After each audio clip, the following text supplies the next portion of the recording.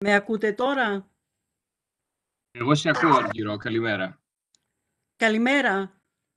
Είχα πρόβλημα, Δημήτρη μου. Καλημέρα, συνάδελφοι. Καλημέρα. Γεια σου, Κώστα. Καλώς Γεια ήρθατε. σας. Γεια σας. Καλημέρα, καλημέρα. Καλημέρα σε όλους. Ωραία έξοχα.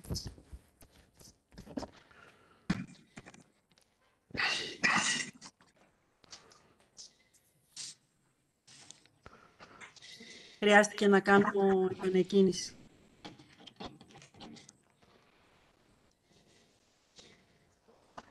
Ωραία, για να δούμε ποιοι είμαστε εδώ. Έχω μια επιστροφή ήχου.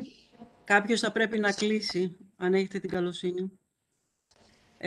Λοιπόν, ο κύριος Σουέρεφ είναι εδώ, ο κύριος Πλάτζος είναι εδώ, ο κύριος Μωραΐτης είναι εδώ. Η κυρία Ιβαλιώτη με ακούει? Καλημέρα, ναι, σας ακούω. Καλημέρα σας.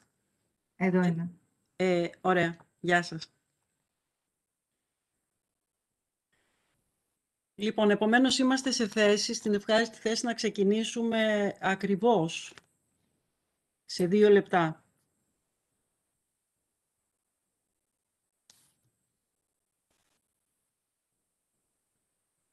Δεν ξέρω αν έχουν μπει άλλοι συνάδελφοι. Σταύρο, όλα καλά? Good morning. We Good are morning. already broadcasting live. Okay, thank you for saying so. There are 11 participants inside the Cisco WebEx platform, and several already logged into our YouTube channel. Okay, great. Thank you very much.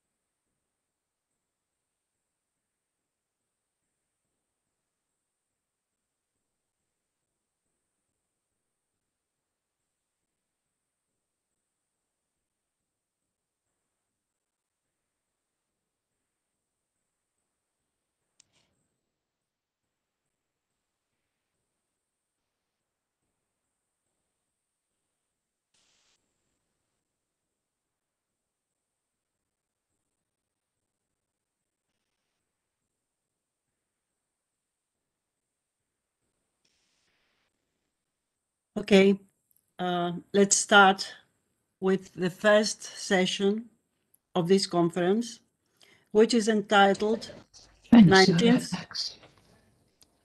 Hello. Good morning, everybody. Dear speakers and the public. I suggest that we start with this first session of the conference, which is entitled 19th Century Creative Imaginations, the Classical Legacy and the Revolutionary Spirit. This session will last until 11:30, is programmed to last until then. So without much further ado, I call Dr. Konstantinos Suerev, PhD Archaeology, Emeritus Director of Antiquities, who will speak with the subject Greece, 1809, Byron in Ioannina. Dr. Suerev, you have the floor. Thank you.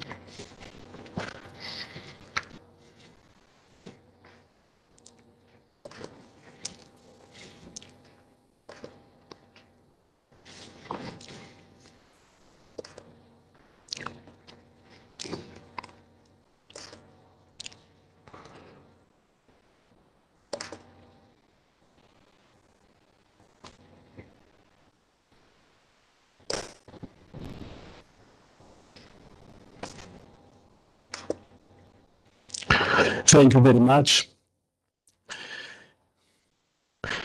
Byron's friend, Percy Shelley, said, poets are the acknowledged legislators of the world.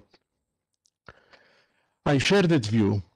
Also the view of the holistic glance of Lord Byron, of Shelley and other 19th century thinkers on the scattered ancient ruins and the contemporary Hellenic reality, who formed the belief that the Greeks are being reconnected with their ancient ancestors, the belief that they are one. The former view was recognized as the dominant ideology in the first national state of Greece. Byron envisaged the Greeks liberated and placed as equals amongst the European nations, meaning to be freed of the name Romaic. The Grand Tour, the trip of maturity, especially of the well-off British to historic and faraway places, of the 21-year-old Byron and his friend John Cam Hobhouse in the Mediterranean Sea, was temporarily interrupted in Patra before they set off to Athens, Smyrna, and Constantinople. In 1809, between September and November, they went to Epirus, to its capital Ioannina, with the aim of meeting the typical Oriental heretical provincial governor of the Ottoman Emperor Ali Pasha. Nevertheless, I think the journey was converted from a search of the exotic East and the ancient roots to a quest for the discovery of Epirus and Ioannina, where Muslims, Christians, and Jews coexist, and at the same time to a starting point for romantic and Phil-Hellene sentiments. The two travelers were traveling across diverse terrain of the Ottoman region, like the ports of Preveza and Salaora, Actium, the place of the naval battle fought between the forces of Octavian and those of Mark Antony, Nicopolis of Augustus, Arta of Ambracia and Despotate of Epirus, Delvinaki of Pogoni. In Ioannina, they passed by Avgo Inn, Argyris Mansion, where they stayed by order of Ali Pasha. They were guests in Vizier Seralios in its Calais castle, and in Lithuania, the bazaar with its shelves built in rows with different product type in each row. In addition, they visited the Kaplanios Greek school, where they listened to the head of school, Athanasios Psalidas, teaching using experiments and severely criticized Elgin. They talked with Pasha's grandson Ismail and Mehmet, attended the wedding of an Arvanite to a Harem's Christian. They watched Karagiozis Shadow Theater in a cafe performed by a Jew from Thessaly. They were carried away by the noise in town and the muezzin's voice coming from the minarets, and saw the dismembered body of a disobedient man. In Dramisi, they visited the ancient Greek theater, unaware that they were in Dodona. In Zitsa, they stayed overnight in Elias Monastery after a thunderstorm. In Tepelene, they met with Ali Pasha. There, young Byron felt he was part of the 1001 Nights, and he received the excessive compliments the vizier paid him. Later on, Byron described the vizier in his letter as Ottoman Bonaparte. It was just after the two fellow travelers came back from Tepelene to Ioannina in Argyris Mansion that Byron started to write Childe Harold's Pilgrim. House noted in his diary, Byron is writing a long poem in the Spenserian stanza, the epic poem in the form of a sonnet by Edmund Spenser titled The Fiery Quince, which Byron had with his luggage. On their way back to Patra, before they moved through Acarnania and Aetolia to Delphi and Athens, met with the legendary Suliotes and Andreas Londos in Vostitsa, who was a follower of Rigas Velestin Lys, which completed very tangible approach to get acquainted with the culture of Epirus and its neighbors regions. That way, they experienced the contradiction of idealism and romanticism. Details of their road stops and direct impressions are known to us from Journey Through Albania by John Cam Hobhouse, Byron's correspondence to his mother, Catherine Gordon, and from his own poetic references in his book Childe Harold's Pilgrim. Byron's portrait with Albanian Suliot custom, an oil painting by Thomas Phillips, is directly connected with the trip to Epirus. The picture portraits prudent sentimentalism, provoking emotion and pride, which the poet expressed in his speeches and his works. Byron acquired the Suliot custom in Epirus, and in the letter to his mother, Catherine Gordon, he characterized it as the most magnificent in the world. In my opinion, Byron acted as a bridge between West and East.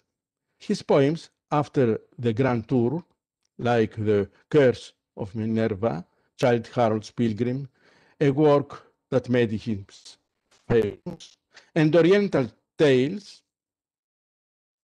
brought forth his imaginative childhood of the sacred type Levantines and the influences of the monuments and curiosities of his trip, the Ottomans and the subjected Greeks, that determined his life's path. After all, his masterpiece, Don Juan, was inspired by the adventure he had in the east of the West, and in the west of the East, his spiritual anxieties, but also his poetic style. Byron suggests the expiation through the Sina, hero of the same name of de Molina and Mozart, in the ideal deserted Greek island. There, Don Juan, after the dystopia of West and East, will experience the consequent erotic symbolism, the influential, meaningful erotic symbolism, according to André Breton. Added his European vision in an utopia, Homer's Ithaca, Jean-Antoine Watteau, Cythera, Prospero's Cell in The Tempest of Shakespeare. Byron's works contributed, as observed, in this period's philosophy, literature, and painting to a different way of perceiving the relationships between Europeans, Americans, and Greeks.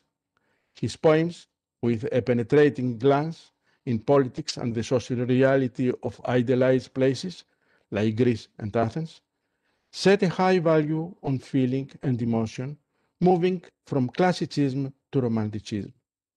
Thus, I think that Byron's texts enriched the meanings of Genius Loci and Greek revival in conjunction with the Eastern under Ottoman occupation country. The recorded geographical fantasy and its revolutionary nature influenced the consciences, modeled new travelers from the West, shattered in the East, and Philhellenes or Greeks who tried to bring a piece of the East to the West. Indicatively, I mention personalities that were influenced by Byron: Henry Holland, Thomas Smart Hughes, Eugène Delacroix, Edward Lear, Louis Dupré, also Friedrich Nietzsche, and writers like Alexander Pushkin, Heinrich Heine, Adam Mickiewicz, Andreas Calvos, Dionysios Solomos, Emmanuel Roides, Lorenzo Smavilis, Kostis Palamas, and Kostas Kariotakis.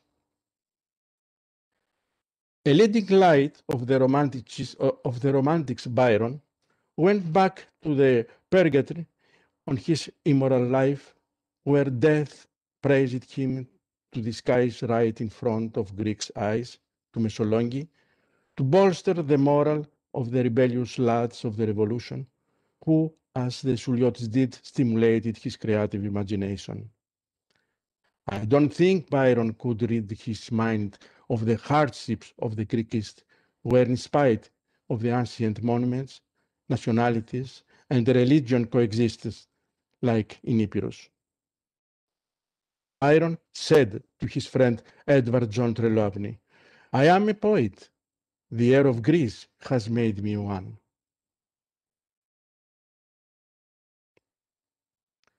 Thank you very much.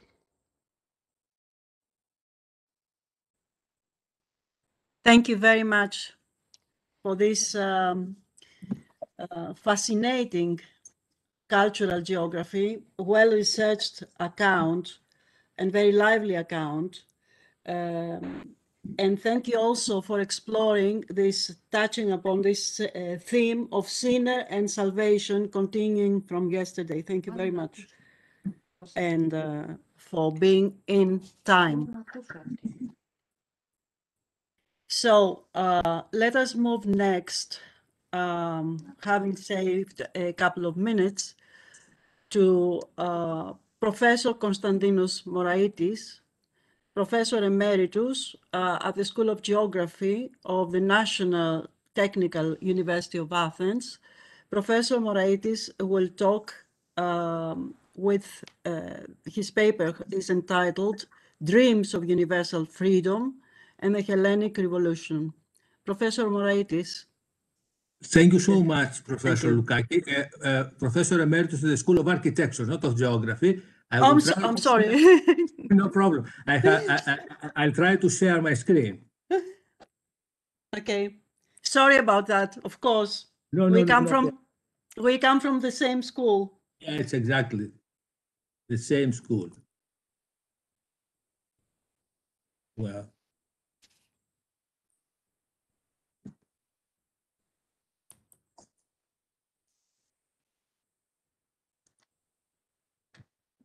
Well, it's always a pleasure to participate to those conferences organized by the Hellenic Open University and by Professor Argyro Loukaki. And today it's not only a pleasure, but also an honor to refer to the depiction of Charles Locust Lake, a political honor. Well, let us begin with this depiction presented in the program of our conference. Charles Locust Lake described Byron, our John Gordon Byron, sleeping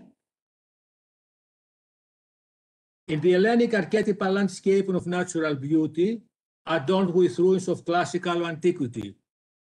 According to the title of the picture, the poet is dreaming.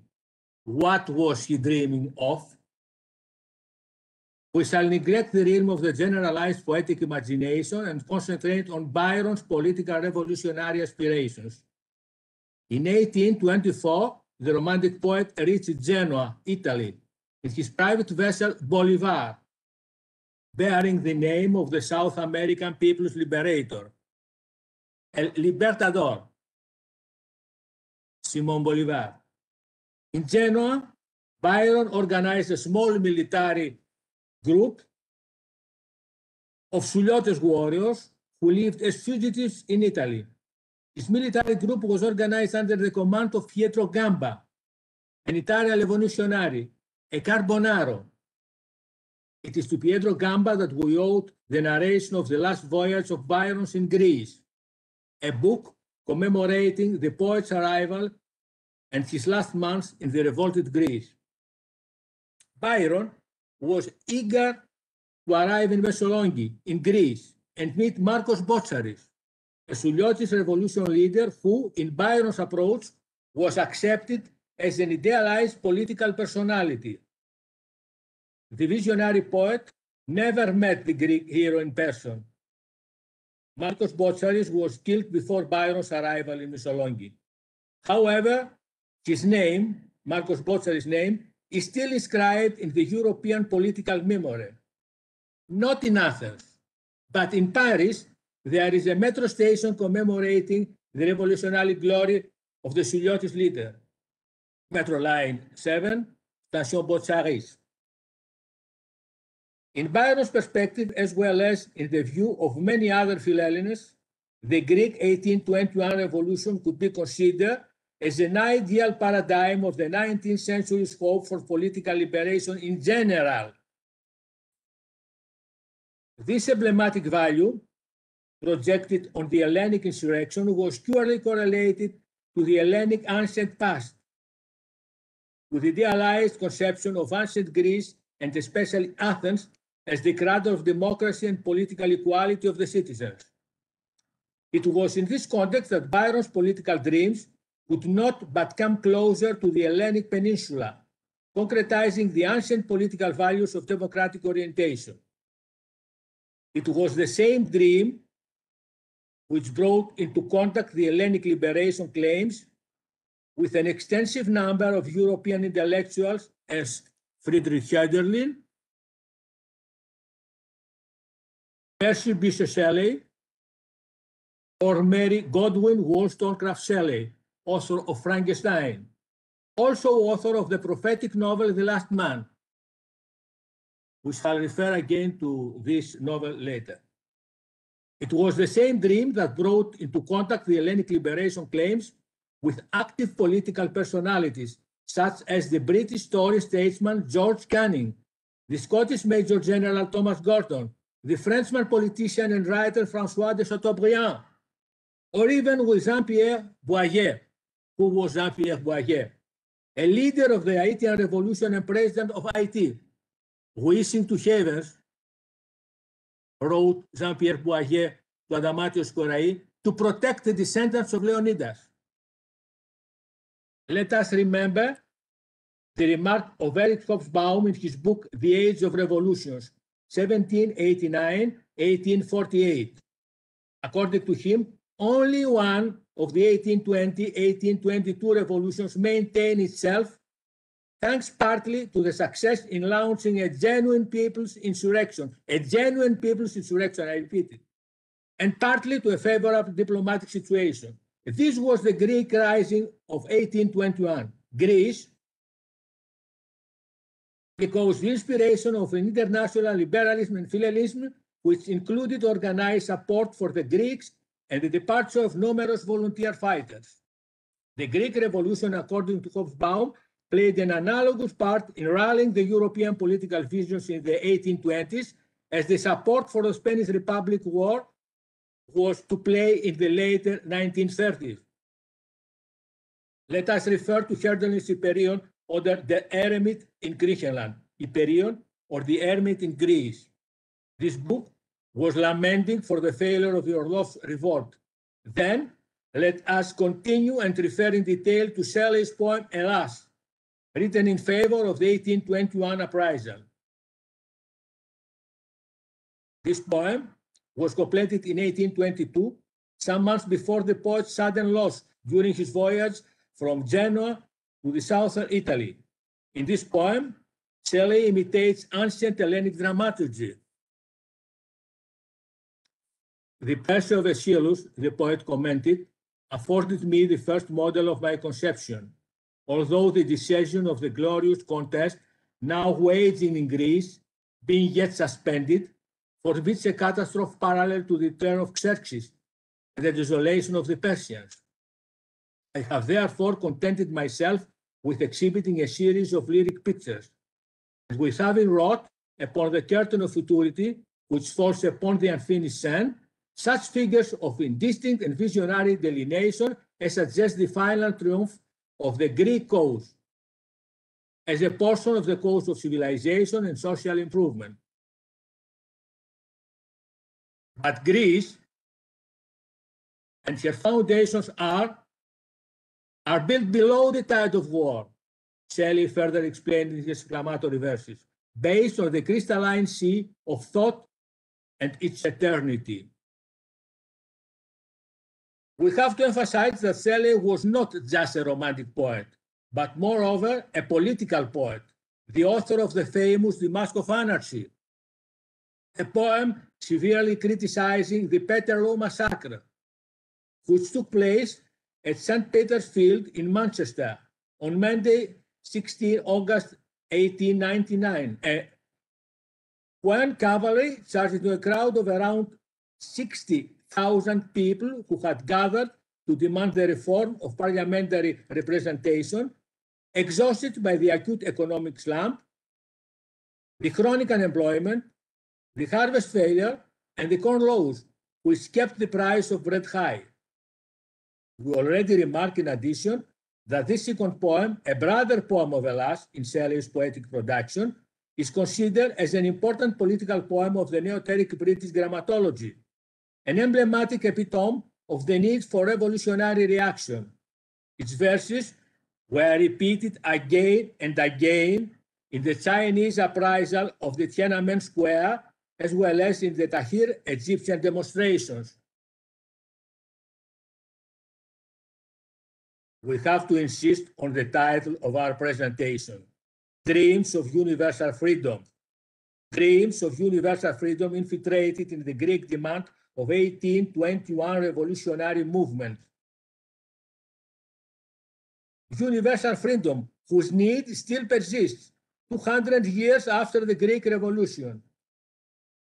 It is well known that Rigas Phareos called to revolt the totality of the ethnic groups of the Ottoman Empire, even those of Turkish origin, and that Alexandros Mavrokordatos also directed his own call of revolt to the peasants of the Romania as well. Apparently, Hellenic revolution was not regarded by the intellectual and political avant-garde of the time as a restricted Greek incident. It was rather accepted as a paradigm of what the enlightened neo-Terric ethics could demand in favor of the universal amelioration of people's political dignity. In this context, we may also judge the comment of Metternich, a political adversary of the revolutionary changes, as described in one of his letters to the Tsar of Russia in 1820. The governments, having lost their balance, Metternich wrote, are frightened, intimidated, and thrown into confusion by the cries of the intermediary class of society, which placed between the kings and their subjects breeds the scepter of the monarchs and asserts the cry of the people, breaks the scepter of the monarchs and asserts the cry of the people. It was the Enlightenment. Let us go back to Shelley, not for his own sake, but in order to refer to the profound Hellenic sentiment of his lover and wife, Mary Godwin Wollstonecraft Shelley, better known as the author of the fictional novel Frankenstein, or the modern Prometheus, we have already mentioned here. Mary was the daughter of two prominent English 18th century intellectuals, active in progressive political and ethical suggestions. Her father was the political philosopher William Godwin, and her mother the philosopher and feminist activist, advocate of women's rights, Mary Wollstonecraft, to whom we owe the famous A Vindication for the Rights of Women. Out of this radical political and cultural origin, Mary aroused from, insisting in her novel The Last Man, published in 1826, on the extension of the independent Greek state. In the course of The Last Man narration, the effort for liberation of Constantinople from the Ottomans, located rather closer to us at the end of the 21st century, is described. We have previously characterized this fictional narration as prophetic, a prophecy only partly realized till now, through the prognosis by the novelist of the dystopic pandemic we are living in. Mary describes such a dystopic future with the darkest possible colors. The second part of the prophecy, concerning the reconquest of the Byzantine capital city, was not fulfilled, neither in the course of the fictional narration, nor in the already experienced historic reality till now.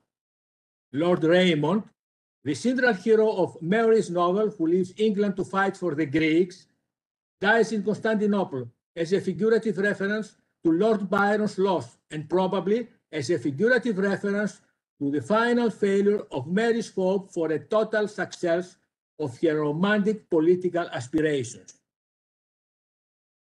Nevertheless, it is important to mention that even in the state of disillusionment, the political European thought continued to recall the Greek dream of freedom. In the second volume of Faust, Goethe's hero compares himself to Antaeus. Like the son of earth Antaeus, he declares, Faust, every time I touch the ground of Greece, I feel the strength renewed. It was in this context that through the union of Dr. Faust with Helen of Troy, a promising son was born, Ephorion, symbolizing the promising cultural and political correlation of the European Romanticism with the classical ideals. Like John Gordon Byron, Ephorion would die. However, the agony for freedom still nowadays persists. Still nowadays persists. The Greek resurrection was not the poor relative of the European and the Western political thought. On the contrary, it may be described as a genuine infant of the European Enlightenment, not only because the members of the Greek diaspora were influenced by the Enlightened ideas, but also because the Hellenic antiquity was regarded as the emblematic reference for the desired political democratic reform. It was the emblem of reason, l'emblème de la raison novatrice politique. It was in this context that Eugène Delacroix had to present Greece on the ruins of Missolonghi as a political allegory relative to another of his depictions, that of the French Marianne, of the liberty leading the people on the barricades of the 1830 Parisian Revolution. It was the same painter who tried to describe the Chios massacre, as well as the butchery surprising the Turkish camp and falling fatally wounded. Thank you so much.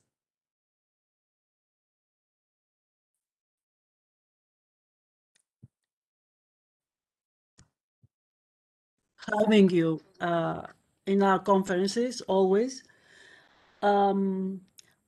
Your presentation gave cause to a number of thoughts, but we'll discuss about them later. And also, thank you for being within the time allocated. Now I call Dimitris Plantsos. Dimitris Plantsos is professor of the National and Kapodistrian University of Athens. And he's going to talk about a very fine sight to see, Effie Church, S.R. Gifford, and W.J. Stillman's sojourn in Athens and the westernization of the classical East. Professor Plantsos. Good morning, Professor Lukaki. Thank you very much. Thank you. In 1869, three major 19th century American artists visited Athens, more or less at the same time. Painter Frederick Edwin Church, then in his mid-40s and already established as a landscape painter of the so-called Hudson River School, with an eye for the monumental richness and beauty of nature, often with an emphasis in the grand scale of things. Sanford Robinson Gifford, also a member of the same school of landscape painters, a near contemporary of Church's and his neighbor in upstate New York. And journalist, diplomat, and photographer William James Stillman, their near contemporary, and at some point in the 1850s, a pupil of Church's, who apparently introduced him to the art of landscape painting. The three artists found themselves in Athens was crucial for the then fledgling Greek nation state. Only 2 years short of the 50-year celebrations of the War of Independence against the Ottoman Empire in 1821, the nation's golden jubilee, as it were, back then, and only 35 since Athens had become the new kingdom's capital in 1834, as well as 6 years into the reign of Greece's new king, Danish-born George I, who had in 1863 replaced Greece's first monarch, Otto of Bavaria. It was a time when Greece was still emerging cultural landscape as well as a model kingdom from the prolonged pre-modernity of its existence as part of the Ottoman realm, and when the Greeks themselves were coming to terms with a newly found modernity that seemed to have had invested so much of its own cultural capital in what the Greeks had gradually come to recognize as their intellectual genealogy, the glory that once had been Hellas. In those days, the Greek state was still less than half of what it is now, after many more decades of war up to the early 20th century. It was still missing what now are the Greek regions of Thessaly, Epirus, Macedonia, and Thrace, most of the Aegean islands, the Dodecanese, and crucially, Crete. Indeed, an uprising against Turkey had erupted in Crete in the period between 1866 and 1869 that made one of our artists, Stillman, who was residing there with his family, to flee to Athens. There, and following his wife's tragic suicide, Stillman turned to photographing Athenian antiquities, mostly the Acropolis.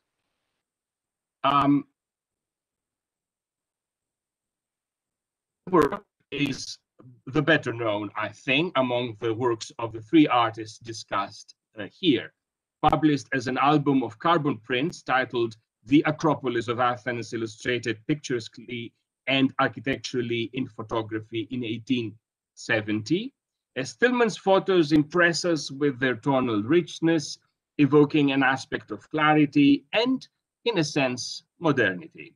Stillman was a self-confessed Ruskinian, earnestly subscribing to the notion that fidelity in representation carried an ethical purpose, and that art, remember he was also a trained painter, art was more than mere self-indulgence.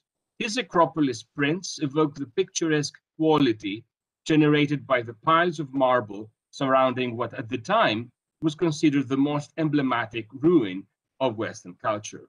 In that, Stillman returns to Ruskin and his view that, as outlined in the Seven Lamps of Architecture, first published in 1849, the picturesque consists of angular and broken lines, vigorous oppositions of light and shadow, and grave, deep, or boldly contrasted color.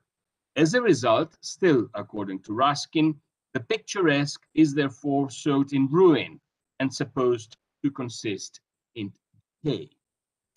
Stillman's underlying theme, in a sense, and parallel to the other late romantics of his time, seems to be the power of nature, often monumentalized through the human-built environment as a way to approach the divine, usually perceived as an abstract and impersonal force. As a result, Stillman's photographs from Athens are, save a few remarkable exceptions, devoid of human presence or any synchronic context. His classical ruins are monumentalized versions of themselves, age-long and atemporal at the same time. One such exception, however, is crucial for our topic today. One of his photographs of the Parthenon peristasis, you see here, shows a man in Western dress sketching the architectural members lying in front of him. It is usually assumed that the mystery man is none other than Gifford, the one of the two Hudson River School painters residing in Athens at the same time. Gifford spent a brief 10 days in Athens in May 1869 as part of an 8-month tour starting in Rome, and including Egypt, Syria, and Asia Minor, with stays in Jerusalem and Constantinople. While in Athens, Gifford is known to have traveled to Salamis and Eleusis. He also met Stillman, and he may have met with Church, since they certainly knew one another from their common backgrounds in the States. Gifford met Stillman, quite fittingly, on the Acropolis itself, where Stillman made a photograph of and for him, with which the photographer eventually included in his 1870 photo book. Gifford spent his few days in Athens executing drawings and preliminary studies in plein air. It was only in 1879, less than a year before his death, that he produced 2 studio paintings of the Acropolis based on his drawings from 1869, 10 years earlier. We're told that he considered the larger of the 2 to have been his premier work of any kind. That's the painting. It's called Ruins of the Parthenon, and it shows the viewer the monument's northwestern corner and opens up to the hill's panoramic view, to the sea and the island of Salamis to the west, as well as the Erechthion's caryatid porch, the ruined propylaea, and the still standing at the time Frankish tower towards the right hand end of the picture. On the other hand, the picturesque hilltop setting seems to present the viewer with a visual essay in the behavior of light and the sky's subtle transitions from pale pinks near the horizon to deep blues higher up. Gifford himself called this kind of work not a picture of a building, but a picture of a day. As with Stillman's photographs, human figures, especially those of the natives, are mostly conspicuously absent from the work. However, 2 human figures may be seen towards the center of the tableau. One, in Western dress, is shown kneeling in front of one of the stones fallen on the ground. Is he a foreign epigraphist, perhaps? An artist like Gifford himself? The other, clad man, is shown hovering over the kneeling figure. He is perhaps one of the custodians of the site in charge of its security. Gifford here, like Stillman before him, seems to nod towards the picturesque tradition of including figures of Greece's inhabitants next to the classical ruins as a simple acknowledgement of their existence and a subtle gesture of Philhellenic sympathy towards them. Let us out to Frederick Church. Church came to Europe only once in his lifetime, spending roughly 20 months in the Mediterranean between late 1867 and mid-1869. He came to Greece from Rome via Paestum, and like Gifford, he spent his time in Athens sketching about 30 drawings and studies on which he later based his 2 major studio canvases showing Greek ruins.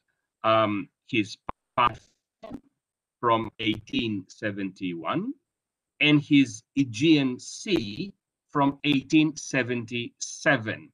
Now, this is a composite scene of a semi-allegorical content, and actually it was received at the time of its first presentation as a nod to the Russo-Turkish War of 1877-78.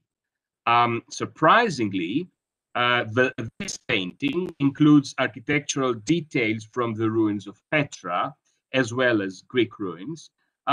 So it comes closest to what we could describe as an Orientalist fantasy, complete with dramatic overtones of light and shade, the romantic pathos of nature's unity and divinity, the allure of the picturesque, the commanding, alluding presence of classical ruins. There is a lot here that brings to mind Church's masterpiece from 1857, his Niagara, a pictorial and cultural tour de force that has been read as a work of strong political connotations. And let us not forget at this point that the US of the 1860s, our 3 American artists were coming from, were also a fledgling nation state at the time, having only in 1865 exited a bloody civil war. If Church's Aegean Sea may be read as an Orientalist fantasy, then his Parthenon is certainly a crypto-colonial one, meant to represent modern Greece as a heterotopia of ruins and not much else. True enough, if the viewer looks closely, she is bound to discover a minute fustanella-clad figure of a local man, inexplicably resting on one of the scattered marbles in solitary confinement. He is so out of scale as to appear as an afterthought, certainly added by the painter when he was working on his canvas based on his preliminary studies and photographs he had acquired during his trip. Some of the photographs he had were actually Stillman's. This is a time Greece, ancient and modern, is being turned into neat fantasy. The Acropolis with the Parthenon, the Erechtheion, and its other monuments had already, since 1834, entered a long process of restoration, reconstruction, and indeed Hellenization, which is still ongoing. A few years after Church and Gifford painted their Parthenons in 1874, the Frankish tower, you see here on the right, was demolished in order further to return the Acropolis to an imagined 5th century pristineness. It is a time when the Western gaze is lovingly, yet ever so inquisitively, turned towards Greece, though not necessarily towards the Greeks as well. One of Church's oil studies from 1869, based on a pencil drawing he had executed on site, shows the Parthenon illuminated by flames. As American art historian Gerald Carr has shown, the two works record the same event, a lumière, a light spectacular, as it were, designed by King George himself, King of Greece, with the help of a local pyrotechnician on the occasion of the royal visit in Athens of the then Prince and Princess of Wales. Now, Princess Alexandra, Princess of Wales at the time, let me remind you, was George's sister. She was consort to future King Edward VII and mother of the future King George VI of England. Through spectacles like this, and through the archaeopolitical template enforced by the artistic creations I discussed today, and many more works created by many more artists from the second half of the 19th century, Greece, as it were, becomes modernity's playscape, westernized and Hellenized at the same time. Lurking somewhere in the background, the virtually disregarded figures of the Oriental natives remind us, however, that whatever revolutionary spirits were there in the first place in the reception of modern Greece by the persistent lovers of classical Hellas had, by the time these paintings were executed, long been forgotten. Thank you. Thank you very, very much for this presentation, Professor Planzos. We have this fascinating sequence of interconnectedness between the papers, and I'm sure there will be a lot to discuss later. So I'm now turning to Dr. Maria Aivagliotti, art historian, independent scholar. She will talk about Imaging Greece, the French symbolists, and the quest for the ideal. Dr. Aivagliotti. Thank you. Thank you very much for your presentation and for having me in this conference. In his article, Symbolism in Painting, Paul Gauguin, Albert Aurier, stated that the works of the artist should not be viewed as imitation of the nature, but as ideas interpreted through the artist's memory and imagination. The symbolist artist did not invent a new thaumaturgy. Instead, reacting against positivism and modern materialism, they turned back to the tradition of mythology and religion, though they altered their meaning and dressed them with a new one, applied to contemporary life, that reflected their state of soul and the agony of an entire generation. In 1869, Pierre Puvis de Savant executed two paintings commissioned by the French government for the Palais Longchamp in Marseille. The two heirs, Marseille, the Greek colony, and Marseille, the gateway to the Orient, dedicated to the history of the city, were designed to exalt the history of Marseille, as well as the importance of trade and immigration, as the main features that form its character and contributed to its prosperity and wealth. Puvis de Savant's works referred to ancient Greeks as the ancestor of the contemporary citizen of the city, in an effort to tie up with the founders of Marseille, with the glorious past, and to demonstrate that contemporary Frenchmen have successfully succeeded the Phocians. The work reflected the efforts that began during the period of Napoleon III to forge an unbroken connection with the ancient Greeks, capable of justifying French self-esteem, and underline the virtues of the Greeks, were the inherent elements of the French people. However, the main purpose of Puvis de Savant, who was a member of the National Guard in the Franco-Prussian War, was primarily to embody in his art the vision of contemporary France and the image of the powerful nation. In his letters to friends, he confessed this ambition to rebuild the image of this country. The antique figures and the Arcadian myth constitute the elements of the pursuit of expressing the Frenchness and the ideal modern state by the means of art. After the deprivation of the Franco-Prussian War and the horrors during the Paris Commune, the classicizing past was highly distinguished, promoted and bound up with patriotic sentiment. In the name of a political national ideology, Puvis' imagery, characterized by the serenity, the simplicity, and the pure forms, ideas that, according to the Parnassians, Greeks have taught, illustrated that sentiment, vivid until the end of the 19th century. The notion of the motherland, specifically its reconstruction as a glorious and prosperous homeland, is evident in his Summer, a mural that was part of a decorative scheme for the Hôtel de Ville in Paris. The resurrection of the city hall intended to be a monument of a national unity, demanded a decorative campaign capable of illustrating the future and leaving behind the war against Prussia and Commune.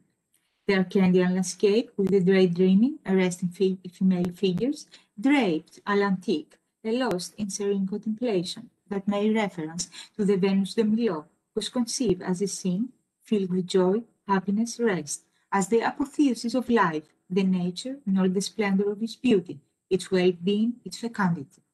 As the reconstruction of Hôtel de Ville represented the hopes of a future of France, no longer marked by conflicts and traumas, Summer echoed the political and national aspiration for an imagining country in an effort to nourish the expectations of abundance and pleasure. The evocation to us in myths as a source of illustrating a new patriotic ideology is evident throughout his career. The dream illustrates the path of the artist and the longing for inspiration. Inspired by the myth of three fates from Raphael Jacob's dream and of Jacob's dream, and the allegories of love, glory, and wealth as they appeared in the work of Boccaccio, Amorosa Visione, and Petrarch Trifoni, the painting makes reference to the preoccupation of the destiny of the artist and to the myth of Orpheus that haunted the symbolist generation. Moreover, using the medium of a dream, de Savant conveyed the ideas that are regarded nobles for a man and, in consequence, can reflect the national sentiments. In 19th century France, the concept of love, fame, prosperity was seen as a means to exalt national ideas and patriotism. The dream, executed approximately 10 years after the Prussian War, should be considered as a political affirmation, as a message of the Renaissance of France. the young poet creator is revealed as the alter ego of the ideal French citizen living in his prosperous homeland. Having a passion for antiquity and collecting himself vases and small marks, Gustave Moreau embraced the Neoplatonic idea that throughout the pure absolute could be comprehended. In his notebook, he stated that the mission of the artist is to, I quote, to elevate himself to the superior region where even the most terrible passion, the most ardent forces free themselves from base sensualities, to take on this divine and abstract character that ennobles and transfigures the soul. This is what one calls art. End of quote. His mythopoeic heaven became the vehicle par excellence for his thirst for expression, and offered to the artist a key that allowed him to penetrate his quest and the moral battle between the ideal and the matter. In the Salon de 1869, Moreau presented Prometheus, regarded as a symbol of human thirst for knowledge and liberty. Bound to a Mount Peak in Caucasus, while his liver is devoured by the eagle, Moreau Prometheus is represented as a strong, fearless figure, rather than a suffering one, while his bearded head recalls the iconography of Christ.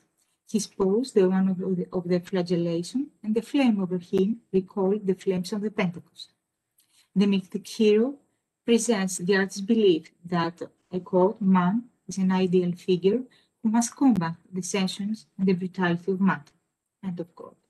His comments on Prometheus, a subject that played a prominent role in Romantic literature, referred to his, quote, greatest preoccupation to render the man of sacrifice and thought grappling life with the torture and attacks of the brutality of medieval matter, revealing that way that Moreau considered the mythical hero as a psychological self-portrait of the artist, as a persecuted idealist. For the 20th century artist, the myth of Orpheus was the epitome of creativity and inspiration, while his life corresponded not only to the prototype message of Greek myth, but also to universal themes such as life and death, the combat between spirituality and desire, good and evil. The proclamation of Orpheus as a prophet of the one and single truth, as one of the priests of the ancient mysteries and unifiers of the theosophical pantheon by the poet and occultist Edouard Girard in his book The Great Initiates, saved the symbolist imagination. In Moreau's iconography, the image of a pagan poet holding his lyre, often accompanied by a muse, is a recurrent motif. The poet bore the name of Hesiod, Sappho, Tyrtaeus, Arion, or Orpheus. As Moreau inherited the romantic idea of the artist as a poet, as a fates, and inspired and endowed with a sacerdotal mission, his vision of the poet constituted an ideal self-representation. He proclaimed that the career of the painter is a true priesthood. In the figure of the pagan poet, holding his lyre, the eternal instrument of human thought, for taking his own words, Moreau represented the eternal locus in his art and his identity as an idealist painter. The divine inspiration of the poet was present in his iconography until the late works, depicting the lyre, always triumphant and blood, transforming it into the emblem of his own artistic path towards the ideal. After an absence of several years, he exhibited once more at the Salon of 1876, displaying Hercules and the Linear Hydra. In keeping with the ancient account of the myth, and despite the violence of the episode, Moreau, fascinated with the myth of Hercules, illustrated the semi-god, inspired by the statue of Apollo Belvedere and by Michelangelo's David, avoiding action in favor of immobility and of a detailed and decorative composition. In the years after the Franco-Prussian War and the Paris Commune, the image of the Hydra had precise political connotations, since at the time of the siege, the caricaturist Bertal represented France face to face with a Hydra endowed with the heads of major figures of the German army and government. Hydra symbolized what Louis Menard described in his book De Polytheisme Hellenica, a copy of which Moreau conserved in his library, as the evil forces of darkness. Menard viewed the labors of Hercules as the struggles of the light against the darkness, and the struggles of the civilization against the terrible obstacles that the earth raises at humanity's every steps, and the hero as an example to the Greeks in their overturning of tyrants and heroic wars against the barbarians. Profoundly affected by the military defeat of his country by Prussia, and already confessing that his painting could be a reflection of everyday events and aspiration, as well as the cataclysms of the day, Moreau presenting Hercules and Lerna Hydra through the prism of a contemporary vision. Hercules personifies France, and Hydra represents Prussia, transforming the painting into an emblem of ideal patriotism. In the case of Odilon Redon, who characterized his art as intimately related to his psychology, the Greek myths represented the inner struggle between the soul's aspiration and the passion of the flesh by his inner personal experience. Many of the mythological subjects treated in his early works, called Le Noir, reappeared in his second period of his career, the so-called period of colors, and treated through a decorative painting style. The period of colors is linked to biographical causes and characterized as the caprices of the unconscious, is interpreted as the artist's affirmation to exorcise the black shadows over the sorrowful years and turn to joy and peace. The paintings and the pastel of the 90s depicted Pegasus, a recurrent motif in his art, triumphant often atop of a peak overlooking the world below, placing Pegasus in a decorative landscape without any reference to the narrative. Redon emphasized the formal harmony of the composition, suggesting the symbolism of the figure and its connection to wisdom and fame, in personal terms, to liberated artistic creativity. During the same period, Redon frequently depicted the myth of Apollo, focusing on the theme of the chariot of Apollo. Influenced by Delacroix' ceiling painting, Apollon, Bacchus and the Serpent Python, Moreau's Phaethon, and Japanese print.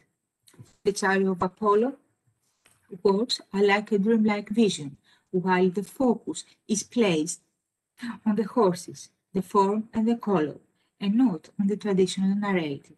Once again, the pictorial elements were used to express the form and nature of art and to highlight the artist's path. In retrospect, we should say that symbolist painters preach that the role of the artist was by developing the eyes of his soul and spirit, as well as of the body, to produce art that aspired to embody humanist values and to express the human feelings and passions, the movements of the soul and the spirit. The French symbolists returned to the past, seeking for aspiration, since, as in Greece, the myth and the heroes could evoke the imaginative ideal and the idealist thinking. They represented them, suggested, rather than specifying their meaning, and they invited the public to interpret their painting as an evocation to a feeling, to an idea, and finally to the idea. Thank you. Thank you very much. Thank you all very, very much for respecting the time allocated to you. So we have half an hour for discussion. I would like to summarize some of the themes that were developed in this first and very fascinating session.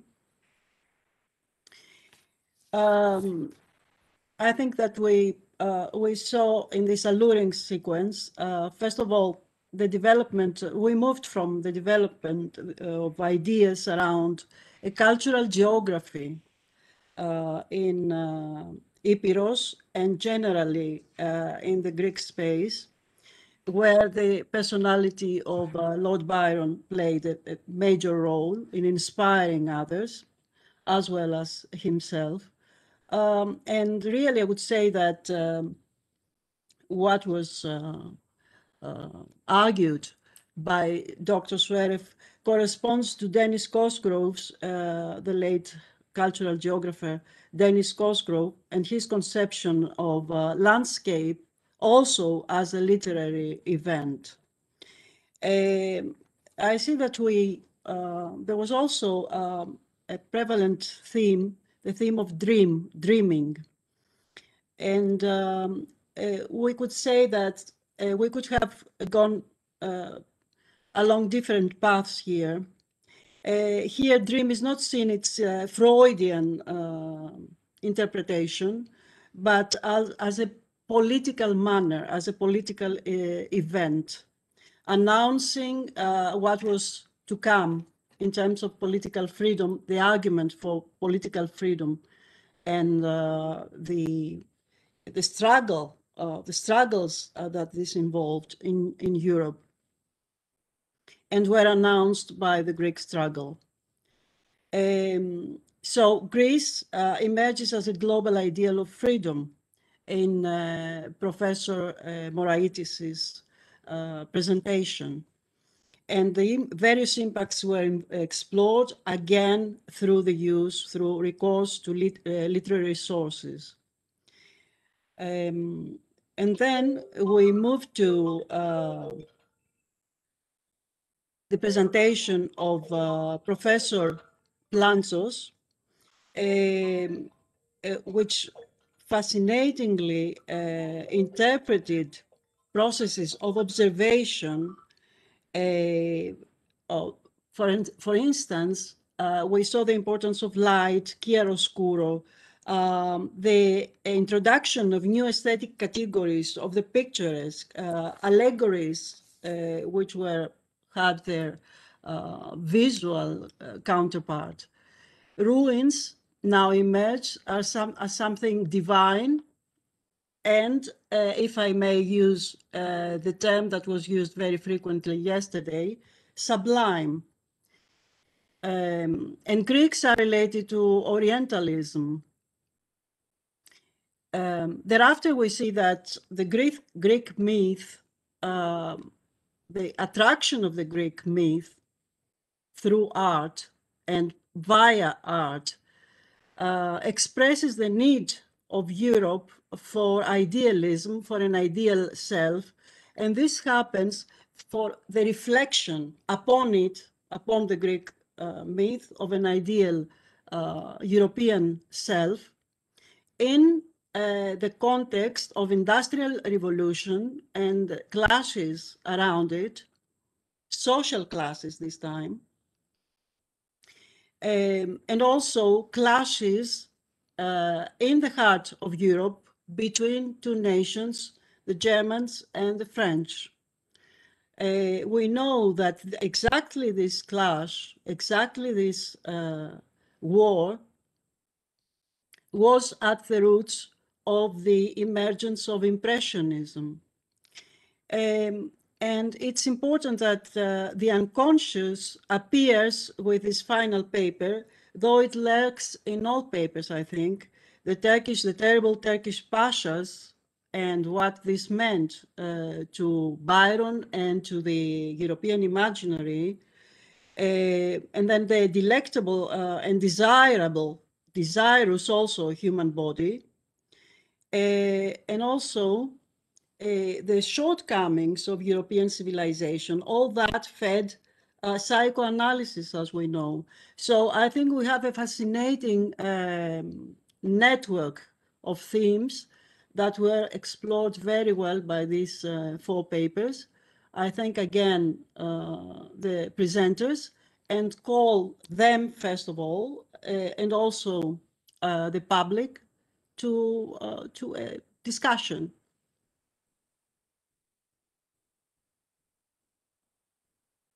Does anybody want to? Yes. Professor Moraitis.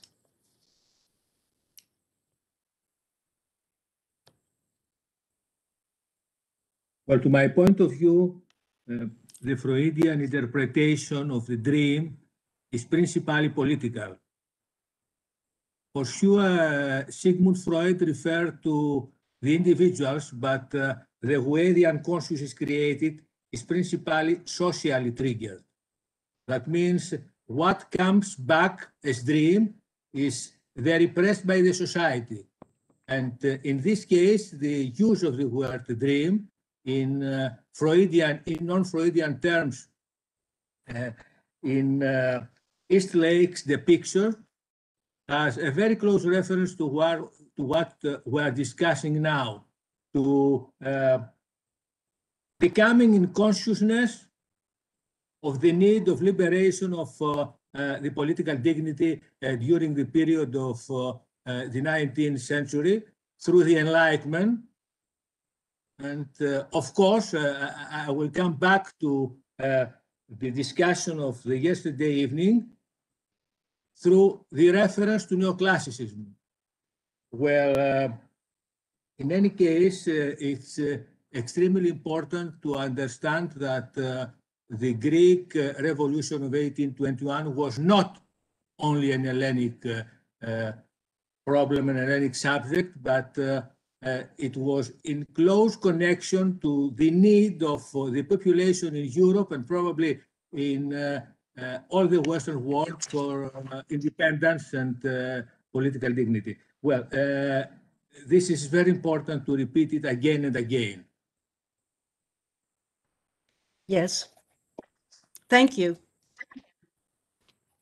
Thank you. What you are saying is that among other things, I think that you covered your point, you defended your point very well, is that the Freudian exploration does not refer only to an isolated person, but to social processes as well. This is the move exactly that you made with your paper. Exactly, and it's something more. We speak of Oedipian complex. Yes. It's so important that a doctor of Jewish origin living in Vienna uses the reference to Hellenic antiquity in order to construct a whole theory that will subvert the common feeling about conscience and Western conscience and political conscience and personal conscience. So, thank you. Yes, thank you. I was recently reading, because I'm going to go back to Oedipus in my paper. I was recently reading a commentary on Freud and his use of that exact myth, in the sense that Freud himself wanted, first of all, he was, as you know, he was a collector of antiquities. And second, he wanted his ideas to have the seal of classicism.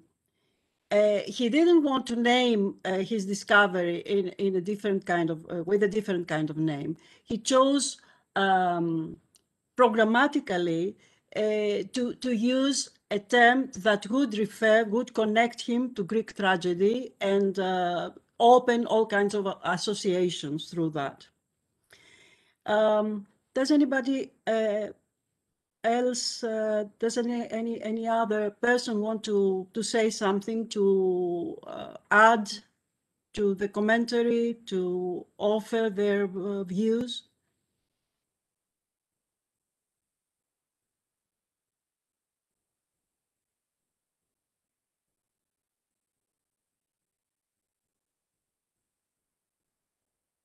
Yes.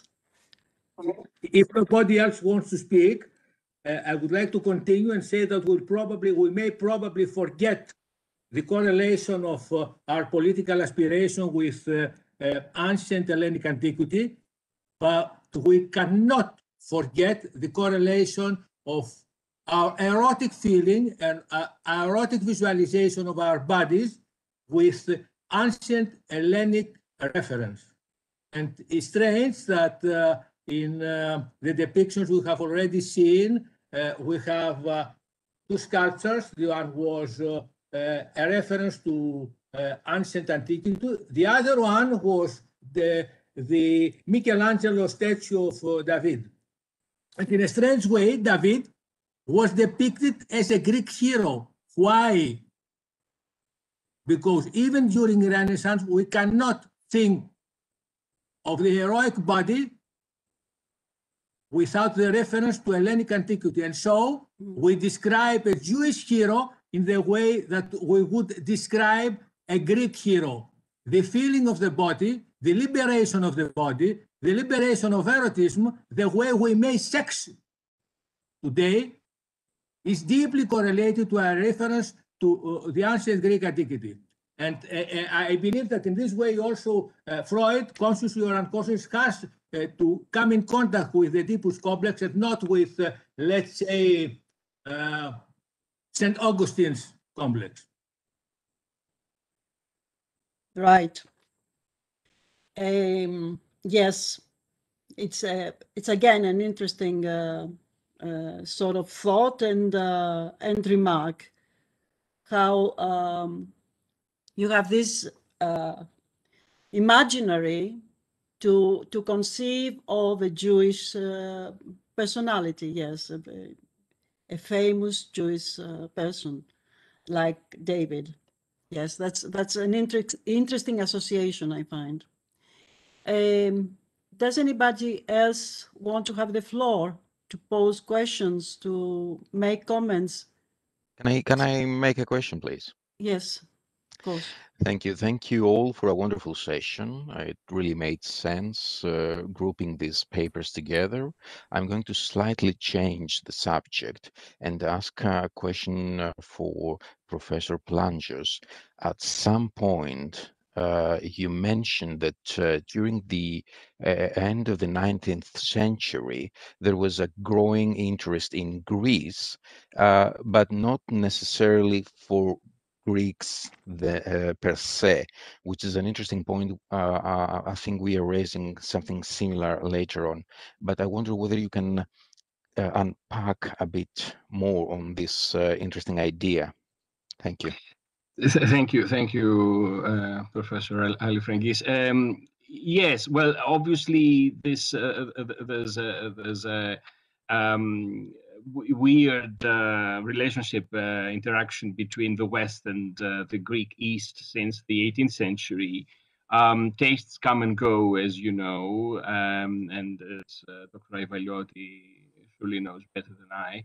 And the idea of the picturesque is actually born through this sudden interest in the people who live under the ruins, because it all started from the ruins. Since Syriac of Ancona back in the 15th century, people would come to Greece just to look at the ruins and make sure that what they read in Plutarch was actually there. Because back then they didn't have knowledge of that. They didn't even know the Parthenon still existed. It took some time to cast a glance to the people under the columns and under the ruins, as it were. And that's what, in a sense, gave the Greek Revolution so much good press, because suddenly all these middle classes in Europe realized that these people needed to be liberated. So that was very fortunate. However, the heavy aestheticization of the Greek landscape, and I think if anything comes from the joint discussion we had this morning, the four papers, is that this is a time very crucial for the creation, the construction of the Greek landscape, as a heterotopia of ruins, but also as an actual living space where people can come and go and live. So the heavy aestheticization of Greek landscape during and after the revolution seems to be leaving the Greeks somewhat behind.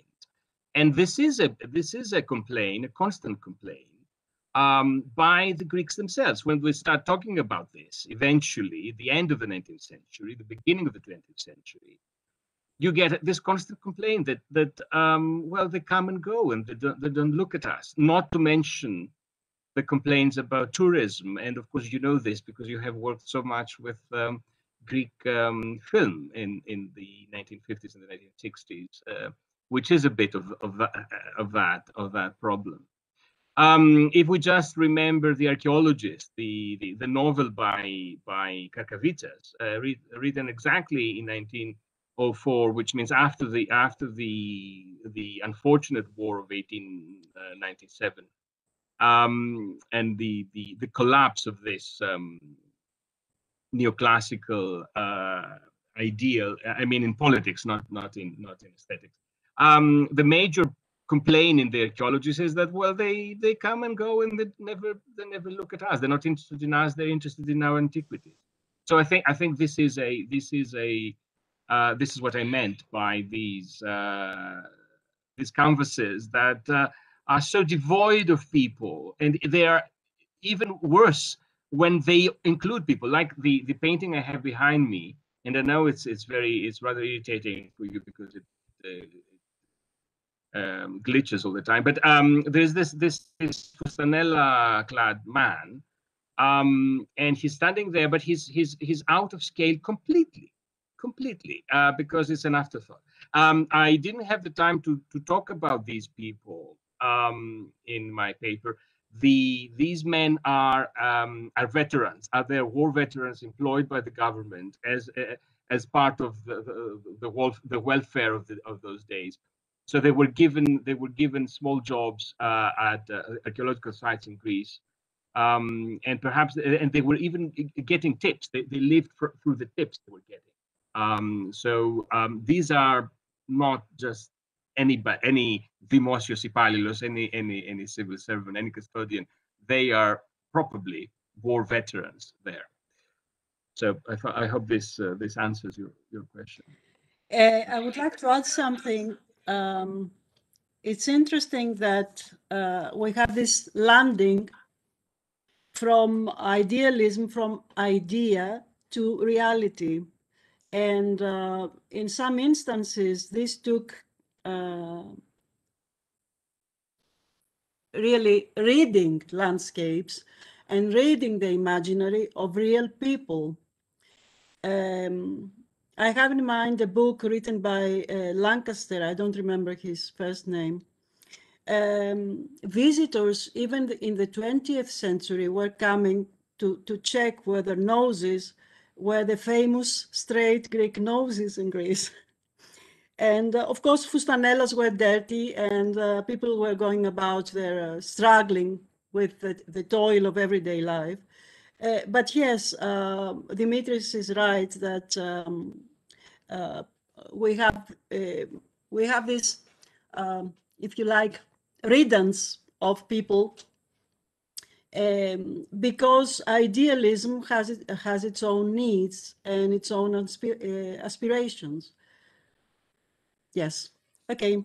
I don't know if there is anybody else who would like to offer his opinion or ideas or make a question. If not, then we'll take a break and meet back at 15 to 12. But we have to thank you, Professor Loukakis, for this conference, a very important conference, I believe, though it's not in person, but through the WebEx. Yes. Thank you so much. Thank you, everybody. Thank you very, very much for this very interesting, really interesting first session, which also reverberates the 200th anniversary from the revolution theme. Thank you all for your wonderful contributions. We'll meet again later. Thank you. And as chair of the next session, please be on time. 11:45. We're going to start. Okay. Thank you. Thank you very much.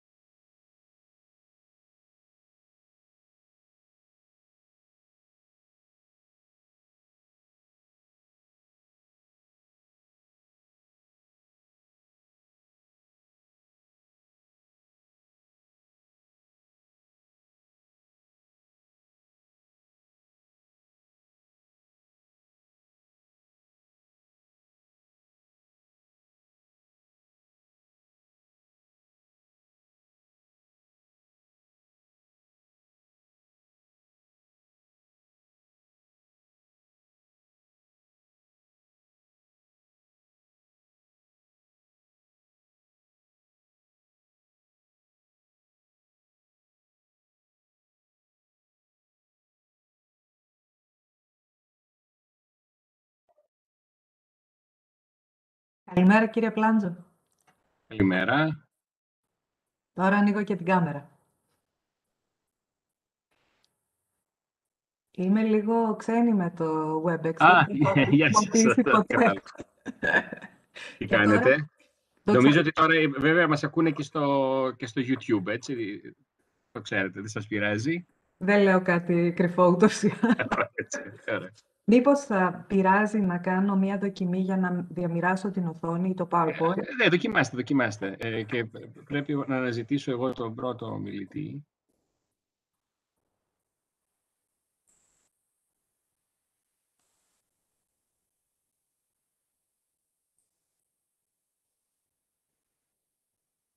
Ναι, νομίζω ότι θα δουλέψει μια χαρά. Τέλεια, το βλέπετε Θα και... κάνετε μεγιστοποίηση και θα είστε εντάξει. Για να δω. Τέλεια. Πολύ Ωραία. ωραία. Το βλέπω και εγώ, ευχαριστώ. Σταύρο. Ναι, παρακαλώ. Ξέρουμε η πρώτη ομιλία θα γίνει. Θα γίνει μέσω βίντεο, οπότε είναι έτοιμο. Οκ. Ναι, σωστά. Οπότε θα παρουσιάσω εγώ και θα παίξει το βίντεο. Οκ.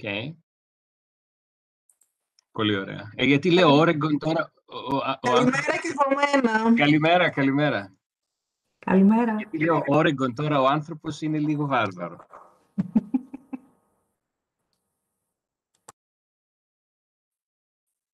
Precisely.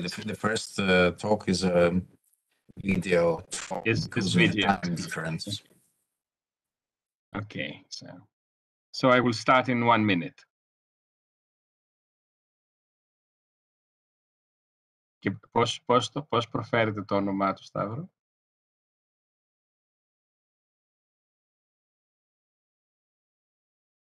Θέλω να πω, αν ξέρεις πώς είναι το όνομα. Το όνομα, το πρόγραμμα το έχω μπροστά μου. Αν ξέρεις, προφορά. Δυστυχώς όχι. I will improvise. I was going to ask, but he's not here. So...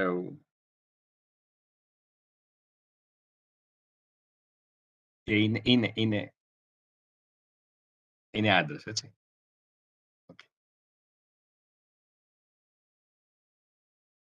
Γεια σας. Γεια σου και πάλι Αργυρό.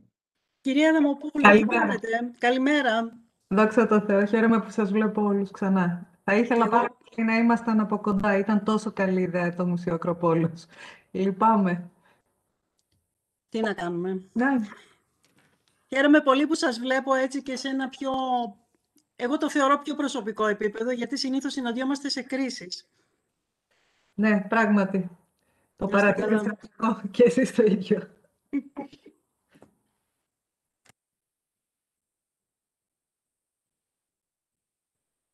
Κυρία Θανασίου, τι κάνετε? Καλημέρα.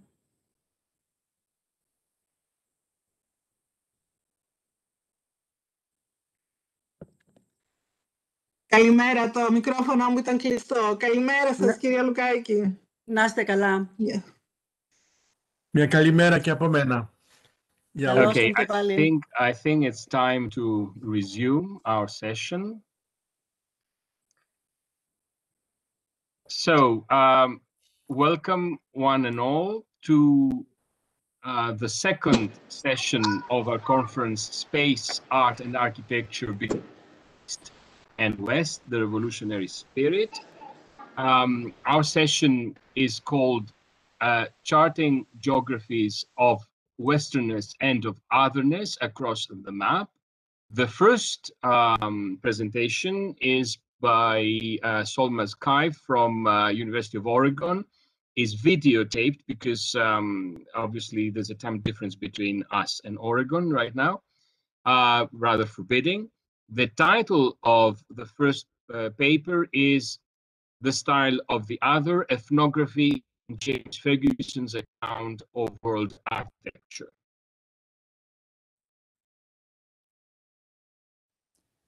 In 1886, the Builder magazine praised James Ferguson as, quote, as important a writer on architecture in the modern world as Vitruvius was in the ancient world, end quote. Among his other contributions, Ferguson's works marks one of the earliest attempts in writing a global history of architecture. His was a working history, developed through multiple editions and revisions. The survey appears in three main versions. An historical inquiry into the true principles of beauty in art, more especially with reference to architecture, appears in 1849.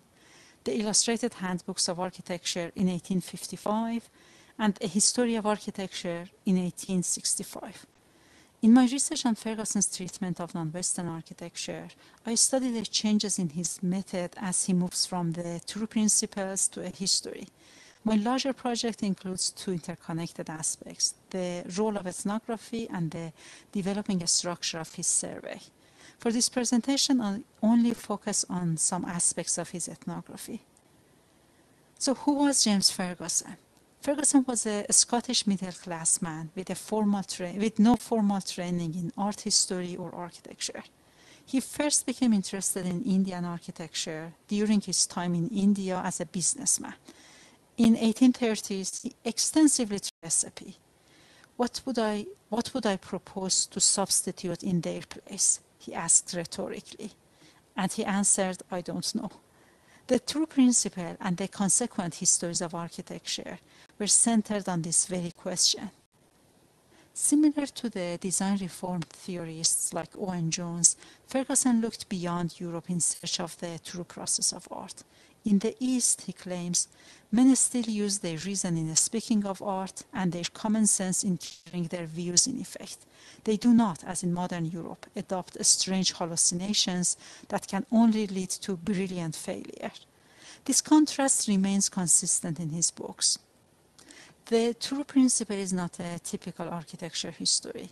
Rather, with a heavy theory, the historical narrative of the book was, according to him, merely the illustration of what is stated there in theory. In about 170 pages, he sets a complex theory, drawing from different disciplines and following multiple lines of argument that occasionally contradict one another. Part of the introduction frames architecture within human activities, marking its difference from fine arts and aligning its science. At the same time, a parallel line of argument deals with positioning architecture within the world to justify application of scientific principles to architecture. Before returning to science, it's important to note that non-Western architecture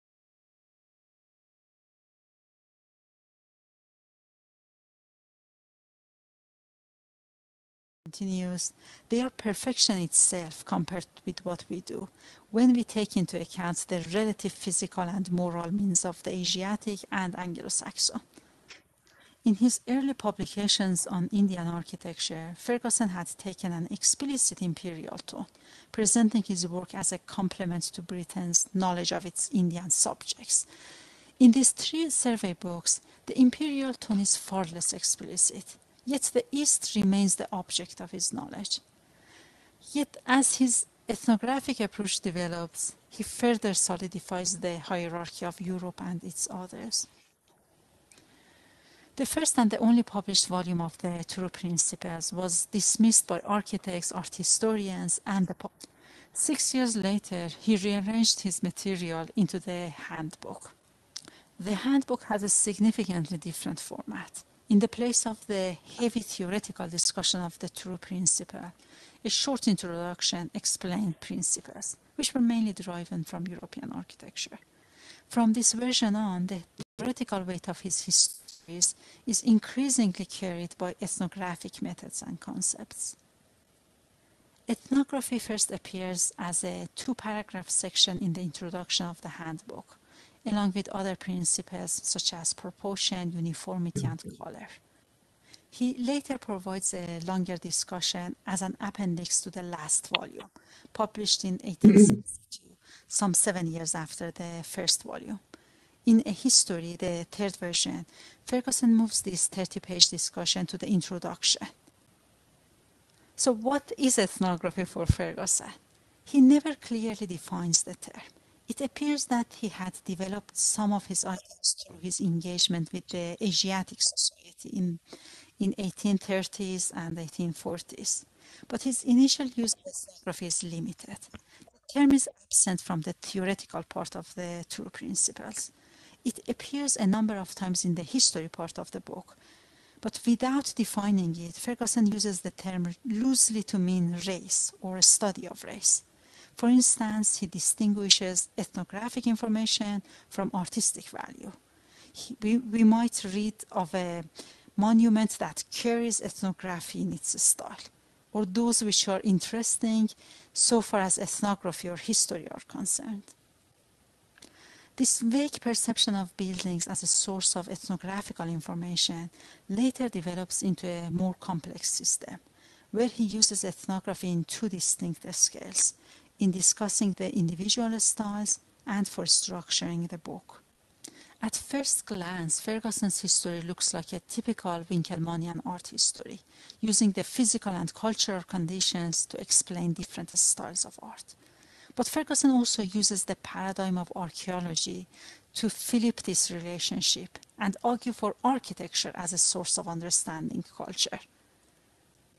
He even goes on to criticize history's heavy reliance on written documents and argues languages alter and become mixed, but a building once erected stands unchanged to testify to the time when it was built, and the feeling and motives of its builders remain stamped indelibly upon it as long as it lasts. This mutual relationship between architecture and ethnography was so fundamental to his theory that Ferguson added ethnographic value to the principles of architecture. So architecture not only can, but also must reflect its culture. With this approach, he reinforces his attack to historicism.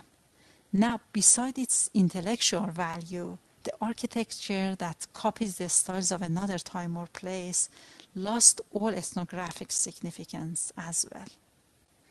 Typical of his time, his ethnography was based on racial theories.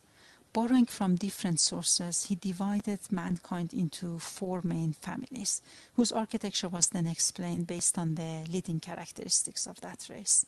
Greek and Roman architecture were deemed as Aryan, most contemporary European were Celtic, Saracenic was Semitic, and almost everything else was Turanian. Refusing to follow more popular racial theories, Ferguson created a system that best served his own history of architecture. Gradually, the True Principles' emphasis on universal principles of architecture and the unity of mankind is replaced by a system that mainly accounted for difference and hierarchy. This idea of difference brings us to another aspect of his ethnography, a system of mapping world architecture based on race, that would accommodate both chronology and geography, both time and place. The idea of time and place was dominant in the theoretical discussions of the true principles. Drawing from what he calls universal scientific classifications, he applied this dual dimension to human. Time was formulated in the idea of progress through aggregation of experience as the only path for improvement in any given society. The notion of place appears in the idea of the division of labor, which allowed him to divide the world into different classes. While the division of labor is about place, looking at the whole world synchronically, progress is about time, looking at each single place diachronically. These two dimensions of time and place were interconnected in the theoretical discussion of the true principle. But in the history part of the book, time and space did not integrate. World styles were first divided into 3 time periods: classical, medieval, and modern, and then each time cut included isolated places within it. It is by the introduction of ethnography and its later development in a history, his third version, that the 2 dimensions of time and place integrated into one coherent narrative. In the handbook's discussion of ethnography, architecture has a temporal dimension similar to archaeology. So he claims that looking on ancient buildings, we can tell in what state of civilization the builders lived, or how far they were advanced in art. To this, he then adds the place dimension. As the passage continues, we can say also to what race they belonged and what their affinities were with the other races or tribes of mankind. So to him, these affinities of races with the other races had this geographical dimension. If one aspect of ethnographic approach that analyzed buildings as traces of cultures was taken from archaeology, another science, geology, allows him to arrange different styles into a map of architectural world. To him, ethnography takes up the history of the world at the point where it was left by its elder sister, geology.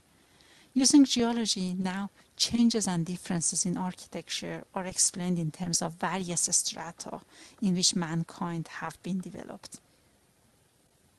In his idiosyncratic racial theories, there is an original perfect status from which all races have descended one by one.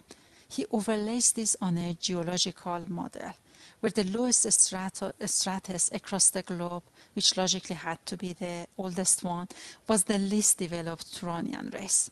Then spreading across the globe, Turanian race became the common layer on the ground of which the difference was explained. History then becomes the narrative of the upper races overcoming the Turanian and creating new layers of civilization. He then traces this development in 4 continents. The Turanians remain the outlying strata in the east. In Africa, they were topped by the Semitics, and in West Asia by the Semitics or Aryans. In Europe, they've been overpowered by the Celtics, which in turn were replaced by Aryan. In this system, change could be explained only through interaction among races.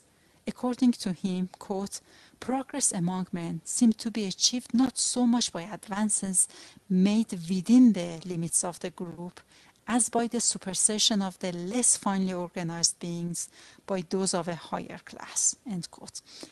While still condemning historicism and advocating for restoring to art its progressive vitality, now this progress is less a universal quality and more a feature preserved for Aryan races.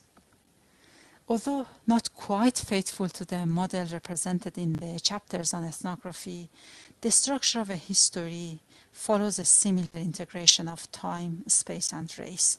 Applying different religious, geographical, chronological, and racial divisions, he connects the isolated styles of the true principles or a history within a dynamic narrative. Discussing his system, he highlights the resulting thread of architecture, which, according to him, quote, carried forward the progress of the art without any interruption of its continuity from its first appearance on the banks of the Nile till it sunk with the fall of the Roman Empire to make way for the era of Christian forms. And needless to say, to construct this line of progress, non-European styles were systematically excluded in each version as he moves on. To sum up, Ferguson mixed ethnography with archaeology, philology, and geology to develop his criticism of modern architecture, to analyze individual styles, and above all, to map the architectural world. While archaeology found traces of time in architecture, racial theories and philology distinguished styles of different places, and geology arranged time and place into one narrative. And these seemingly objective sciences together naturalize the resulting Eurocentric narrative of the bold architecture. Thank you for your attention. Well, we're thanking Solmaz Kive for her presentation, for her paper, which was videotaped and played just now because owing to time differences, she is unable to attend. And now we move on with Professor Areti Adamopoulou from the University of Ioannina. Her paper this morning is titled Defending European Culture, Imagined Frontiers During the Cold War. Thank you, Professor Planzos. Give me a minute to share my PowerPoint and I will begin. Okay. So, now that I see it, almost every word in the title of this paper could be in quotation marks. Let me comment on the less obvious.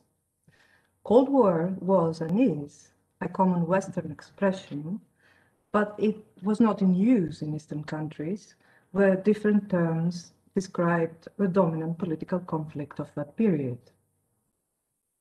What was described as West and East after 1945 is a highly ideological issue that still provokes debate. Even though we now know that the imagined Cold War dipole did not signal absolute separation of the two worlds, the schism between East and West shaped, to a large degree, the self-definition and national identity of all European states. In defiance of geographical coordinates, countries in Central Europe were considered Eastern, while Greece became a Western country. Do you see my presentation? Because I've, for some reason, stopped seeing. For some reason, it seems that you've reached the end of your PowerPoint. Can we go back to the first one? Okay. I think you started from the last slide. Interesting. Okay. Okay, so this was the map I was trying to show. The USA and the USSR became the new West and East in the Cold War setting, described as such, obviously from a European point of view. As Cold War ideologies shaped new cultural practices, new concepts of belonging to a European culture, or rather cultures, were constructed and debated across the continent. In these circumstances, the perceived other was both outside and within European territory. The notion of belonging went hand in hand with that of defending. Cultural antagonism was perceived in stark warfare terms. Consider the best known example. Abstract expressionism was seen as a blunt American culture invasion in Europe. En garde, first and foremost, were the French intellectuals who stood up for their nation's artistic production. But the feeling of defending European culture against the USA was more or less common across Western Europe. Reviewing in 1958 an exhibition of abstract expressionism in West Germany, Bill Groman, the famous art historian, asked himself, Could it be that we are already in a state of defense? The choice of word was not accidental. Defenders require frontiers, and frontiers presuppose the construction of others. French and West German intellectuals were mainstream voices of the international scene. Their idea of a European culture was based mainly on their national artistic production. What, however, about states that were or perceived themselves as frontline states? How did new cultural practices shape the ideas of belonging to European culture? How many Europes were invented after 1945 in states that saw themselves as defenders of European culture? How were boundaries imagined and negotiated, both internally and in foreign diplomacy in its case? We could trace three different historical moments during the Cold War concerning cultural policies in Europe. I see the first as being in the aftermath of World War II, when state policies in Western Europe nurtured the idea of a European culture unified on the basis of a common cultural past. In a way similar to that described in Anderson's Imagined Communities, West Europeans built for themselves a new type of European identity, which ignored or excluded to a significant extent the continent's central and eastern territories. The second moment can be placed in the 1980s, when new ideas about European culture came to the fore, especially in Central and Eastern countries. Finally, after the turn of the millennium, the common cultural past was reconfigured to include the EU's new members. I will begin with the first decades after 1945. The case of Greece illustrates how geography is of little importance for political, economic, and ideological issues. Situated in the Balkan Peninsula, Greece occupies an awkward place in all sorts of analyses, as many geographical terms, heavily charged ideologically, affected the definition and redefinition of Greek culture identity. The Orient, the Balkans, the Mediterranean, Western Europe, Southeastern Europe, more recently, Western Balkans. In addition, ancient Greek literature and art have been frequently visited by scholars of every European language since the Renaissance, who considered the ancients essential for their culture. During the Cold War, Greece was defined as a Western European country, the only one in the wider region. Greece and their new allies after 1945 considered the country a frontline state in all crucial respects. It was the physical border to communism, all other Balkan states, the frontier to Muslim Asia and Turkey, and the outpost of Mediterranean Europe. Defending European cultural values was a constant pursuit, traceable in Greek historiography, art, and literature. And as in other borderland countries, this European culture should also be internally diffused by means of art and architecture, traveling exhibitions, and of course the new stereotypes in pop culture. Europe was reinvented once again in Greece, and this time its essence was perceived as Western and advanced on the one hand, and Eastern and unfree, or misled at best, on the other. Of course, various in-between concepts were also at work in parallel with the prevailing ones. Let me give you an example. I consider the Panathenaeum sculpture a landmark event typical of the early Cold War processes that shaped Greece's Western profile. This open-air exhibition of modern European sculpture was the first Greek production organized by a freelance curator in the contemporary sense, Tonis Piteris, who followed by the book, The Post-War Canon. His choice of artists was what one would expect to see at that time in almost every Western European exhibition. Eastern European artists, no matter how important they were in shaping the interwar art scene, were excluded. The Panathenaeum was staged opposite the Acropolis, connecting thus modern sculpture with antiquity. At the same time, it offered to an international audience the rare opportunity to see specific artworks in a unique environment. Art exhibitions were becoming rapidly a tourist attraction in the first post-1945 decades, valued more as spectacles than for their scientific or aesthetic content. And indeed, the Panathenaea was the best promoted art event staged in Athens, perhaps of all times. The exhibition also marked the reorientation of the Greek public towards the Western European art values. Modern art should be the new canon for the local production and was considered the trendy option for artists. Any backward or Oriental elements or any belated adoption of European trends should be left behind. Greece was to become a modernized, advanced state, and her contemporary art should prove it. The idea that in the 1950s and 1960s, the local art scene synchronized with the rest of Europe was still alive at the turn of the millennium in art historical discourses in Greece. We were indeed synchronized, but with which European culture? Let me now turn to a different historical moment, geographic area, sort of borders and ideas of Europe and of defending her culture. Until 1945, Poles, Romanians, Croats and others saw themselves as defenders of Europe's core heritage. Czechs and Hungarians still felt as occupying the most central part of Europe. Paris and Vienna were the dream cities where intellectuals and artists would look for inspiration, for trends in thought and art to follow, for lifestyles to consider.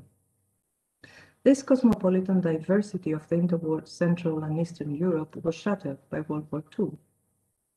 However, the interwar links to European culture were revisited in the early 1980s, and it was then, as Todorova argues in her seminal Imagining the Balkans, that the concept of Central Europe developed by intellectuals from Hungary, Czechoslovakia, and Poland.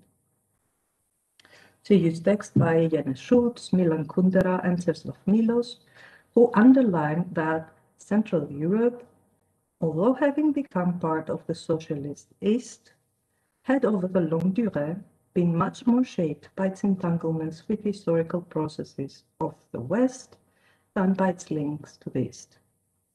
Thus, the myth of Central Europe contributed much to a process of culturally othering less civilized Easterns. Todorova's analysis contributed much to the wider discussion on how academic and intellectual discourses in Eastern and Central European states modified the stereotypical Cold War polarized view on Europe. It also fueled debates on how these views were internalized within its state. Let me conclude with a more recent example. In 2004, the European Union welcomed 8 new members, all being former Eastern European states: Poland, Hungary, the Czech Republic, Slovakia, Slovenia, Estonia, Latvia, and Lithuania.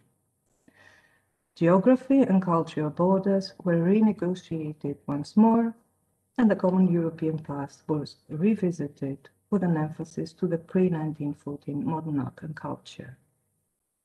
A new common European past thereby came into being. In 2018, the exhibition Âme sauvage, le symbolisme dans le pays balte, was staged at the Musée d'Orsay. In his text in the exhibition catalogue, Emmanuel Macron stressed the European character of the Baltic states. It's a long quotation, so I have written it for you in a slide. So, this exhibition is a reminder of the irreducible link that unites our 4 countries and of the fundamental values that make up Europe. This Europe to which the Baltic countries, by their geography, their history, their vocation, have always belonged. Gustav Suits, one of the greatest Estonian poets of his time, had asserted already in 1905. Let us be Estonians, but let us become also European, end of quote. This position was repeated by every Baltic prime minister who wrote a foreword for this catalogue. It actually echoes a position common in the first decades after 1945, when the idea of a Western European culture was forged. National culture should be retained, and their contribution to a European coin should also be stressed.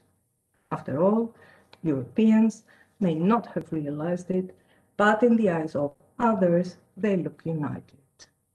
One example from 1957. The Swiss philosopher Denis de Rougemont, in his introduction to Max Bellow's Europe and the Europeans, an international discussion, underlined that, and I quote, "It is only necessary to go away from Europe in any direction to feel the reality of our culture unity. In the United States already, in the Soviet Union without hesitation, and in Asia beyond all possible doubt, Frenchmen and Greeks, Englishmen and Swiss, Swedes and Castilians are seen as Europeans. There must be some reason for this. And looking at it from all sides, I can see no better reason than this celebrated community of culture, which so easily escapes our definitions, but it is so difficult to conceal from other peoples. In 2018, who was observing us, and what kind of European cultural unity did he or she see? Who is our other? What is Central, Western, and Eastern today in Europe? Where do we trace the borders of European culture now? We'll close by quoting a phrase from the popular play about the Cold War, A Walk in the Woods. History is only geography, stressed over time. Thank you. Thank you, Professor Adamopoulou. We're moving on to the next paper by Cosmin Minea from New Europe College in Bucharest, titled The Transnational Creation of the Romanian National Architectural Heritage in the 19th Century. Hello, I hope you can all hear me. Thank you for organizing this conference, and thank you for having me. I've already listened to many interesting papers. I will share my screen. Is it okay? Do you see my PowerPoint? Yes, it's fine. Thank you. Good. So I will start. The process of defining a Romanian identity in architecture is significant for the entangled interplay between the Europeanization process, national policies, the idea of historical heritage, and its relation to modern art. And hopefully you will see so many kind of similarities with the case of Greece and its process of becoming a modern nation state, actually. So when the elite of in Moldavia and Wallachia voted to merge their political institutions, and in 1859 to create the state of Romania, they immediately embarked upon the complex task of finding and creating national symbols. The old churches and monasteries scattered throughout the country provided the most visible evidence of the country's past and its cultural heritage. But the efforts of Romania to map its own architectural heritage were initially overshadowed by a research coming from the Habsburg Empire. The German-speaking Transylvanian scholar from nearby Hermannstadt, today Sibiu in southern Transylvania, Ludwig Reisenberger, published in Vienna in the main annual publication of the Habsburg Central Commission for the Study and Protection of Historical Monuments, an extensive study about the church of the former monastery of Curtea de Argeș in Wallachia. The analysis of Reisenberger, of which you can see some pages here, is remarkable for the detailed description of the church of Curtea de Argeș, accompanied by drawings and wood engravings, illustrations that raised awareness of the peculiar architecture of the church. But besides promoting the monument, the study of Reisenberger also defined it as Byzantine.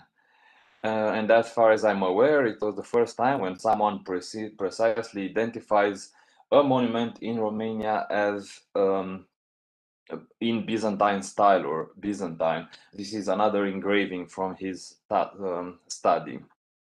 representing the church. However, he was also ambivalent and inconsistent with what Byzantine meant. These are also images maybe more clear of the church, of how it looks today, of the Church of Curtea de Argeș. So he referred to Byzantine not as an artistic or architectural style, but rather as a signifier of a culture whose artistic heritage was little known from the perspective of a Habsburg scholar. He presented the church as an exceptional example of a Byzantine monument with, I quote, an oriental decorations at the exterior, but he also criticized the interior that he saw in contrast with frescoes in what were seen as typical Byzantine monuments for Europeans, Saint Sophia in Constantinople or Istanbul at the time, and Saint Mark in Venice, likely the only ones known by Ludwig Reisenberger from reproductions.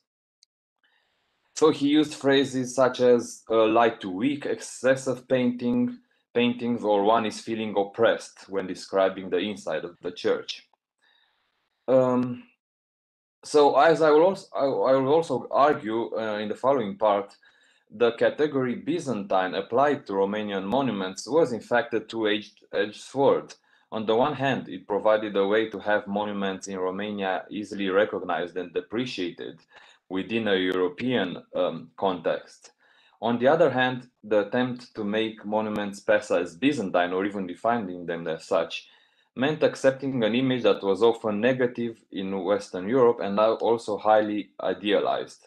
This translated in practice in erasing the original aspect of monuments and to a great extent erasing their local identity via restorations, repainting, rebuildings, emphasizing some supposedly Byzantine characteristics as opposed to others, as we shall see. And then, of course, there is the further problem of the outside influences. And my paper actually asks if the local, in this case, the Romanian intellectual elite, were they simply reacting to outside stimulus, or were rather passive actors with no real agency? Of course, this question and these issues goes at the core of the process of Europeanization and nation building that Romania and other countries from the Balkans, perhaps most notably Greece, experienced.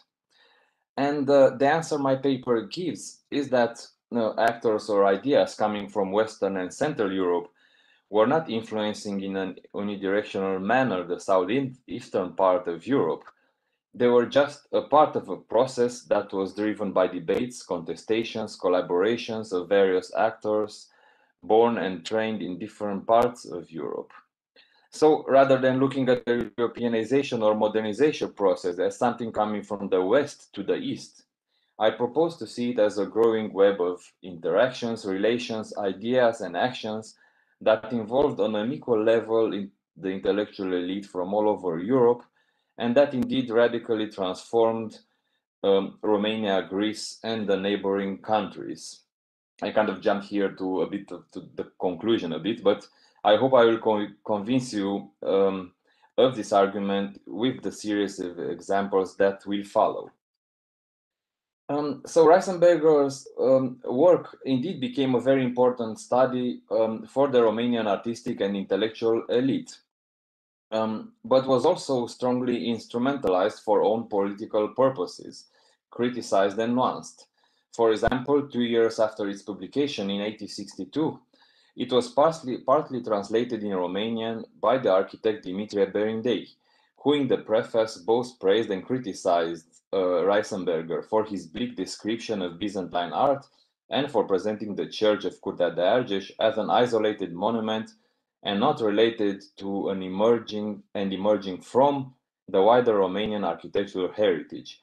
To prove him wrong, he argued that Romania had in fact a now lost rich heritage that was sacrificed for the protection of Europe in the face of invaders. It was one of the earliest attempts to define a historical narrative for the Romanian art, and he actually used this Church of Curtea de Argeș as an example or a symbol of a wider, now disappeared set of historical monuments in Romania. Reisenberger's study was further used by Romanian intellectuals to promote Curtea de Argeș as a cultural symbol of the new state. Because its good scholarly quality, the illustrations, and the fact that the work was already published in Vienna and therefore carried certain prestige, Alexandru Odobescu, the main Romanian archaeologist of the time, ordered the translation of the study in French for the Universal Exhibition of 1867 and displayed it almost like a national exhibit in the Romanian pavilion together with the model of the church and two other pavilions inspired by the architecture of Curtea de Argeș church. So you see very clearly the twisting towers, for example. Curtea de Argeș was also displayed and used as source of inspiration to other universal exhibitions in 1889 and 1900, where every time the architect of a pavilion was a French one, but Romanians were the ones who organized the whole exhibition and decided on the sources of inspiration and so on. The Romanian state leaders also used Reisenberger's work to start the first ever restoration campaign of architectural monuments in the state of Romania. In agreement with the negative opinion of Reisenberger about the interior, a Romanian commission recommended in 1874 the remaking of the interior, and also in accordance to Reisenberger's work, they recommended radical interventions at the exterior, so that to emphasize the rich decoration of the monument. The proposed restoration was similar with the very intrusive restorations and often creative remakings of monuments common in Europe at the time, perhaps most famously in the restoration work of the French architect Eugène Emmanuel Viollet-le-Duc. Indeed, the Romanian government asked in 1875 Viollet-le-Duc, the most popular European restorer of the time, to study the church of Curtea de Argeș and recommend a restorer. Le Duc recommended one of his pupils, André Lecomte de Nuit, whose teams of artists transformed the interior of Curtea de Argeș. You have here an image by painting a bright golden background, intricate decorative details and strong contrasts, all elements associated with the idea of Byzantine painting in Europe.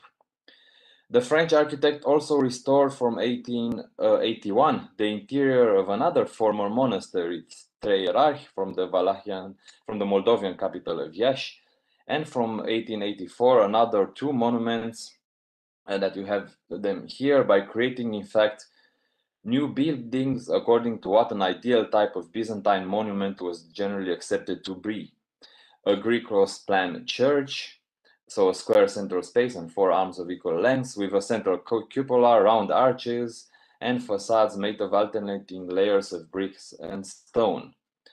After the restorations, the historical monuments were not old anymore. They were transformed in symbols of the Byzantine art in Romania, in agreement with the local authorities and at their desire, in fact.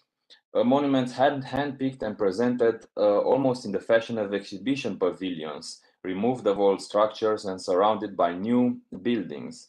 From town churches or relatively isolated monasteries, they became symbols for the whole nations, promoted not only at universal exhibitions, but also in ceremonies that involved the royal family and the leading statesmen. These examples show the elite of the new nation state, Romania, embracing selected Western concepts such as Byzantine art and hiring Western specialists to promote a certain image both inside and outside the country. Of course, the process was not so straightforward. The restoration that I just showed of André Lecomte de Nuit came since 1888 under sudden and strong criticisms leveled by a group of young Romanian architects recently returned from their studies abroad. Here you have just like a short illustration of various debates and relations between various actors discussing the way monuments were restored and the way they should be restored and promoted. These young Romanian architects who criticized the French restorer also proposed new ways of interpreting the Romanian architectural heritage and new monuments to focus and to embody the idea of Romanian culture. They, for example, focused on the very decorative churches and palaces in Wallachia from the time of Prince Constantin Brâncoveanu. For example, this type of monument. The period has long been seen as one of decline. Historians spoke about this period as ushering the period of foreign princes directly appointed by the Ottoman Empire, the so-called Phanariots, rulers in the 18th century. But for the young Romanian architects, this period was valuable from an artistic perspective, because it was original and beautiful enough to provide arguments for the existence of a unique Romanian style, independent of what they saw as an ambiguous and even foreign Byzantine identity. And here you have on top a historical monument from the Brâncovenesque period, and below how the architecture was interpreted in the late 19th century in a new building. An instructive case is also that of neighboring Habsburg region of Bukovina, which used to be part of the Moldovan medieval principality and thus shared the same medieval architecture with the region of Moldavia, which was at the time part of Romania. One of the first to analyze the old monuments in Bukovina was the Viennese educated architect Josef Hlavka, who insisted on a unique Bukovinian identity for the architecture. Later on, almost 30 years later, in the last decade of the 19th century, another Habsburg architect, and the next one to write in a systematic manner about monuments in Bukovina, was the Austrian Karl Romsdorfer, who held a rather different opinion. He was also a restorer of monuments. So Romsdorfer considered the monuments in Bukovina as part of a Moldovan heritage because they used to constitute a political entity, and even spoke about a Romanian national style in architecture. Indeed, he began his architectural analysis with a detailed history of Romania since ancient Dacia, and I think highly significant, he quoted Romanian historians, based his analysis on writings from Romania. And also analyzed monuments that were not directly related to Bukovina, such as Curtea de Argeș that I've showed you already, or Saint Dimitri in Craiova. He noted, I quote, "The ecclesiastical monuments I described together with many other just sketched or mentioned from Moldavia and Wallachia offer a rich material which deserves to be thoroughly studied. The new church buildings should, in my view, also be erected in the spirit of the old art style, so that these interesting types of buildings of our ancestors could be described as national Romania and so do not gradually disappear." I find it quite interesting and significant because you have an Austrian Viennese educated scholar from the Habsburg Empire in effect arguing for a Romanian national architecture. To conclude, I hope the paper allowed some space for reflection on the processes of modernization in Southeastern Europe as reflected in the treatment of historical monuments and on the relation between Western and Eastern parts of the continent. Throughout, I stressed the collaborative nature of the process where various actors born and trained in different parts of Europe worked on an equal level, essentially in a transnational manner. It is maybe more fruitful to end not with a concluding argument, but with an open question that relates with the way we write today about these monuments and about still pervasive Western centrism. How should therefore one analyze particular artistic productions in the region that were limited in time and space, for example, Brâncovenesque art, that nevertheless produce some unique monuments? Should they be incorporated into broader studies with the risk of brushing over their unique characteristics, or produce detailed studies but that risk being too narrowly focused and without much relevance for anything else? Thank you very much. Thank you, Dr. Miner. Very interesting material you presented there, and I'm sure we'll get back to that in the discussion. And now we proceed with the final paper for this session, offered by Dr. Stavros Alifrankis and Dr. Emilia Athanasiou, titled The Voyage à Lorient as a Revolutionary Act. The Hellenic Travelers Club, Educational Cruises to Greece, 1906-1939. Thank you, Professor Plantus. It's a pleasure to be here presenting you our research. The Hellenic Travelers Club, Educational Cruises to Greece, were a paradigmatic instance of modern turn-of-the-century utopianism, where the spatiality of the steamers turned into social and contemplative laboratories or a sailing open university. They targeted the British-educated cosmopolitan community that sought moral and poetic inspiration in the Greek archaeological landscapes. The idea of traveling as education, which permeated 19th century utilitarianism, was picked up by Sir Henry Lunn, an English humanitarian, missionary, and future travel agent, who, in the framework of his collaboration with the London Royal Polytechnic Institution, began organizing educational tours abroad, thus equating traveling with rational recreation.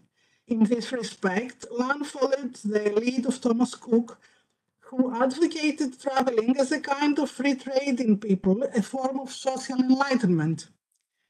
In 1899, Lunn, encouraged by a growing demand among scholars in classics to visit places that were not ordinarily accessible by other cruises, began to contemplate the idea of hosting educational cruises to Greece on a regular basis. He envisioned a traveling experience that aspired to bring to life the lands of myth and history that had populated the classicist curriculum of the educated Englishman. The first three cruises to places of interest in Greek history took place in 1901, 1903, and 1905 on board the steam yacht Argonaut. These three came to be known as the schoolmasters' cruises, since they were designed to appeal primarily to educators and provided the groundwork for the foundation of the Hellenic Travelers Club in 1906. The club specialized in providing quality traveling experiences to Greece and the Aegean archipelago to the educated British upper middle class in the form of educational cruises.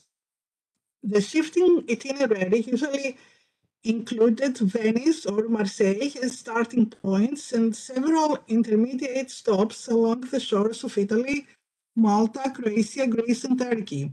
The cruises included en route lectures by prominent British academics, guided visits to places of historical interest, and various on-board recreational activities for the 200 to 400 members at a time.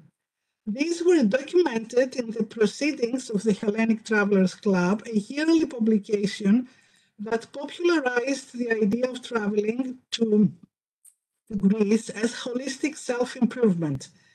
The first cruise was organized in April 1907. The cruises came to a temporary halt in 1912 as a result of the First World War and were resumed in 1925 until their final termination in the wake of World War II.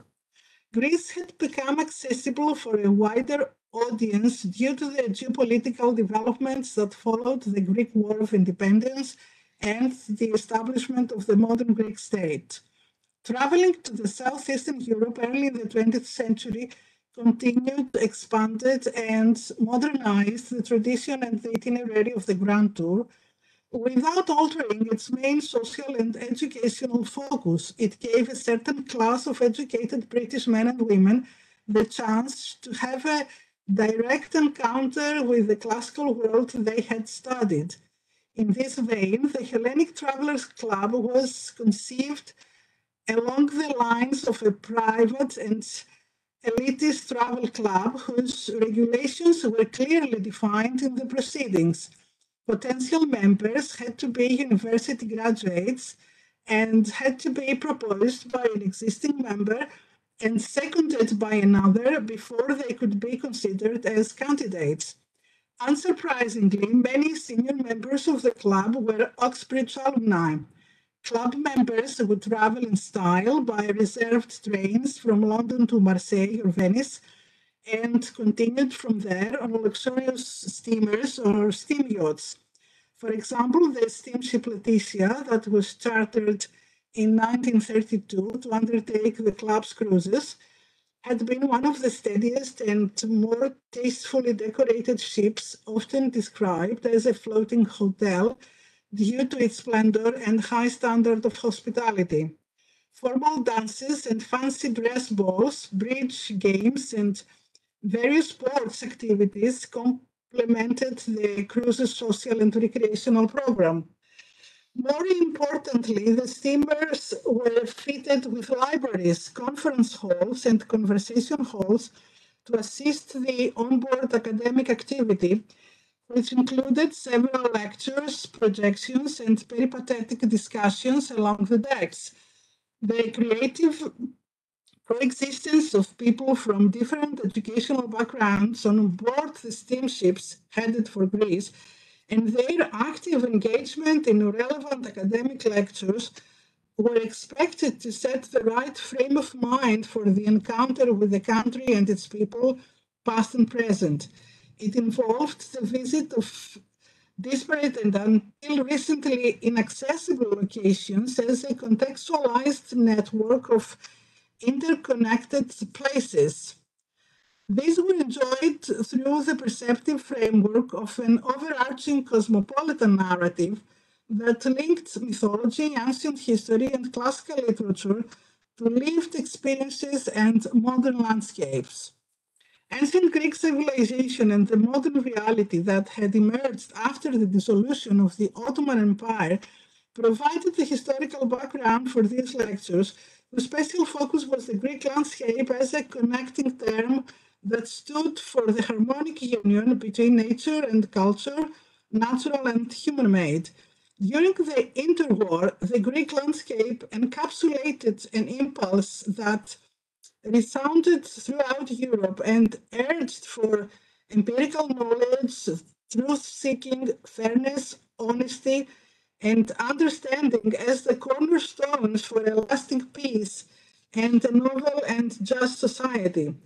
The journey and the ship were construed as par excellence symbolic representations of this impulse, as they stood for communication, coexistence, and scientific endeavor, a floating utopia or a heterotopic enclave.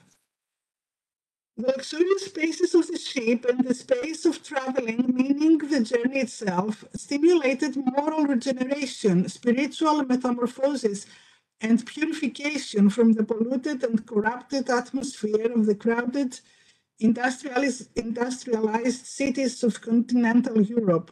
Furthermore, it staged the encounter with the other. Hellenic travelers on board the steamers would read the Greek landscape by way of two distinct but interlinked cognitive processes. First, by verse gleaning of classical texts for sites of interest in an unorthodox archaeological excavation, and second, by mentally mapping these sites onto the landscape of modern Greece. Homer, Pausanias, the ancient Baedeker, and ancient poetry and drama weaved the mediated textual landscape for the Hellenic travelers who sought to reassert in their travels the imaginary Greece of their school days. The close collaboration in the 30s between LAN and the Lab Classical Library is representative of this textual enterprise. The Hellenic Travelers Club was praised by Thomas Page, one of the first three Lab editors, for, and I quote, making familiar to us moderns that Hellenic world to which all art, all science, and all literature owe a perpetual debt, and which, in spite of the dividing centuries, remain an abiding source of refreshment and even inspiration, end of quote. Thomas Page proclaimed that the best travel companion for every Hellenic traveler is a lab publication. Aided by such wealth of textual references, Hellenic travelers would then scout the landscape for traces of ancient myth and history inscribed on the spaces of Greece's modern reality. Therefore, the Hellenic traveler's gaze towards Greece was an informed gaze, the outlook of an educated audience that had been overly familiar and exposed to centuries-long textual and visual representations of antiquity, which had molded the backbone of its formal and cultural education. These representations, which had been fueling the collective imagination of the Europeans for centuries, were eventually projected through the Hellenic Travelers Club educational cruises onto the actual physical landscapes of Greece, a land of territorialized ideals. This marked a distinct symbolic and ideological distance from, and here I quote from a traveler's account, the vulgar and tasteless tourist gaze, which was frowned upon by the Hellenic travelers. It could be argued that the Greek landscape and its history served as a sort of common language for the turn of the century European whose travel to Greece facilitated the rediscovery of a lasting source of ecumenical, ethical, aesthetic, and philosophical values. Traveling to Greece offered the modern European a way to access an unfamiliar and unattainable primitive present through the country's backwardness and to reconnect to a shared vision of an idealized past through the country's glorious history that promoted moral beauty and harmony. Hellenic travelers would experience the Greek landscape as a sequenced cinematic event from the spaced decks of their steamers. The Greek landscape would gradually unfold before them as they contemplated its adventurous contours, a montage of rugged, smooth, and in-between terrains merging into each other. The landscape became a stage that was drenched with mythical and historical notations, which, like a diorama, would pulsate and shift with movement and light. Occasionally, Hellenic travelers would disembark their steamers and enter the stage for a guided tour or an in situ lecture, thus becoming actors as well as gazers. Since the 17th century, empires such as France and Great Britain, and to a certain extent Germany, had been claiming the role of the sole legitimate heir and guardian of classical ideals.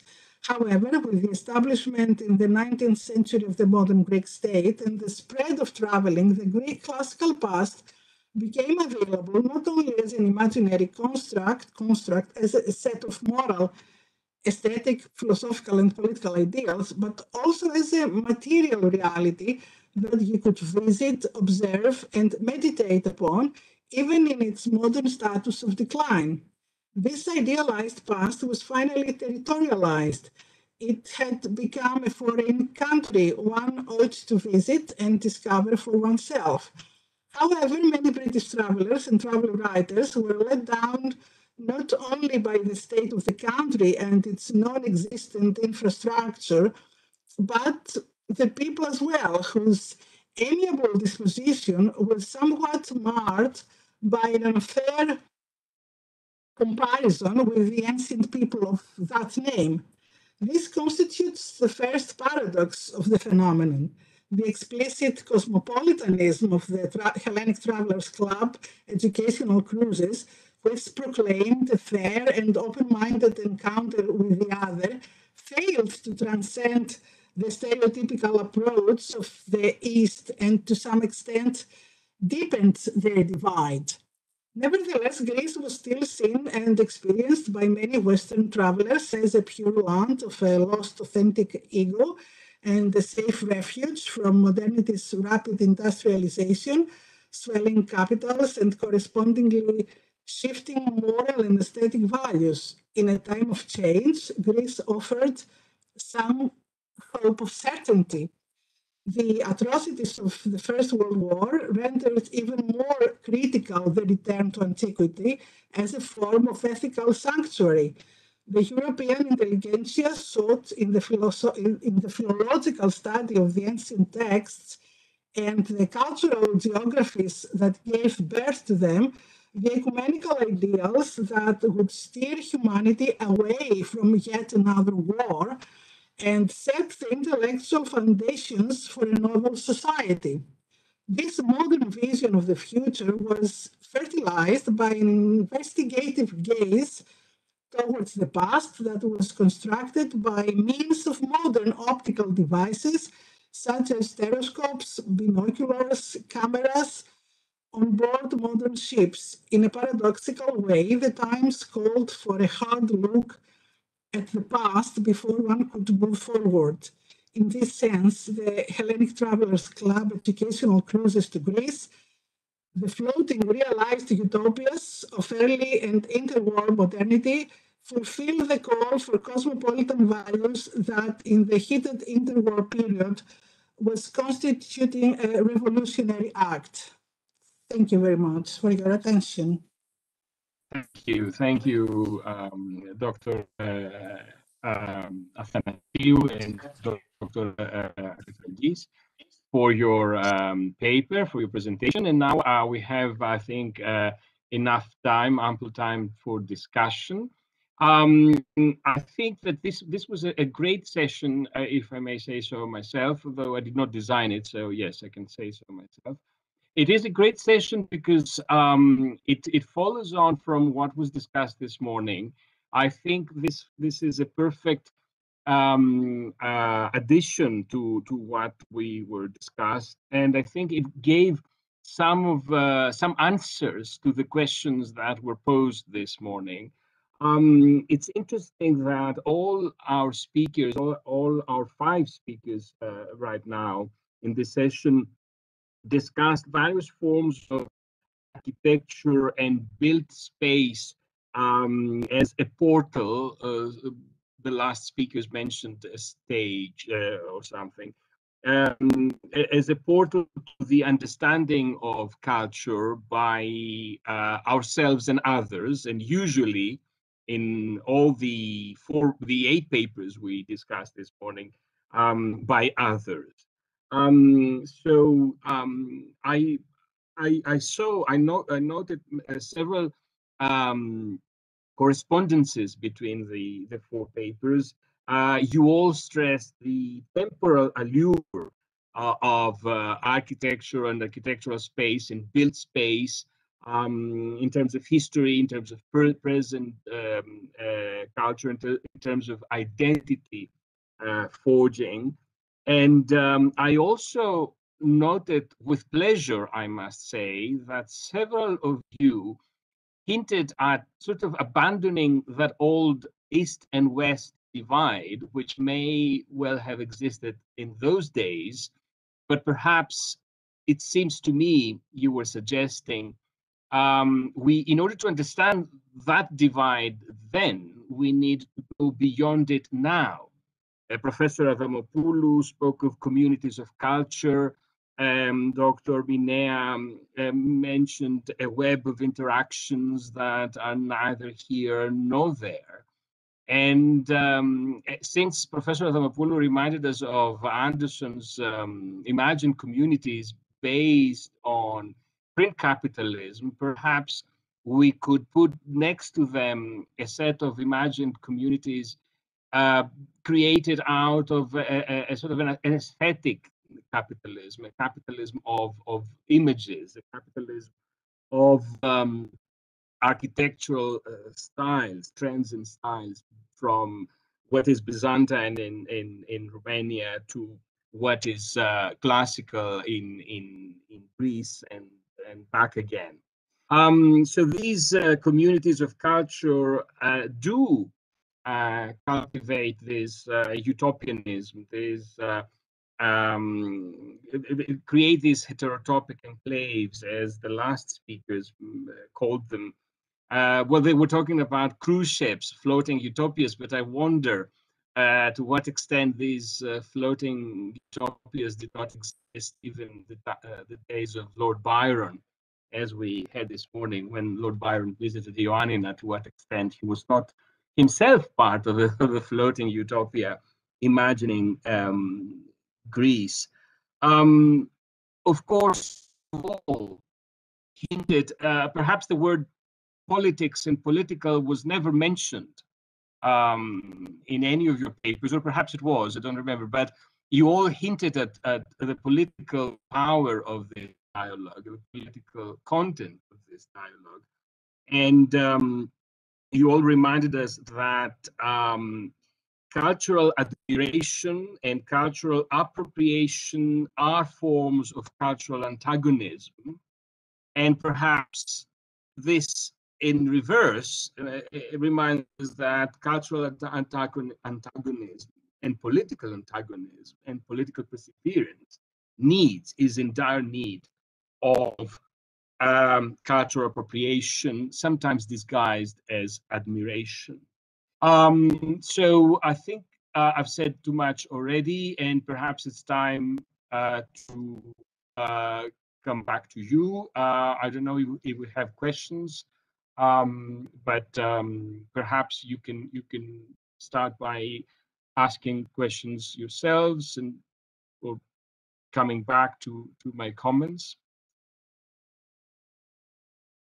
If any of you would like to offer. Yes, so I just to a bit briefly maybe respond to your comment.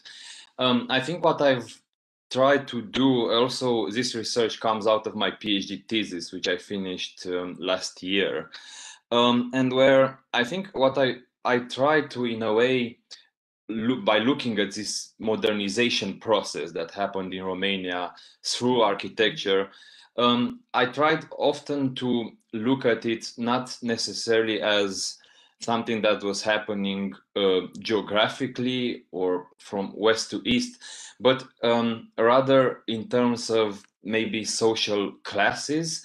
So if you think of an intellectual elite that attempted to impose a certain vision and a certain interpretation, then you suddenly find out that you have Romanian intellectuals who went studied in Paris, lived for a long period of time in France during the 1848 revolution, architects as well, and they were coming back to Romania and restoring or writing about monuments in kind of a very similar way as others, Westerners, French architects were doing.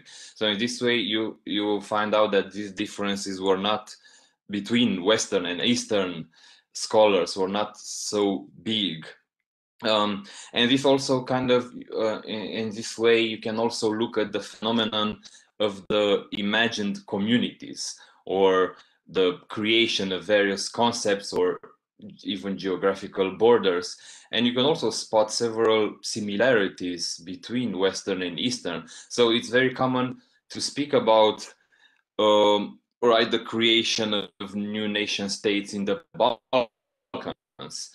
With a national history or culture, but then again there was extremely similar phenomenon happening, for example, in rural France or rural Britain, where you had again a sort of intellectual elite who incorporated or imposed a certain specific political narrative on a territory that was discovered on a regional level, in a way, not national one, but a very similar process. So in this way, this is kind of a way to integrate and see on a level playing field, West and East, without this sort of hierarchical difference.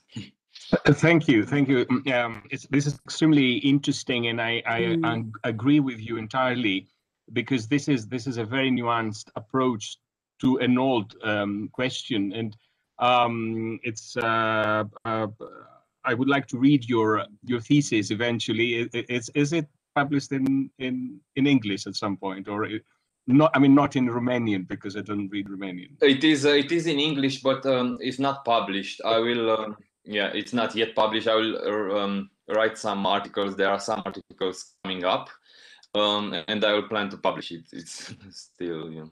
Excellent. Perhaps, and of course, this goes out to our other speakers as well. Can we talk about a form of colonization of the idea of being native, of being cultured, of being important touristically, or being visible? What do you think? What Dr. Minea said reminded me of what Homi Bhabha calls colonial mimicry in some respect. What would our speakers think this morning? If I may, a general note on your excellent opening points. I think we both appreciated all the links that became very tangible in this session. Let me just briefly point out at three in particular.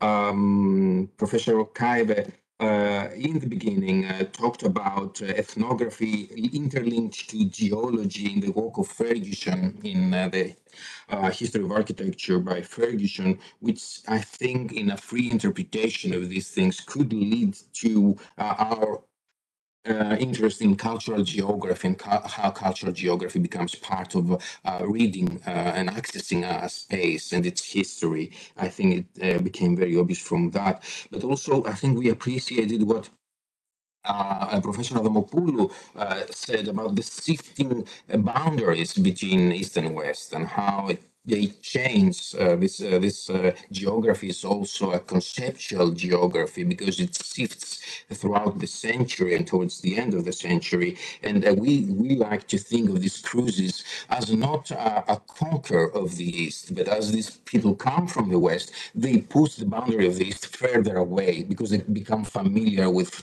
this unknown land, and thus they make it their own. You also said something about cultural appropriation, Professor Plantus, which I think is very close to what we were thinking of as well.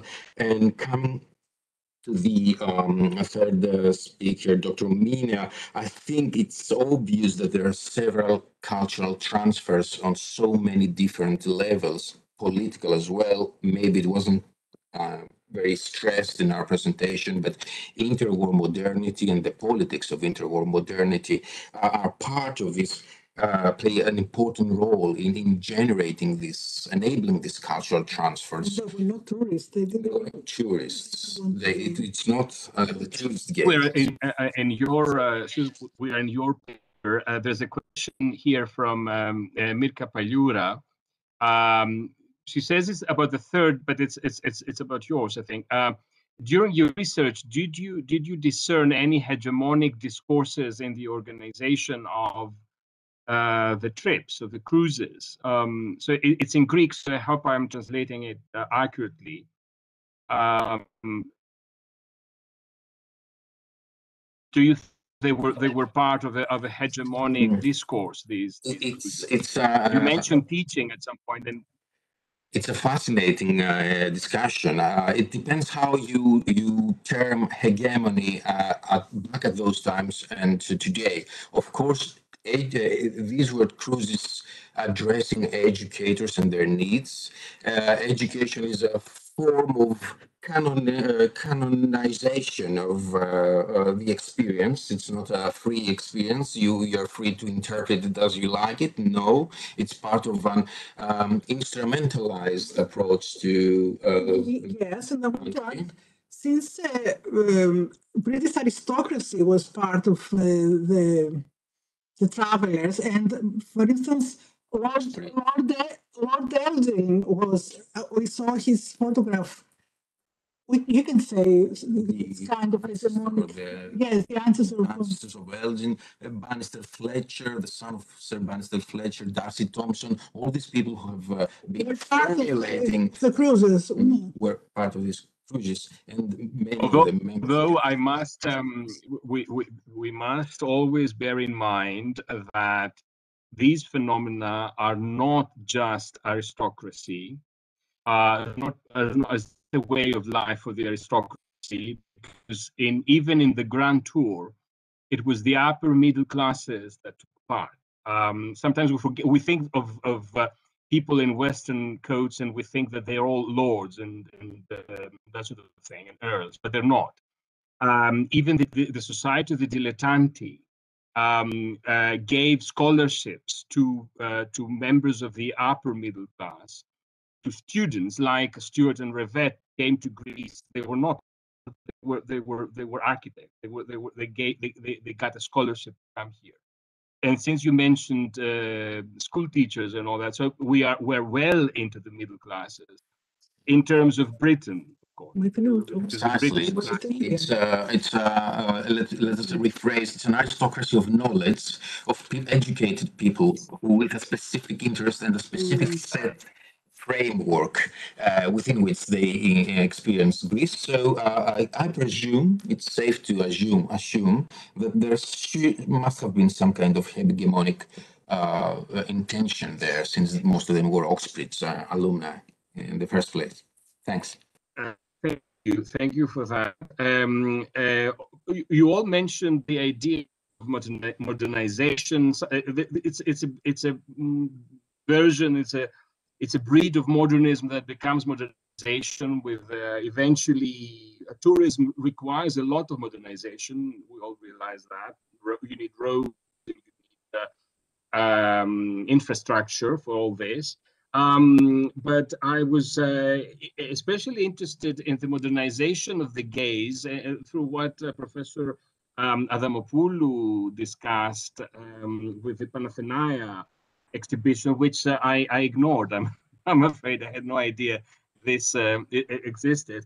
And I like the idea of new things, of advances in art happening through exclusion, through a strict prioritization of the gaze, and through an archaeopolitical umbrella, because whatever you do, it seems, in Greece, you need either the Parthenon or the idea of the Parthenon, or to call your boat. I think the Argonaut was one of the boats you mentioned in the last paper, which in my mind, it reminded me a lot of Documenta 14, which was, again, this thing happening as a parody of itself, even though it did not want to be a parody. It was for real, apparently.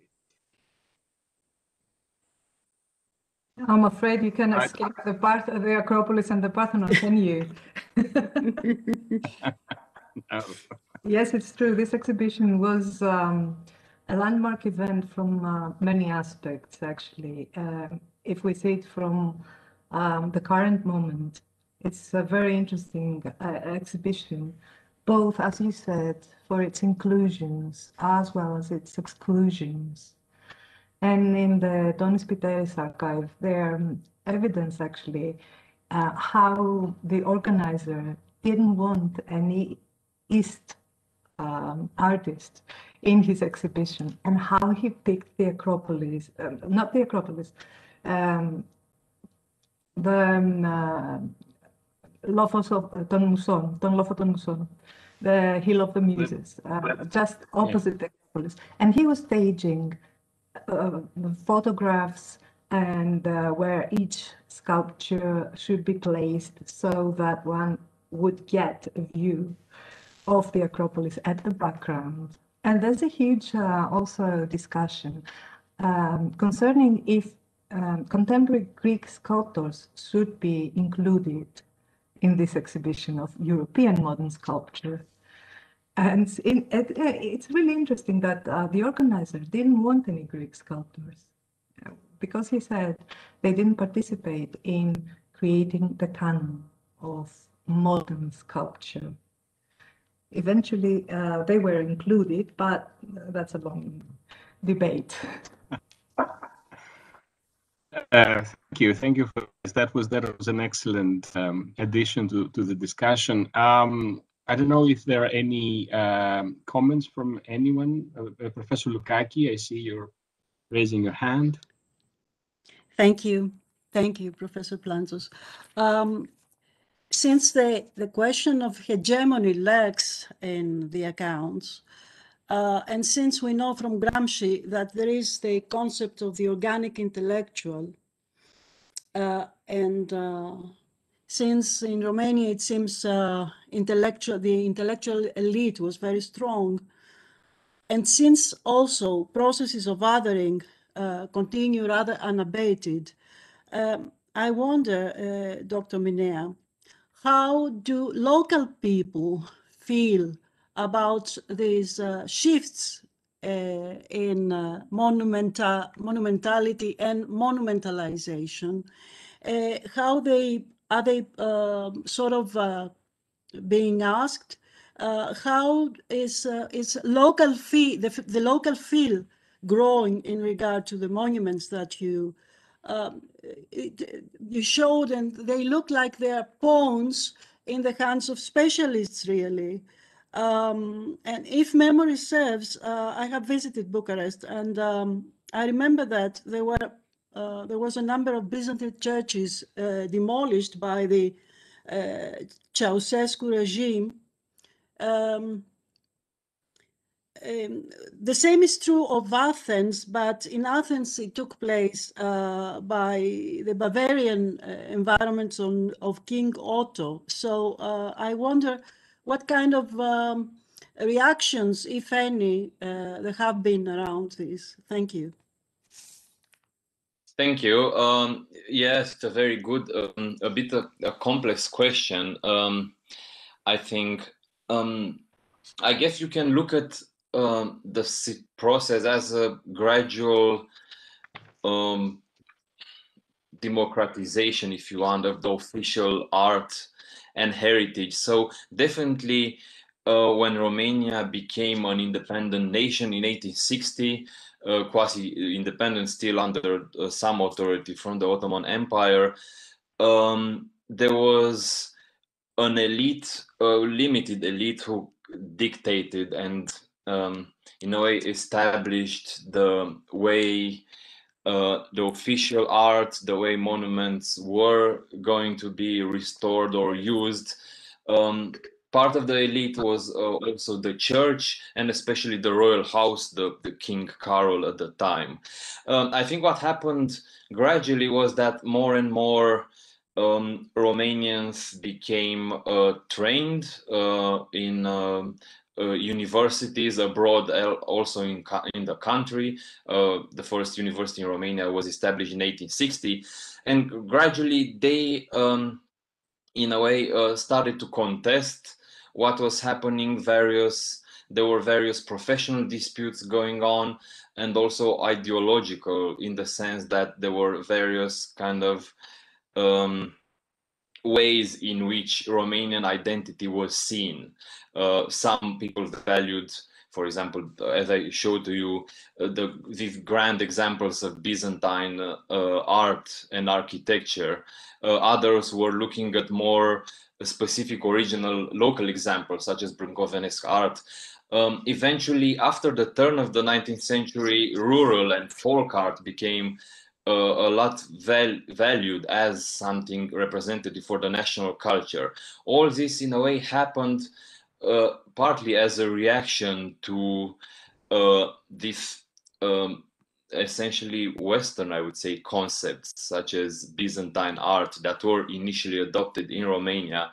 So there was this reaction that became predominant during the interwar period, and as you noticed, and in a way, more and more locals became involved in this process. But actually, the mass, the local population, the local mass was not very influential. You didn't have strong local movements in promoting their local or heritage.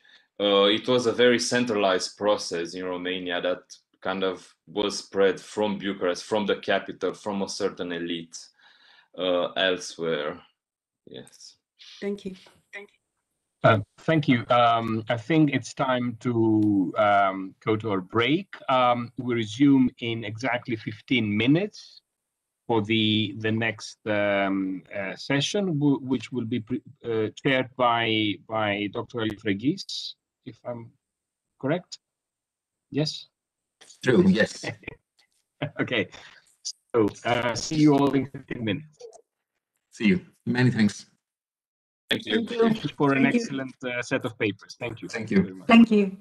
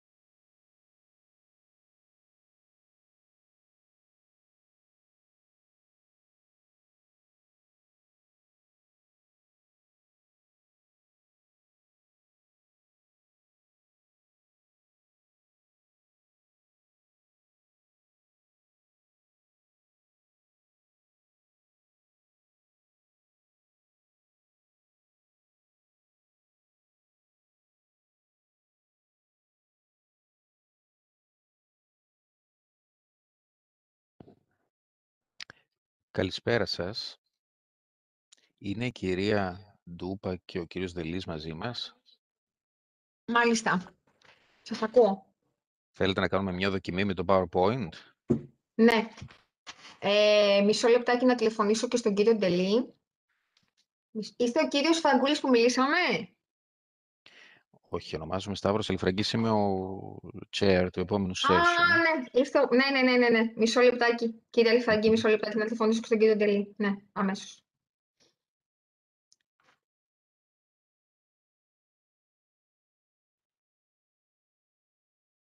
Κυρία Λουκάκη είναι μαζί μας. Κύριε Ελφραγκή, τώρα αμέσως. Ωραία.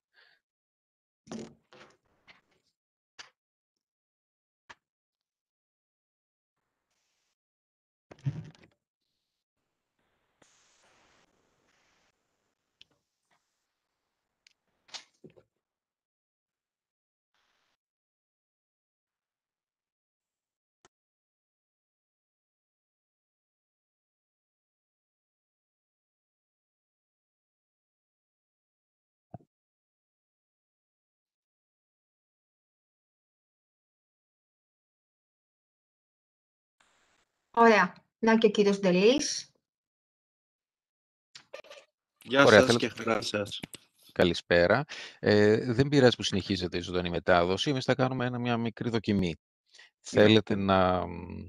να κάνουμε το share, πού μου είπατε. Ναι.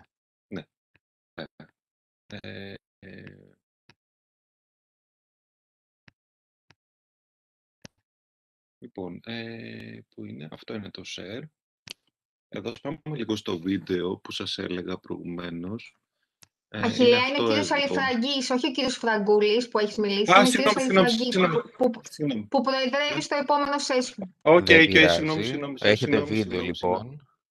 Ναι, είναι αυτό εδώ. Ας το βάλουμε να παίξει λιγάκι.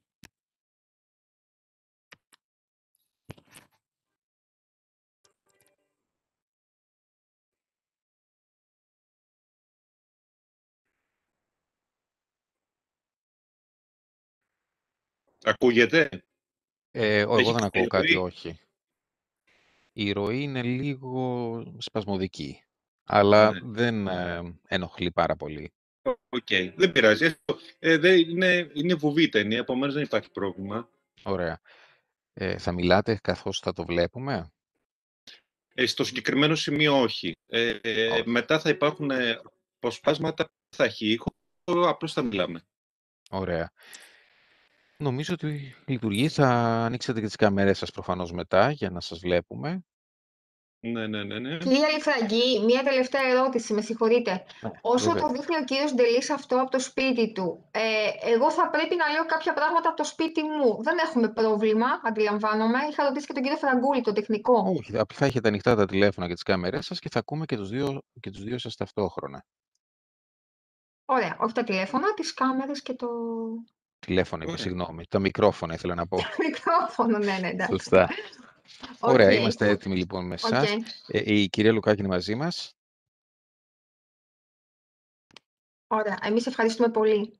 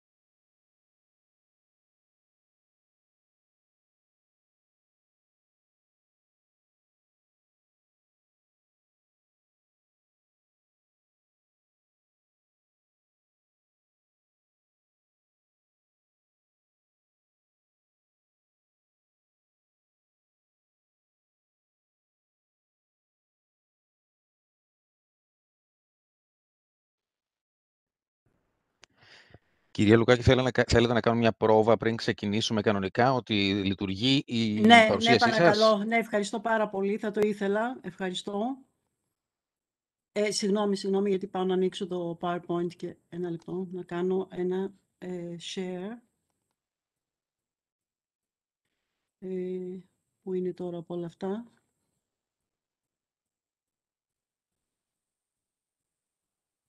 Ποιο είναι από όλα?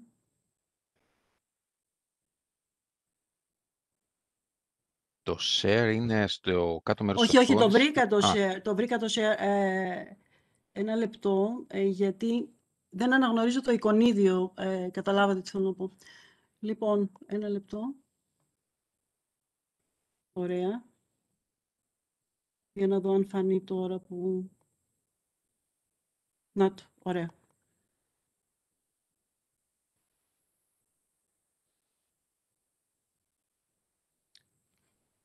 Προσπάθησα, μήπως μπορείτε να μου πείτε αν υπάρχει share. Βλέπουμε το περιβάλλον του PowerPoint, οπότε αρκεί να κάνετε full screen presentation τώρα και θα τα βλέπουμε όλα πολύ ωραία. Ωραία, μια χαρά. Ωραία. Επομένως, κάνω stop αυτή τη στιγμή. Δεν ξέρω, να το αφήσω. Απλά θα κάνουμε full screen και το presentation μόλις αρχίσουμε. Ωραία. Εντάξει. Οκ.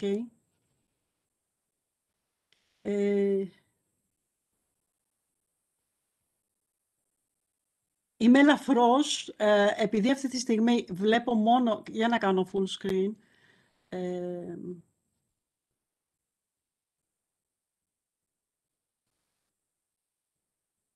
ωραία. Λοιπόν,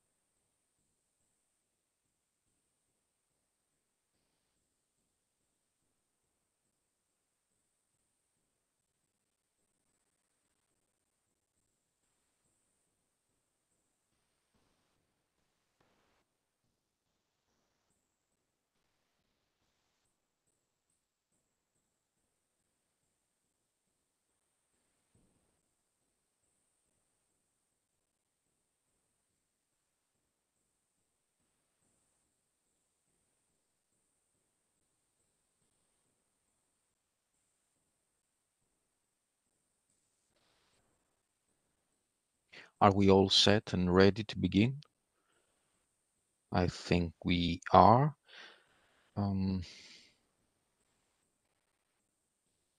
Thank you all for coming back for the third session of this conference entitled The Mediterranean Cinematic Gaze Between East and West. This is the third session, as I said before, third and last for this day before our keynote speech by Professor Francois Pens, who has already joined us Thank you very much, Professor Pence.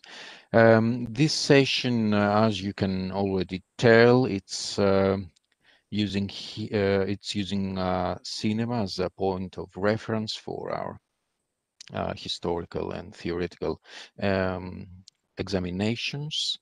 I will follow the lead of previous chairs and say very brief introductions about our excellent speakers. The first is Professor Argyro Loukaki from the Hellenic Open University. The title of her paper is A Greek Tragedy in Pasolini and Kakoyannis, Eastern and Western Undertones of the Mediterranean Geographical Unconscious. Professor Loukaki, you have the floor. Thank you very much. The term Mediterranean Geographical Unconscious means here the manner in which modernity appropriated Greek culture and myth to shape its own geographical perceptions and imaginaries, plus to explore modern human facets and desires. Greek culture sprang quickly around the anthropocentric geographical characteristics of the Aegean, which were shaped through the blend of light, climate, natural landscape, available materials, plus socio-political and religious factors. Geography matters, as Doreen Massey insisted. Greek tragedy, ancient social emancipator deeply linked with the Mediterranean geographical unconscious, explored human fortune and nurtured art, visual and performative, including theater and cinema. Greeks invented tragedy and appropriated art to explore democratic social organization and the cosmic balance between self and collectivity through hubris. Movie adaptations attracted directors like the Greek Yorgos Zavelas, Lars von Trier, Werner Herzog, and more recently, Yorgos Lanthimos. This despite the qualms of creators like Sergei Eisenstein and Marcel Proust, who questioned the suitability of ancient tragedy for cinematic treatment because it obliterates scenes not immediately relevant to action. Here, contrasting interpretations of Greek tragedy by two outstanding Mediterranean cinematographers are explored, the Italian Pier Paolo Pasolini and the Greek Cypriot Michalis Kakoyannis, to reach their different appraisals of Greece as origin of European culture. Both cineasts looked for spatial, cultural, and experiential authenticity, a modern quest from Kierkegaard to Camus and beyond. Both painted and possessed strong visual imagination, like film masters Kurosawa and Zeffirelli. True, film, a visual art, stands, according to Erwin Panofsky, near a spatial art like architecture. The ship journeys of Jason and Medea, the wanderings of Oedipus, the carriage ride of Clytemnestra from Mycenae to Avlis, portrayed by Pasolini and Kakoyannis respectively, shaped mythical Mediterranean geographies with global impact. But the two creators responded to different stimuli. By birth and education, Kakoyannis participated in the long Greek tradition, focusing on the emergence of tragedy in Attica.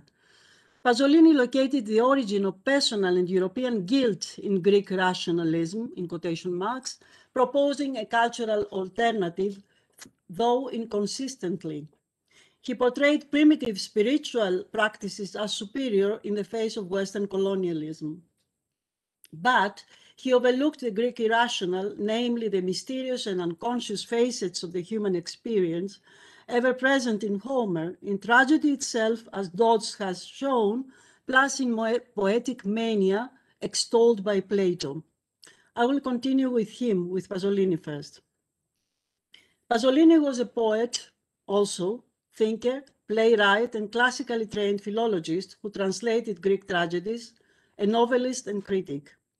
Now a global cultural icon, a martyr and symbol of the left, epitomizing controversy, contradiction, and revolt against the status quo, Pasolini was an estranged communist.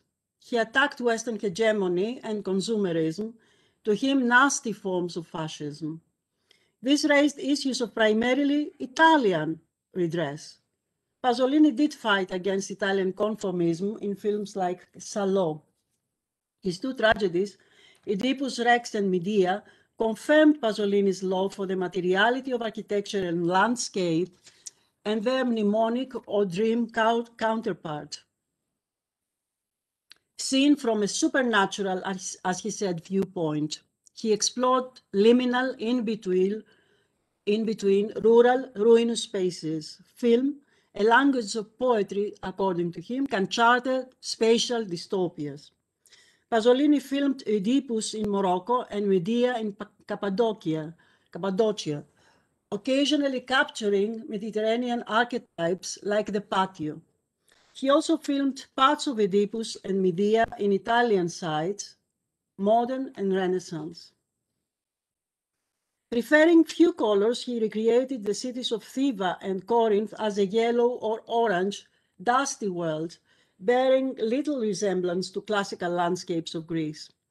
In Medea, he interpreted cavernous, rock, Byzantine churches as primitive, uncanny spaces linking the physicality of icons with magical tinges. To Pasolini, Maria Callas,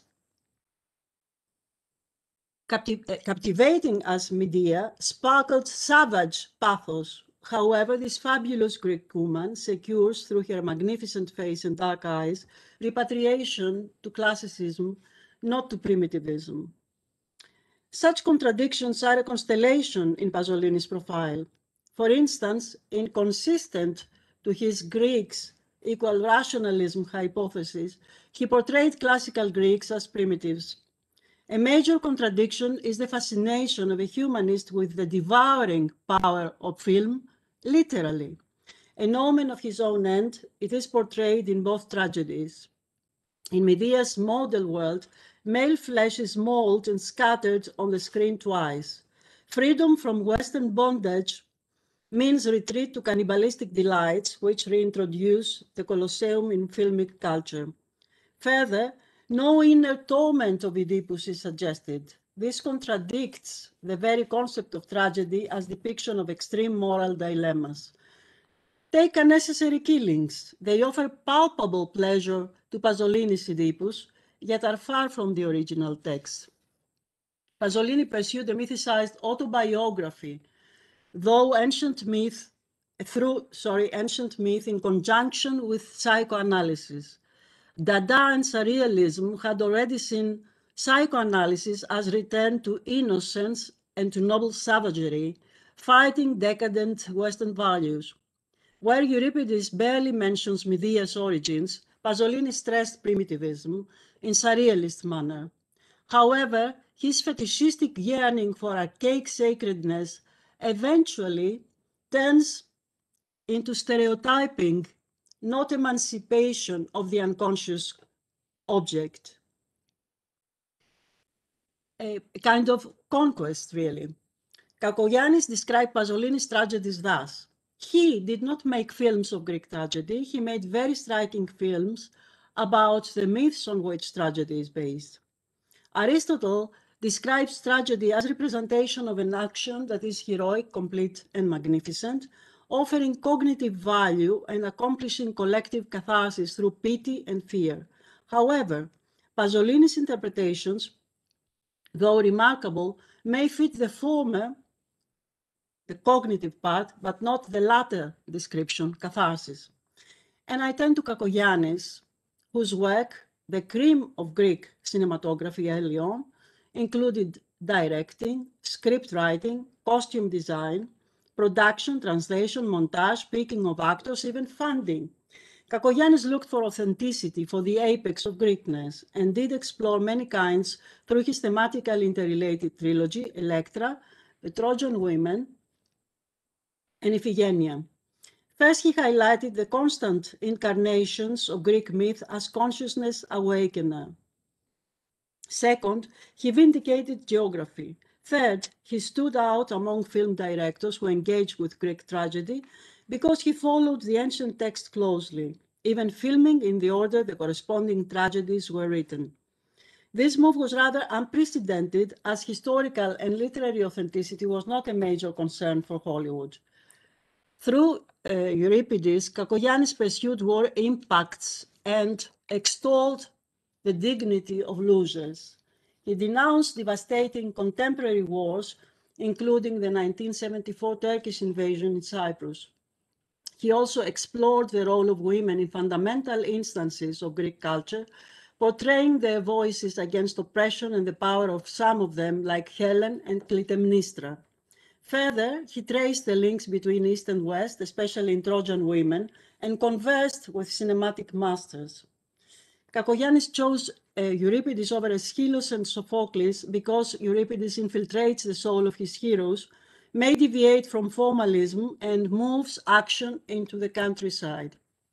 Nonetheless, Kakoyannis' Iphigenia, besides evoking classical sculpture, as you see here, includes a scene devised by Kakoyannis, which enters in intertextual dialogue with Sophocles.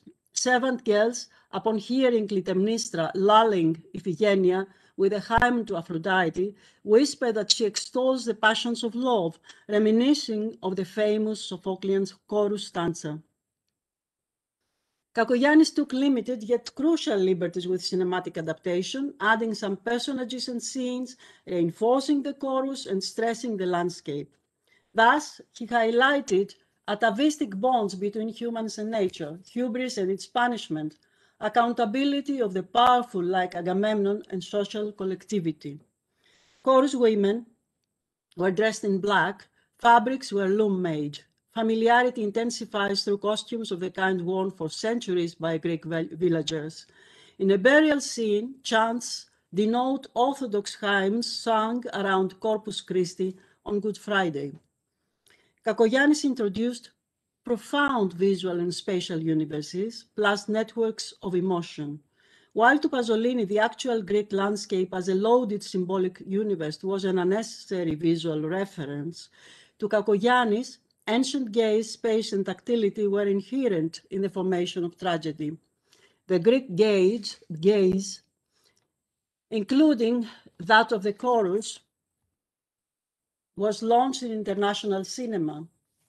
Until then, cinematic close-ups copied Western art portraits.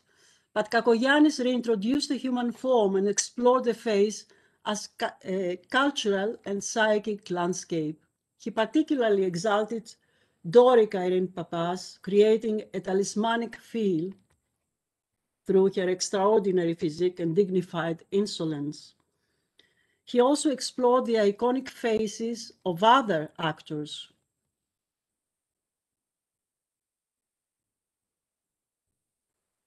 Evoking ancient sculpture plus funeral Fayum portraits. Like Kakoyannis, their dark, direct, soulful gaze, devoid of pretension, desire, or provocation, linked with eternal time and Byzantine art, itself associated with modernism and Lacanian psychoanalysis. He filmed archetypal sites like Mycenae's settings in Electra and Iphigenia, plus Greek landscapes of the 60s, still close to their ancient form, assuming their aura, to recall Benjamin. In the trilogy, it was not just the actors playing. Gnarling old olives, rocks, the dry soil acted too. Soil, reeds, and stones feel palpable. The set design for Iphigenia recalls projects of architect Pikionis and was praised for using the minimum to achieve the maximum. Kakoyannis imitated ancient art from the vast Greek vocabulary, prehistoric, classical, and Hellenistic, to activate spatialities of democratic coexistence and response between nature and culture. He also launched circuits of visual associations inspired by the Greek myth of Narcissus, sending unspoken visual messages to viewers. And I conclude, Greek tragedy and the Greek geographical unconscious still exalt human life by the rank, myth, and utterance of their spaces and characters. Comparison of cinematic interpretations by two important Mediterranean creators revealed the sophisticated codes of feel, space, and vision they activated. The spirit of revolt, agony over the human adventure, plus bonds with the mythical are present in both. Pasolini appropriated myth to offer psychoanalysis of the modern bourgeois subject. Ironically, he eventually negated a more humanistic West. Kakoyannis redomesticated the classical and mythologies of the ancient gays, returning to their original geographies. By unearthing deep continuities with the past, he sent a personal and Greek postcard to the future. Thank you very much.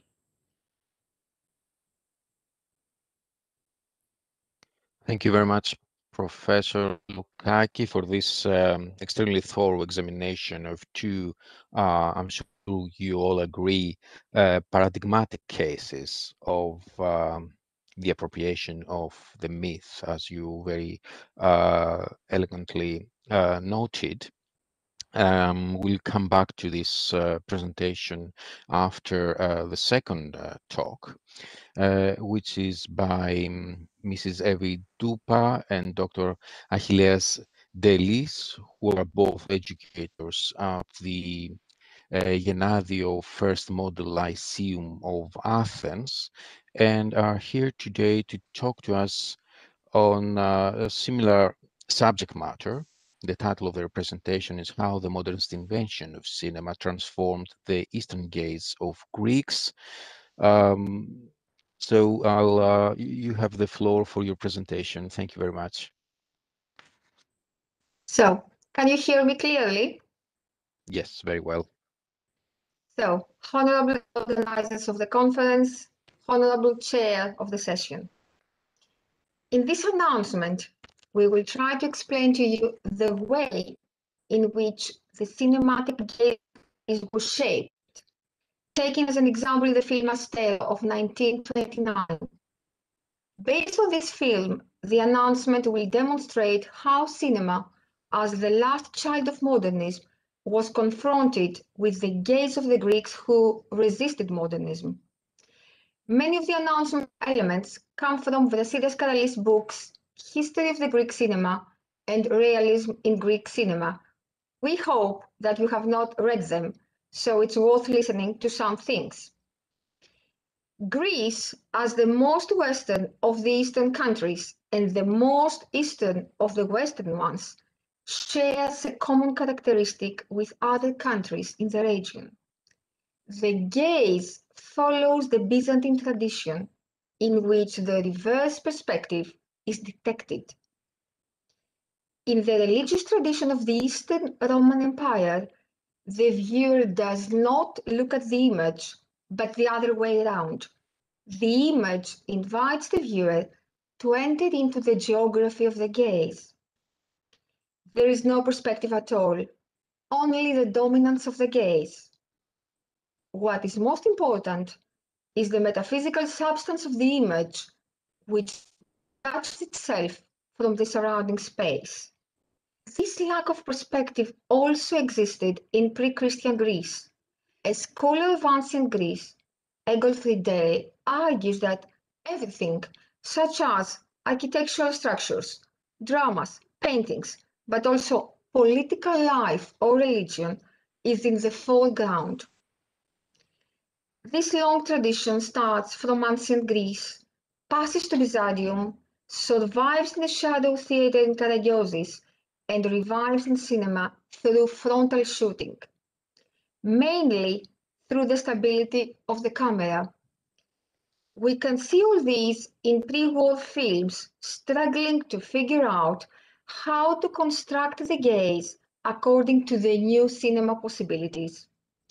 The eyes of modern Greeks seem to emerge from the architectural fragments and to confront with the new buildings in the new capital. The camera, similarly as the eyes of the Greeks, seems to move around architectural sites and cities' landmarks.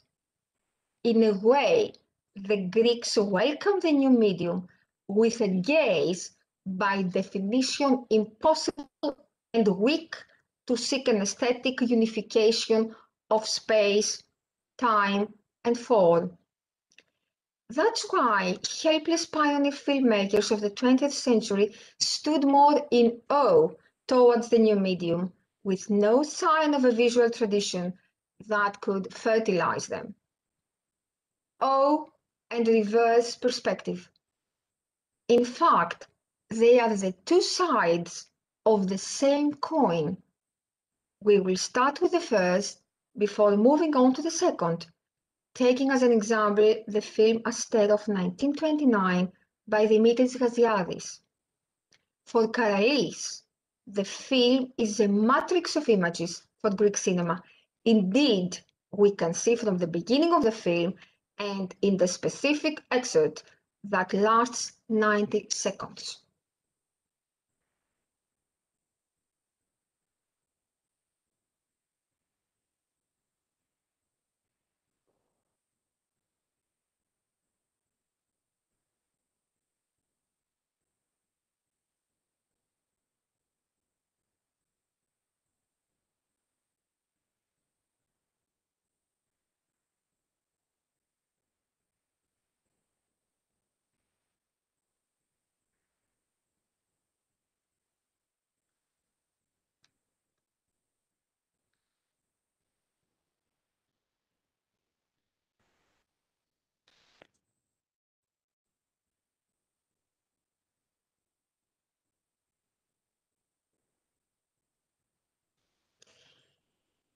We see that there are two distinct subsections, one for the ancient monuments and one for the modern city. One could claim that the ancient Greek is foregrounded emphatically and according to modernism, since the modern Greek identity is linked to the ancient glory, ignoring the intermediate link, Byzantium. We see repeatedly the rock of the Acropolis, the temple of Olympian Zeus, Propylaea, the Parthenon. The route is upward and the shots are from the bottom up. There is more a hymnal look, a pre-existing awe of the architecture, a gaze of admiration as it is reflected in the choice of the frame and the shooting angle. The shots are sometimes too general, indicating an admiration of what is still existing of the ancient beauty, and sometimes too close in order to explore details, because human eye is unable to zoom in to see, for example, the frieze or the metop. The lens is magnifying and curses the architectural work as though it has been for the first time. The shots are following a tourist tour from how the Acropolis looks from the distance and how we can see it on the rock. And static frames, like postcards, together with the editing, invite to a journey more into the past. We are familiar nowadays with that. In this first section, there is a cinematography of a tourist style and filming of a documentary style. Either way, it is a combination more static rather than dynamic, which is reversed in the second subgroup, where we see a dynamic blend of editing and cinematography.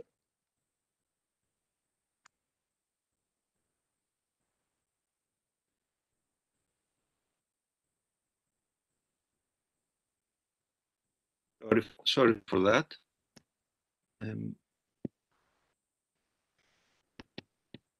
Yep. So, what makes impression here in this second subgroup of the film is the movement, the quick editing, the attempt to build a completely different conception of reality and representation. The gaze here is prima facie modernist. The course has a flowing consciousness as the camera rolls over the car on the main boulevards. The city seems bustling, unpredictable, vibrant. Unlike the static shots of the first subunit, where there was a discrete attempt to find the right spot to set up the camera, here there is no difficulty in finding the right place. director was undecided before, here he knows what he wants and how to get it. That's why there is plenty of options, shots, frames. Dimitris Gaziadis, the director, places the camera near a square and at intersections in the street, in a car, on a sidewalk, on apartment building's roof. Whereas before, the burden of responsibility prevailed, leading the director to a simple depiction of Acropolis. Now the choices are many, dominated by a modern plethora. But undoubtedly, not only basic, but what we would call as fundamental principles of the Greek gaze can be found through this success. The camera stands between the ancient monuments and iconic buildings of the Athenian center. It is the ruins, the half-crushed architectural evidence of the past that guide the eyes of the filmmaker. It is not the modernist look of the cinema, but that imposes a new aesthetic characterized by perspective and unity, but the architecture of the landscape that leads the filmmaker on an unsystematic, almost erratic, and yet paroxysmal shot unification of the city center. The shots do not have an aesthetic unity as they succeed each other. The whole second subunit is a juxtaposition without any thread connecting the shots. For example, these three successive frames are lined up without being aesthetically connected. Different directions, different angles are joined together by the monument of the Parthenon, imposing a synthesis vertically. There is an asymmetry in the composition. The lines, instead of converging, collide. In this sense, if you take the direction of the shot lines, one could say that this is an almost constructivist depiction of the representation. We would remind that constructivism comes to a crescendo on the stairs of Odessa in Battleship Potemkin by Eisenstein in 1925. But the Greek version of constructivism in 1929 submits to the dominant characteristic of the Greek cinematic gaze, to the fragmentation, the partiality, the inability to compose. Something similar can be seen in The Adventure of Villar, the lover of Voskopoula, two other silent movies of the era. In all of these films, the camera stands between the ancient monuments and the emblematic buildings of the center of Athens, which, after 1922, imposes its hegemony and especially its way of looking at the cosmos. The ancient Greek past, characterized by ruins and fragmentation, dominates and imposes a visual narrative that cannot have the characteristics of the Aristotelian mimesis. All this visual grammar could be named as a reverse mimesis in proportion to the reverse perspective. In a reverse mimesis, the look at the archaeological landscape imposes a map of visual thinking and a storyboard of the cinematic language. We can say that the main characteristics are the fragmentation, the emergence of the partial, the impossibility of the aesthetic unity, the resistance to the modernist cinematic movements such as poetic realism or narrative techniques such as fantasy, the rejection of the psychology of depth. It is precisely these characteristics that became dominant aesthetic standards in cinematic language, since the central core of national identity was, as Karalis argues, a confused political paradigm in which the autocratic Byzantine Imperium coexisted with Athenian democracy, the Orthodox mystical soul with the ruined ancient Greek psyche. Take, for example, this frame in the second subsection. Here we see an attempt to combine past with present through deep focus. At the first level, the arch creates a closed frame within the shot. The gaze, in a way, is locked. At the second level, we see the bus in the road. At the third one, the two-story house. And finally, the sacred rock of Acropolis. The beginning and the ending of the shot form the gaze and antiquity directs the way the camera and its angle will stand. It is the antiquity which suffocates the cinematic gaze and to some point cancels the perspective. Whereas the tracking shot is available since 1912, here is not used in order to overcome the limit of the antiquity. For example, the director could pass through the arch, framed from bottom up. But later in the film, the director uses a tracking shot when he wants to navigate through nature. In other words, it is the arch which sets a limit, and no, reverse mimesis foregrounds the limit of creatively combining the past with present, the inability of effectively fusing perspective with camera possibilities. This defective perspective is a key element of reverse mimesis, which prevailed for many decades in the pre-war and post-war Greek cinema. In addition to the reverse mimesis, we notice something else. The story begins to unfold. We see repeatedly love between the young shepherd and the girl in profile. The faces remain static and in a way ecstatic because of their passion, unable to manage their doomed love. The movements of their faces are captured with medium shots. We constantly see their profiles, not their full faces. And moreover, any movement of their face starts or ends in a lateral position. Seeing such an aesthetic choice after 100 years looks like another visual language. The modernism changed the way of watching and perceiving, but back then this aesthetic choice was the result of the reverse mimesis. The dominant view prevailed in southeastern Europe and the eastern Mediterranean through the shadow theater of Karagiozis and Byzantine iconography. For a long period, the reverse mimesis trained the Greek gaze to a visual language in which the outline was a presupposition. In other words, the draft is required for emotional identification. Reverse perspective and reverse mimesis were the two mechanisms of visual language in the Greek world during the 20th century.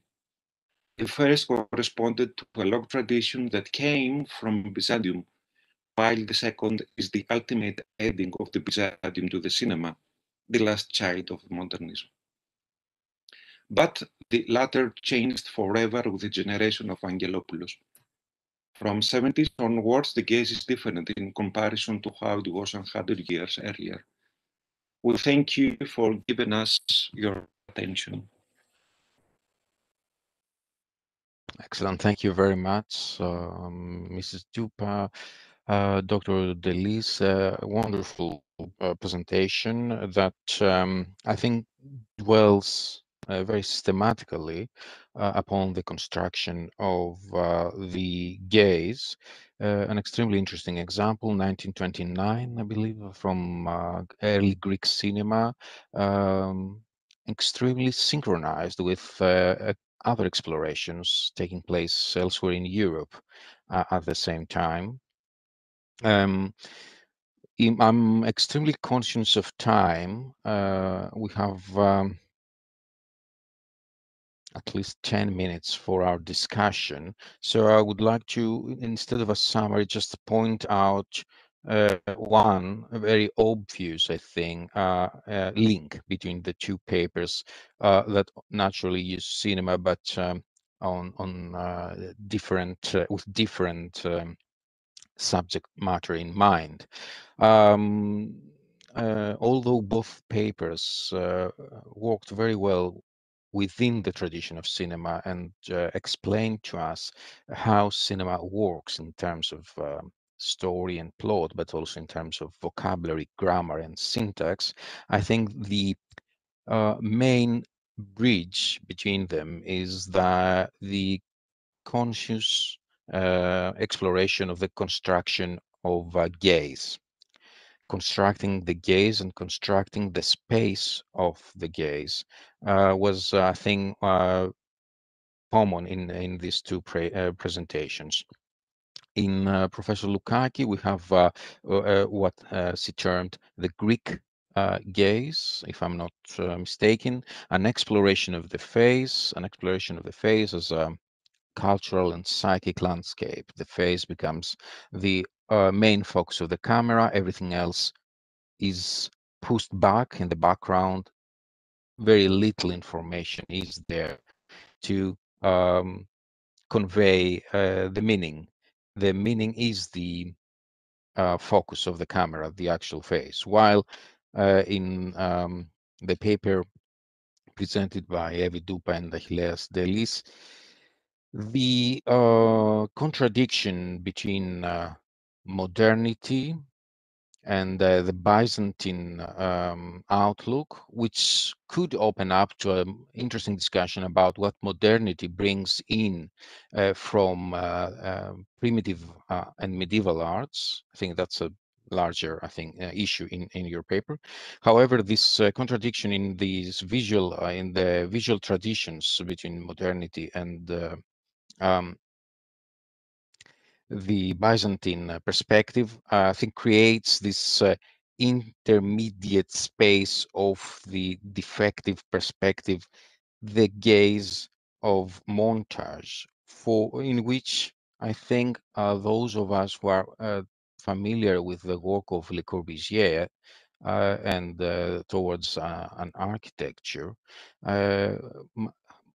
must have pointed out the obvious links, especially where you showed two shots of the busy streets of Athens, linked with an image of the Parthenon. I think this reminds us very well of the kind of vocabulary that Le Corbusier was putting forward at almost about the same time.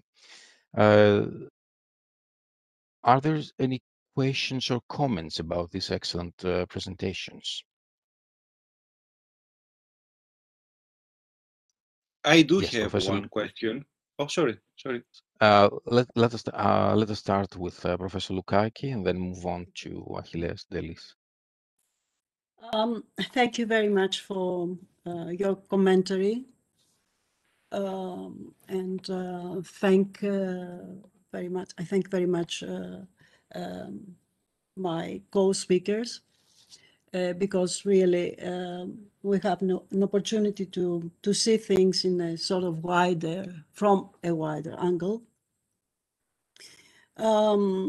It is true to say that, yes, I try to explore the Greek gaze. I have been doing this for a long time, but this is the first time that I sort of tried to explore the cinema, the filmic medium.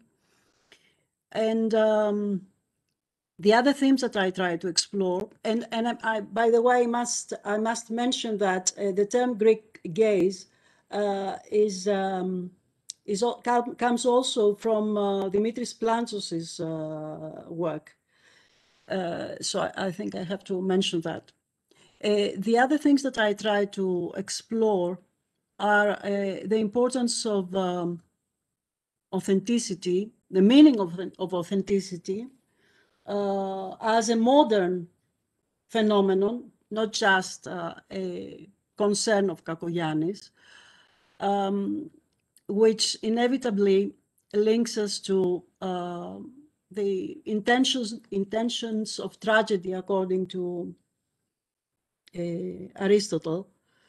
I also try to explore the issue of architecture and landscape, the relevance in the two cinematographers, and the role of psychoanalysis and how and if it addresses wider strata, the communal, if you like, instead of simply the person, whether it addresses a communal becoming, a collective process, rather than a purely personal situation. And from previous research, I have seen that I think what my co-speakers are talking about is the meaning of the mutual gaze, which we see very clearly in the Byzantine mosaics that I showed yesterday, and in the Byzantine, I mean, the mosaics from Daphne, and the Byzantine art in general. I think that it has been explored by Byzantium. It has been explored also by modernism, by the Surrealists. And it's the first time that I realize that there have been some shortcomings on the part of Greek cinematographers. But I think it's just to say that Kakoyannis, coming from all this tradition, did explore it successfully, as also did Tarkovsky, who belongs to this wider tradition as well. So yes, this is what I want to say. Thank you. Thank you very much. I think it was also very evident in your paper how the use of archetypal sites brought some kind of aura in the cinema that you can't really see in the case of Pasolini. But I think there's already a comment by Dr. Delis. Would you like to take the floor, please? Yes, I have a question for Professor Loukaki. What is your opinion about the use of color in Kakoyannis movies? I mean, in Electra, it's black and white movie, and if I remember well, Iphigenia for sure is colored movie. I don't remember and I think the Trojan Woman as well is in color. So what is your? They are in color. Yeah, thank you. What's your opinion about the use of color in the way of constructed the landscape of Greece? I think that black and white is very telling. The use that he makes of black and white is extremely telling, and in Electra, I think that he can transmit the message that he wants to transmit very clearly. I think that there is, you can see this haze in the Trojan Women, which was filmed in, it was filmed in Spain. And I think that, again, the use of yellowish colors signifies, is telling in terms of the destruction of Troy, the great fire that destroyed Troy, and it combines well with the drama and the pain of the Trojan women. So I think that he accomplishes that very well there. Color changes when the camera approaches the face of Irene Papas, if I recall well. Things become lighter around here, as if this woman can transmit light, though sinful, if you like, though an impostor, this woman still radiates light. The same is not true of anybody else in the film. And this is telling, I think, Kakoyannis focuses very, very strongly on her face. On the other hand, I think that color in Iphigenia is an existential exercise which captures the passion, the drama, the the agony of the protagonists of Agamemnon and Clytemnestra, as well as recalls, as I said, Fayum painting. I think I said it explicitly. And the film really stirred me deeply, because I realized, I think it's portrayed very strongly, how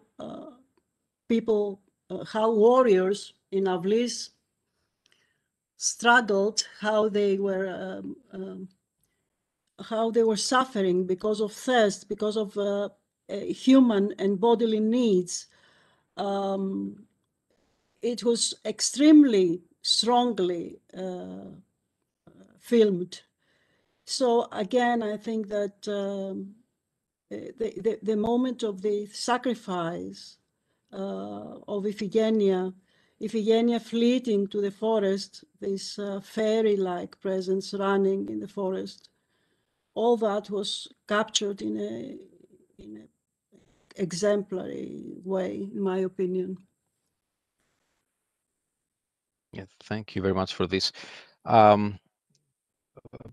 Professor Moraitis, is there any chance we can postpone the rest of the discussion for the end of the day after the keynote by Francois Pence?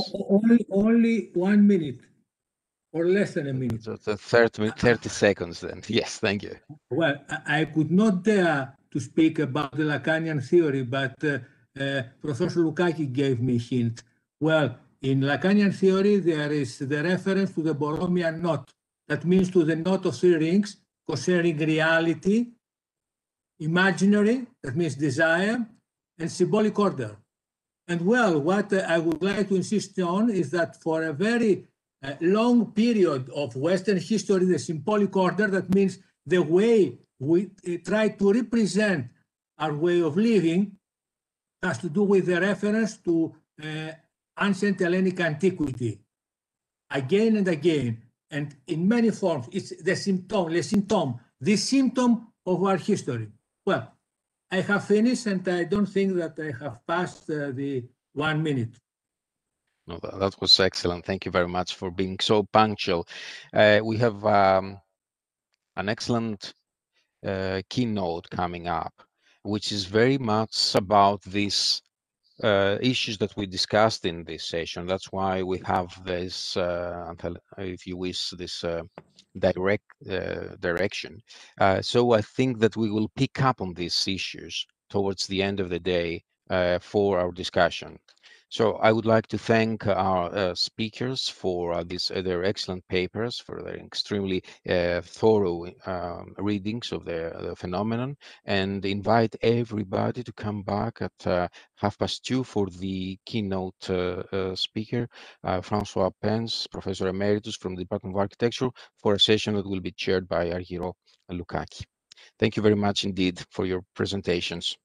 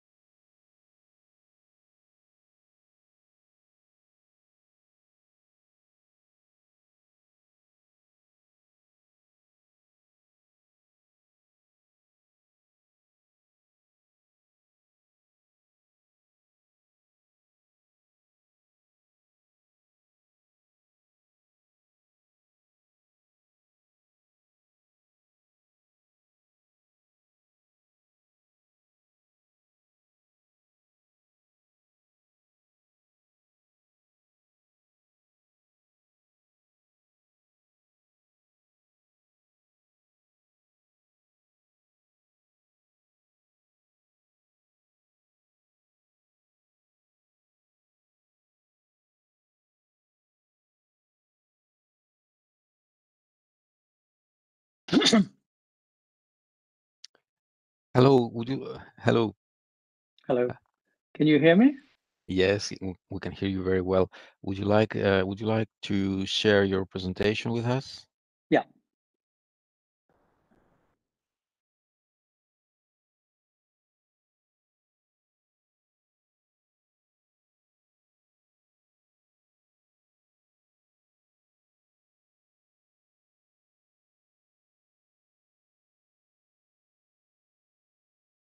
Can you see it? No, not yet. Is it Okay. loading? No, it is loading. It is loaded. Sorry, it's not here yet.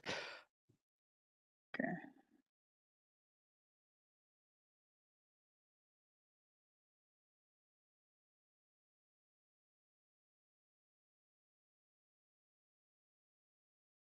We're getting somewhere. We can see the environment of PowerPoint now, so it's okay, I think.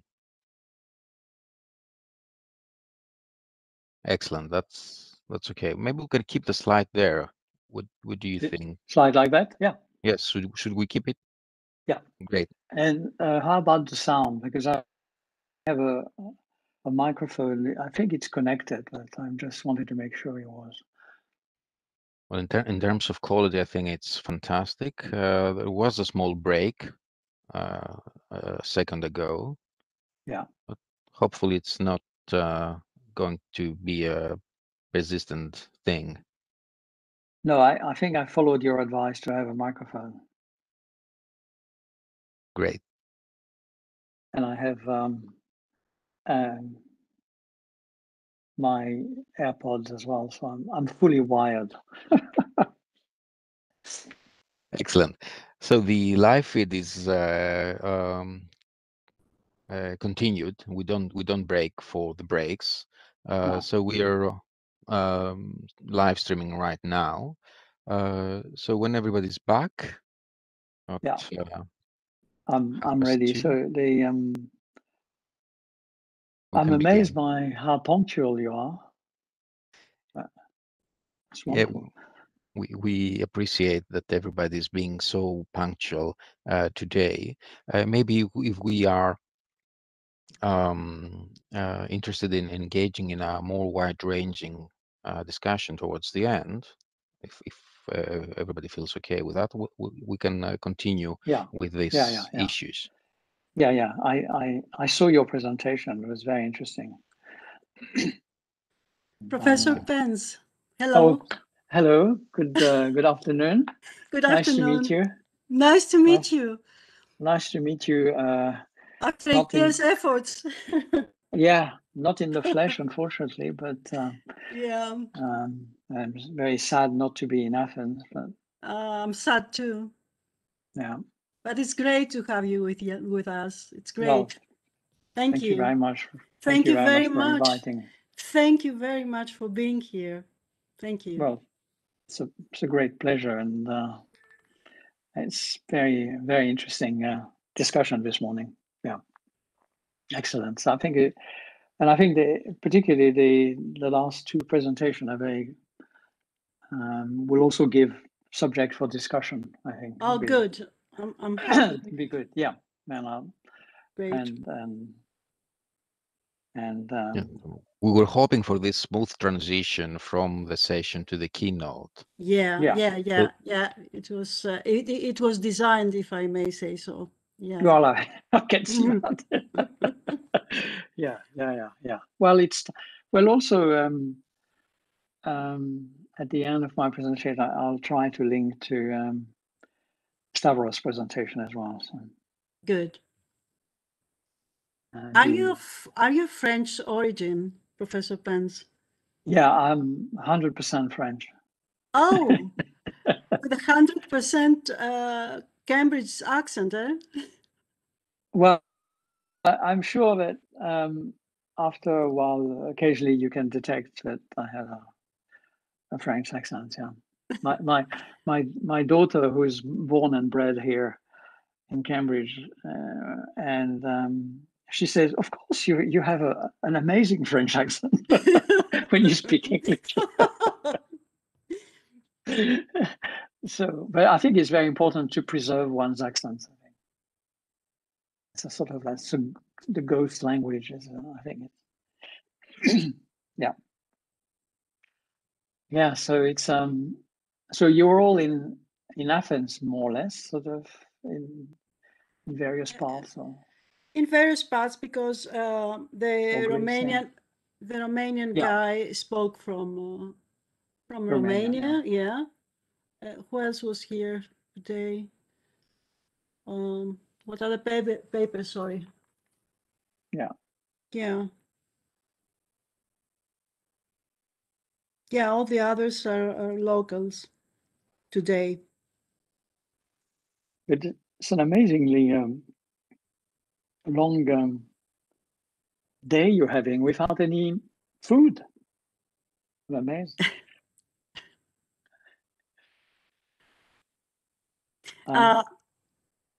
I'm quite fascinated by your explorations in China and Japan. Yeah. Yeah. I will talk about that, obviously. Yeah. I will hear it with great interest. Yeah, I think it. Yes, I think it will probably go well with that. Your theme of East and West. Probably, especially hearing from what people have mentioned, also the issue of perspective and reverse perspective, etc., which is what, in a way, I will be talking about. I tried to sum up some of the themes yesterday because in preparation of your presentation as well as ours, yeah. So I hope that it will become easier. Also, the papers on Byzantium, which will follow tomorrow. Ah, yes, yes. Yeah. Will on the Byzantine culture will further allow the deepening of the understanding. So I think it's something cumulative, if you like. I think it will work well. Yeah, no, I think it will actually, yeah. So congratulations for putting together this this show. It's quite. I know it is a lot of work, really, and you must have been working on that for some time. We have been working, and we have worked very hard together with Stavros, and I owe him a lot. So yeah, and there is a book in preparation. We are hoping to co-edit a book. It's being reviewed as we talk, so I hope that we'll have one more publication after the last conference, and also I do hope that there will be a presentation coming out of this conference. So, sorry, a book. A book, yeah. Yeah. Yeah. So it's been. I mean, it has been an intense couple of years, 2-3 years now, that we have been working on organizing conferences and thereafter producing books. So yeah. No, that's yes. I mean, I did organize a conference September 2019 about the project that we'll be talking about in part, and it was fantastic. And now we're editing a book, but it partly was fantastic also because I still look at those images of meeting people, you know, having drinks after the conference. Sort of, now we are starved of humanity in a way. Exactly, absolutely. We are starved of humanity.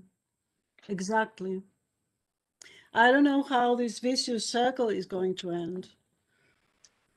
Oh, gosh, yeah, it doesn't look. Yeah, there was some hope with vaccination, etc., but it doesn't. I'm not sure. I mean, yeah. I think that it is time to start.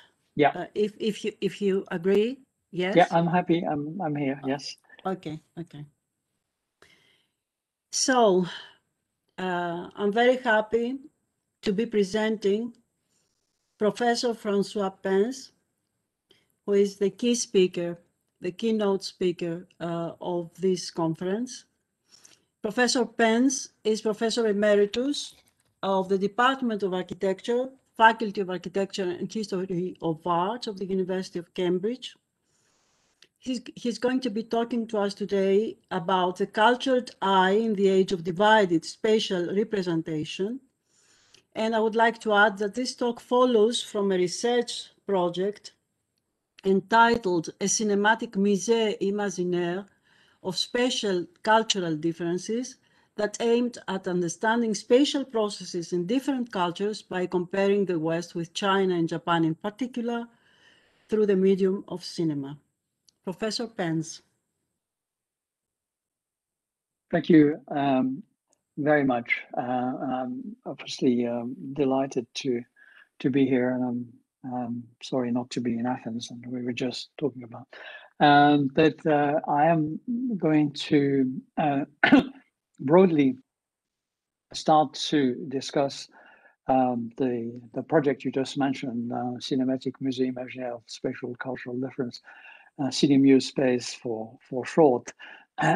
This was a 3-year project, so it's a very large project, and I'm not going to go into much detail, but I'll look into a particular angle, which I think will fit well with the East and West theme, cultural theme that you have for your conference.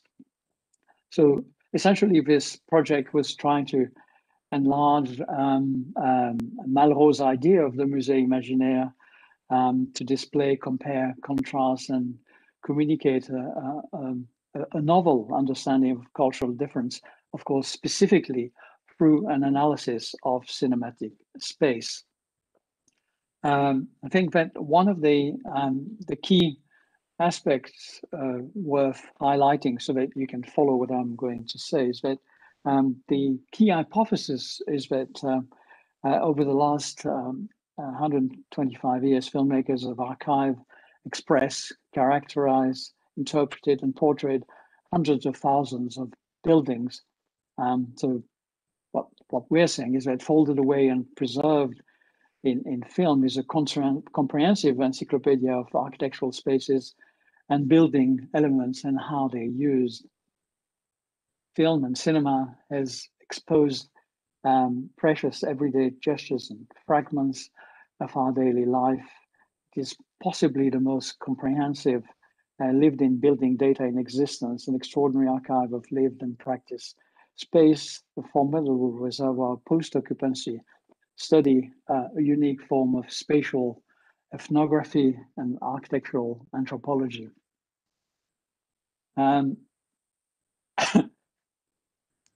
So this is some of the extract of some of the wide range films that we have studies that you can see that we can collect ways of eating, ways of washing, of playing, and sleeping. This is what and etc. etc. This is just an assemblage to mention this idea of film being capable of highlighting situations.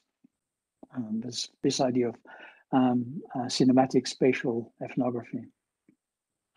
Now, in order to extract the everyday, which was really the everyday in the domestic sense, in the Lefebvrean sense, Henri Lefebvre, which is sort of linked and woven into the fabric of the film. And we had, by the way, we had 53 films from Europe and the US, and we had 53 films from carefully chosen films from China and Japan to study. So our database allows for segmentation and time annotation of selected fiction films. We annotated the films and we created an ontology. I think at the end there was something like 3,500 words. in order to be able to, sorry, it's probably very small, you can't read, but it allowed us to be able to have a malleable repository of clips that so for every film we studied, it would take about, we had quite a lot of people working on the project. It would take about 2 weeks to thoroughly examine a film and make annotation. And the work was, we did a series of workshops in China and Japan, and this is Shanghai. We had a very interesting exhibition. That's the Malrusian idea of the Musée Imaginaire. So it was very important to us to be able to exhibit this work and disseminate this work, and being confronted with people from other cultures. We had services in Shanghai, and a different form of exhibition came to Manchester, to the Center for Chinese Contemporary Art. So this sort of, I wanted at this stage to give you just simply a brief overview of the project. Now I want to come back. Oh yes, and this is the one of the output is this catalogue raisonné of everyday life activities. I mean, you've had an inkling of how this could be organized, and I have I have here just to give you a feeling for what it's like, and I have some extra copies. I'd be very delighted to share them with you.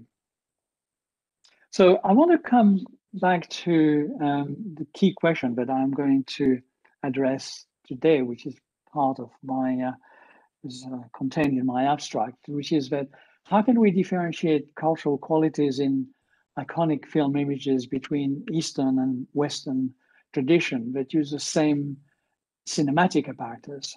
And what are the broader implications for the cultured eye? And I think here, what I mean by the cultured eye is this notion that visions really is very much part of the culture we live in. And then you were talking earlier on about the Greek gaze, which would be different from other other gazes, and that's what I mean by that. I wanted to also mention that, and that is of course conventional wisdom tells us that over the last 500 years, our developments in perceptual vision, we see it as a continuous unfolding from the Renaissance-based mode of vision, in which photography and eventually cinema are simply later instances of an ongoing deployment of perspectival space and perception. And in a way here is going to be, and if we already heard in the last presentation that the Byzantine eye would have been different with reverse perspective. And that's partly what I want to examine, because I think this was become quite important in our project. We had enrolled the Philippe Descolas, French anthropologist, to help us with this delicate issue of understanding the significance of iconic images between different cultures. But I'll come back to his role and to his theory slightly later. So this is not, of course, a talk about perspective, however tempting it might be, but just to pick up a number of key points in order to advance this idea of the cultured eye notion. Really, there was a profound break with medieval imagery at the time of the beginning of the 15th century with Brunelleschi, and of course with the publication of the Pictura of Alberti.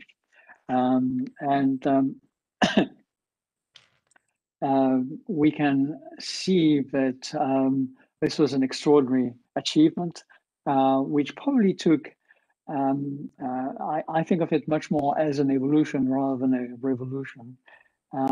It took a very long time to reach that point, which seems quite extraordinary when we think about it.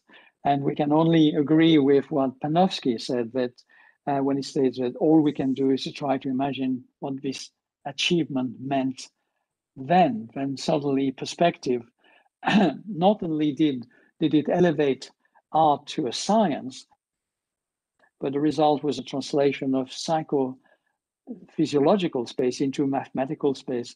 In other words, an objectivation of the subjective. And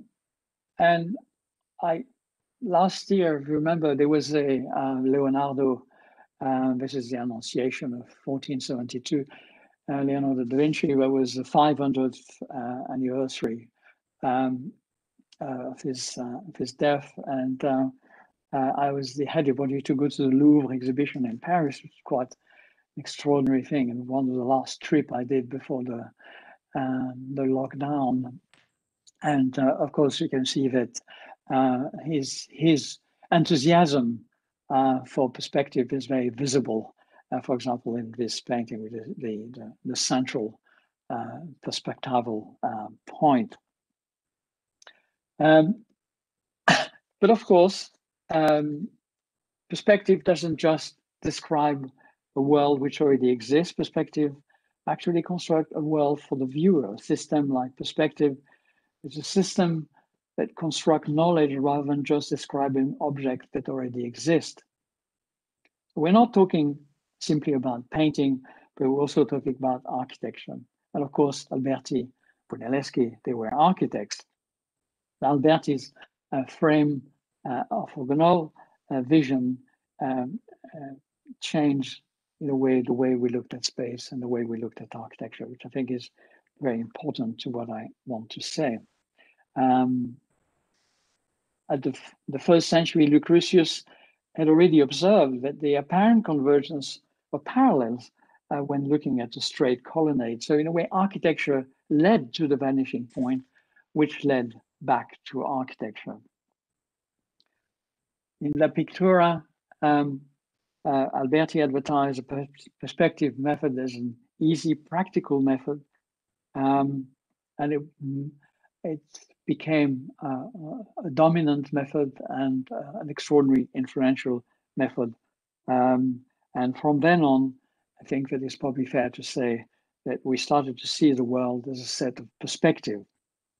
In fact, somebody before mentioned Lacan, Jacques Lacan, but this triggered Lacan to proclaim that a space pretending to be an image is only possible after the invention of perspective in painting, which architecture adopts in order to represent itself. But of course, there were other traditions. This is what Alberti called the Prince of Rays, which is a very important part of his theory. So we have this dominant anthropocentric monocular vision which starts from the 15th century. However, we look at China, we see a very different tradition. This is what has been referred to as a Chinese method of oblique drawing. A scholar called Massimo Scolari calls it anti-perspective. You see that the lines, there's no vanishing points and the lines are not converging. The characters at the front are the same size as they are at the back. And crucially, in the Chinese representation, there was no transcription of direct observation of the real, but of what the inner eye was capable of grasping. Now, there's a fascinating history here. Some of you, I'm sure, would be familiar, and although the Chinese did not have the Pittura from Alberti, they have, for example, the wonderful mustard seed garden manual of painting, which was very much a way of telling the painter what they should include or not. For example, you couldn't paint water without showing the spring. You can't show a road without saying an entry and an exit, or you can't show a tree with at least having 4 branches. But the history of perspective and the Chinese way of being represented meet when the Jesuit, the Italian Jesuit, and particularly Matteo Ricci, arrives in China in 1573. And he's accompanied in his luggage a whole range of iconic images which use perspective. And I think that this led to an extraordinary dialogue between, it took him 20 years to be able to talk to the emperor. And while the emperor was fascinated by the obvious, what he thought was a technical marvel, they thought that what they had produced actually completely lacked realism from the Chinese point of view. They were sort of quite, they thought this was quite extraordinary. And I think that it took several missionaries to realize that, well, the evangelical message was getting lost clearly because people could not understand the paintings. And lo and behold, the Jesuit missionaries in China started to use and this is the oblique perspective, to try to still convey at least the evangelical message to convert Chinese to the Catholic faith. Of course, it failed, and in I think it's at the end of the 18th century, the Jesuit mission was aborted.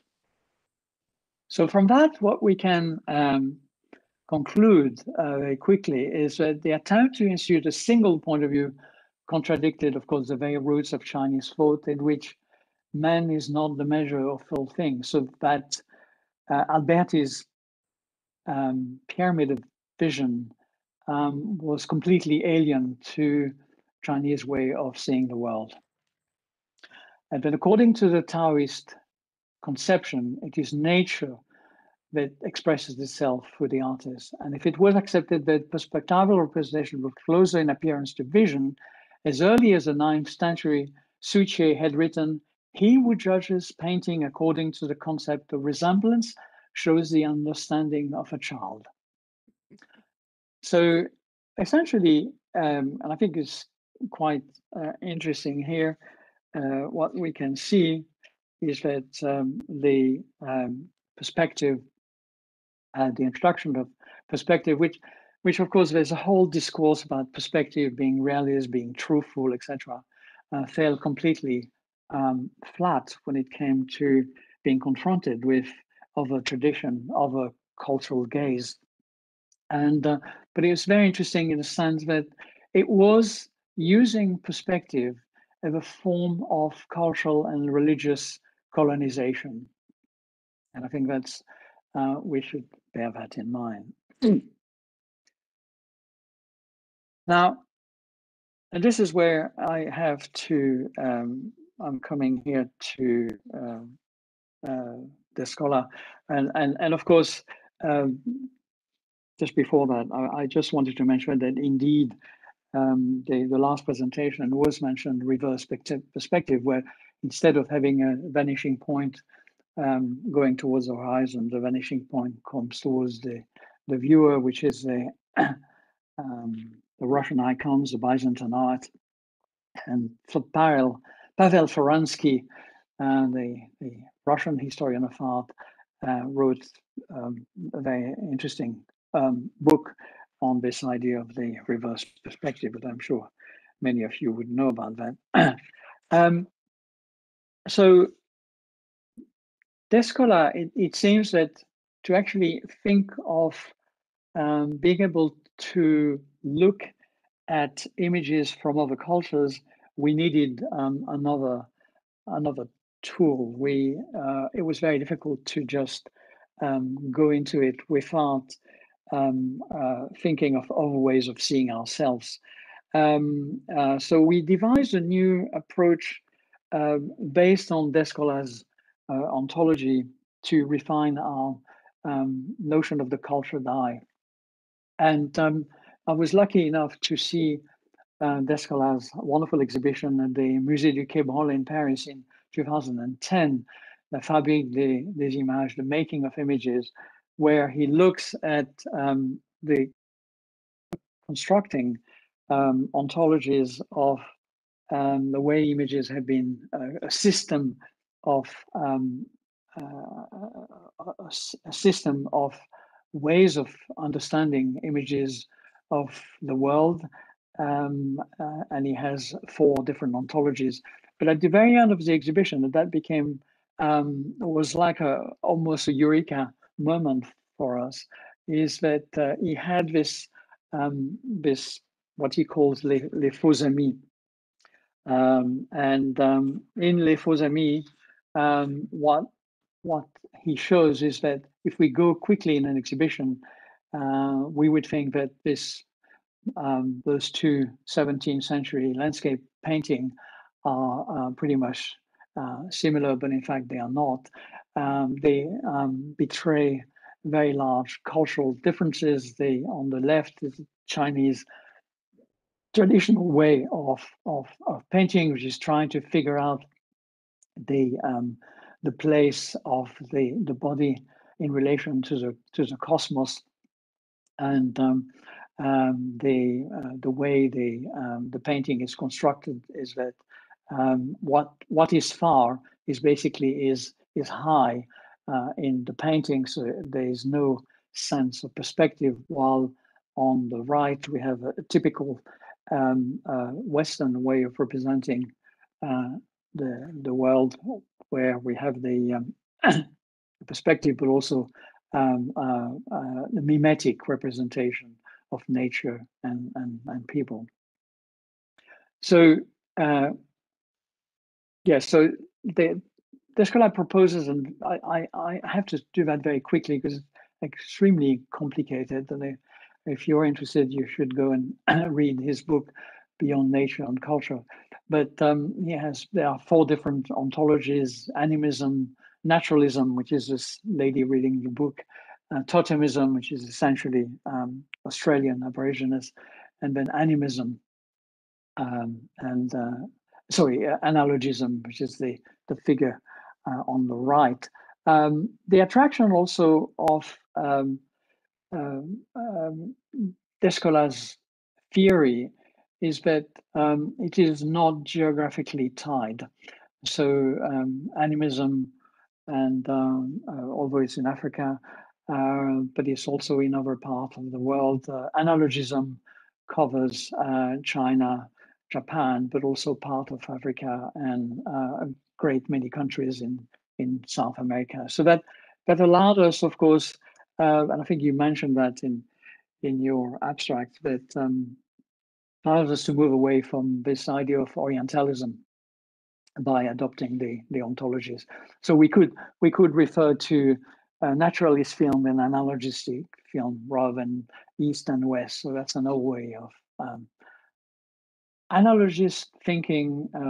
Descola tells us is a correspondence between macrocosm, the universe, microcosm, the human person sees the world in miniature. Now, also the point is that in the medieval time, Europe, for example, was very much under this idea of analogistic thinking, and there's this break with the Renaissance. Descola, with whom we worked for this project, was very generous, and I was quite amused as well of our efforts. But he gave us this image of of a pavement mirror shop in West Bengal in India. And of course, India is part of the analogistic tradition. We can see that there's a profusion of things that form a totality, a constellation of connected, tangled elements. Now, I'm moving on to the experience we have with TeamLab. Now, I don't know if any of you have come across TeamLab, but it's quite an extraordinary group of, they call themselves ultra technologists based in Tokyo. They're sort of a huge organization now, about 500 artists, computer scientists, architects, sound designers who work together. The interest for our project, and that follows from what I was talking about, the Chinese and East Asian painting tradition, which is essentially a two-dimensional way of representing the world. And they are, their philosophy is essentially to reject the linear perspective, and all their work is based on Japanese pre-modern painting, the Heian and the Edo period, which they are reactivating the most extraordinary way, also by aiming to dissolve the boundaries between the view and the artwork. So the work has to be experimented by moving inside the work. And this is the Shanghai exhibition, which we had the opportunity to visit as well. The founder of TeamLab, Tokoyushi Inoko, is very clear about their motivation. And he says that modern man sees the world through the vector of television and photograph, which again use perspective. The boundaries between subject and objects are quite clear when perspective is deployed, with a line of separation, as it were, between the self and the outside world. The gardens in Versailles present a central axis with a single focal point of view. The Western world saw things through the concept of perspective. So even man-made spaces exhibit their perspectival approach, as I mentioned before. By contrast, Japanese gardens build layered scenery that extend from the front inward rather than towards the vanishing point. Spatial recognition in Japan saw the world as a series of layers. So man-made spaces were also designed based on the articulation of space. And this is some of the work. This is based on a 17th century painting of Kyoto. This is how they started to work on based on this painting and reconfiguring the perspective. At the bottom is, of course, CAD is all the CAD programs have built-in perspective, and they have to develop their own software to create axonometric perspective.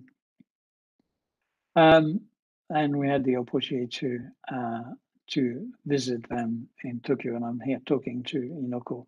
It's a fascinating experience, part of their manifesto. But I think I'll carry on. Of course, Japanese space, Japanese architecture. For example, architect Kengo Kuma, many of you would be familiar, states that Japanese space is built through overlapping several bidimensional planes, while in Western architecture, space is limited to thick, heavy walls. In Japanese architecture, the space for people is obtained using surgically mobile, thin, and light partition formed by wood and paper frames. And I think that this applies not just to architecture, but also the way there's a layering of landscape. And Kengo Kuma also has a way, for example, in this Museum of Art, to incorporate the hill behind as a sort of seeing it as a series of constructed a series of layers. Now I'm coming back to my original question, which is basically the camera apparatus and the ways of filming. So clearly, we can see that the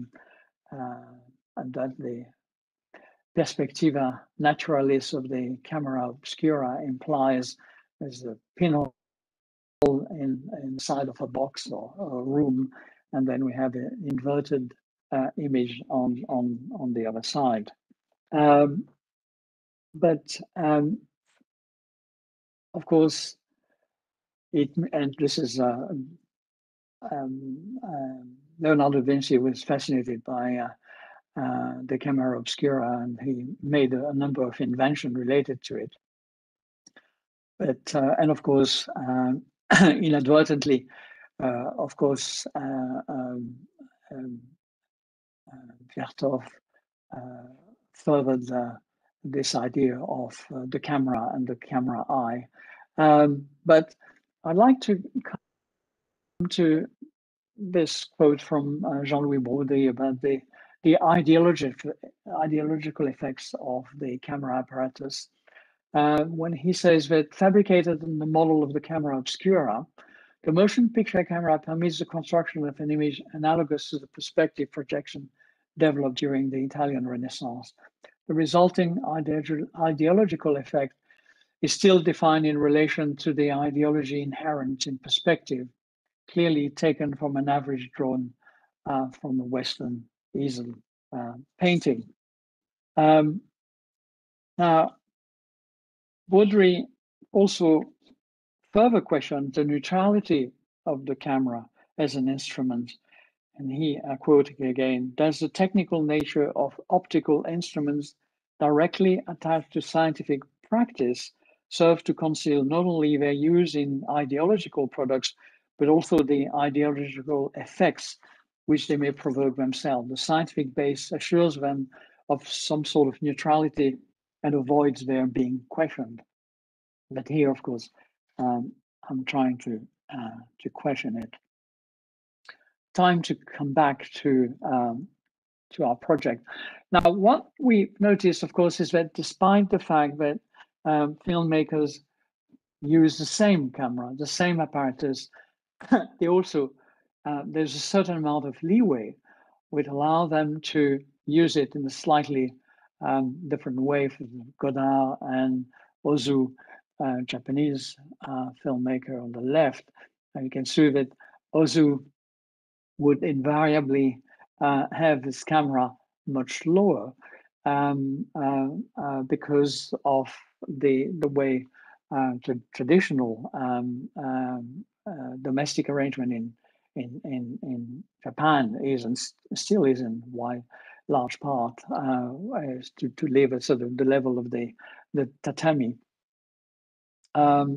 So again, using reprising Descolat's idea of the faux amis, we can look at images of film in Japan and USA of people eating and thinking that this is very much the same scene, but it isn't. There are some marked differences. In Japan, the family sits on the zabuton pillows. As a result, the floor is very often integrated in the act of eating as a surface. So it's a very different concept of the home. While of course in the US and in Europe, the floor is something quite dirty, and dining chair placed at the table a much higher level, and the floor is of course a no-go area for food or related utensil. Sorry, the other aspect which I think was was quite important. Sorry, I'm coming back here.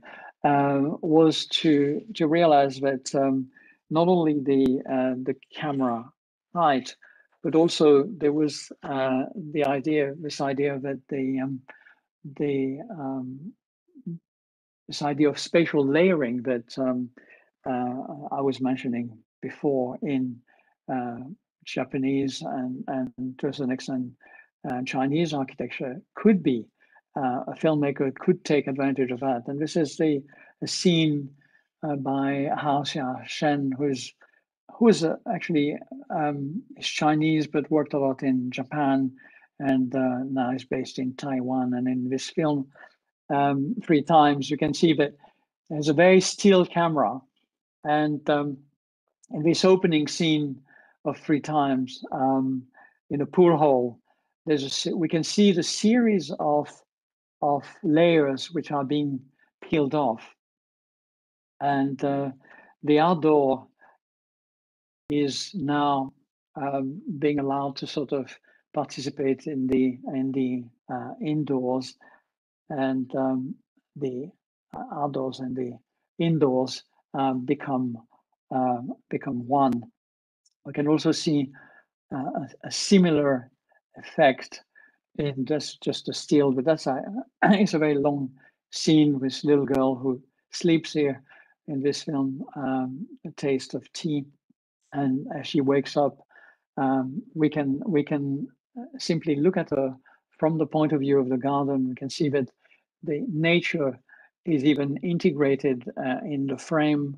So this is almost the reverse shot of what I've just shown you before, where we were inside looking towards the outside. Here we are outside, and this is a point of view of nature, again, a very sort of deadpan frontal shot, showing the spatial layering of domesticity, and we can even see the garden reflected at the back, and we can see, if we had the clip, we can see the gently moving breeze which are reflected. So it's as if nature and home were becoming one, and this is, I guess, how analogistic filmmakers can get around the hegemony of perspectival point constraint built into the camera apparatus. In general, I have to say that one of the fundamental differences that we noticed in our work was this idea of how Chinese and Japanese filmmaker were treating nature. I think there was a lot more interest, I think, in looking and having nature participating in the frames. And I think this was very interesting for us to note that. Going back to the founder of teamLab, Inoko, he speculates that if all mankind were looking at the world based on the principle of Japanese spatial manner, before long, the boundaries between man and his environment would stop making sense. And we might create a new kind of society and culture. And he adds, this is a bit hyperbolic on my part, but that's a kind of work we would like to create at teamLab to convey this idea. And then this idea, in a way, we can see in this particular frame. I think I'm arriving at the end of my time, so I'm going quickly now. So let me just conclude as follows. Ways of representing the worlds, of course, are not innocent, and perspective unwittingly became an instrument of cultural colonization of the East. And according to Philippe Descola, from the Renaissance onwards, there's been a gradual separation of cultures. And in the naturalist tradition, the Western tradition, there's a separation between human, non-human, and nature. And I think that this split occurs, of course, around the time of the Renaissance. The very fact of having this anthropocentric vision of the world means that nature is now subservient to man, with, as we know, disastrous consequences. So my final conclusion is a bit controversial, I'm sure, that an anthropocentric vision and its representation of the world announce a new era, that of the Anthropocene. Of course, this is a provocation to link the poor Brunelleschi and Alberti to the environmental disaster that the Earth is facing now, but there is maybe something truthful in that. Before I hand over to you, Gera, I simply wanted to make the link perhaps with the Hellenic Travel Club by mentioning this extraordinary voyage that Victor Bérard did in 1912. I don't know if many of you know about that, but Victor Bérard was a French, he translated Homer in French at the end of the, and he did his PhD on Homer and Ulysse, and became convinced that the places of described in the Odyssey and Ulysse were actually real places.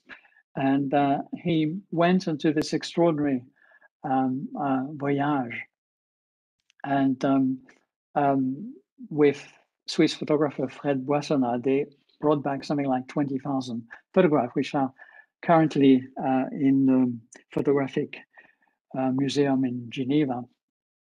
And photography, in a way, as film for us, became very important for this journey. And I feel that somehow, perhaps because our journey has been also quite eccentric, there's something in common with wanting to go on a voyage of discovery, as Bérard did, and perhaps as we did. Also, Bérard was also very interested in rebalancing a view of Greece that he felt was too westernized, and was very interested in its eastern roots, in particularly the Phoenician, currently Lebanon. So I think that I'm hoping that to perhaps work on Victor Bérard and in the future, and perhaps maybe interest Emilia and Stavros to look into that as well, and others. I think that concludes my talk. Thank you very much.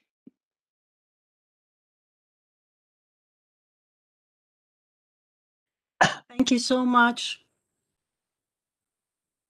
for this extraordinary account,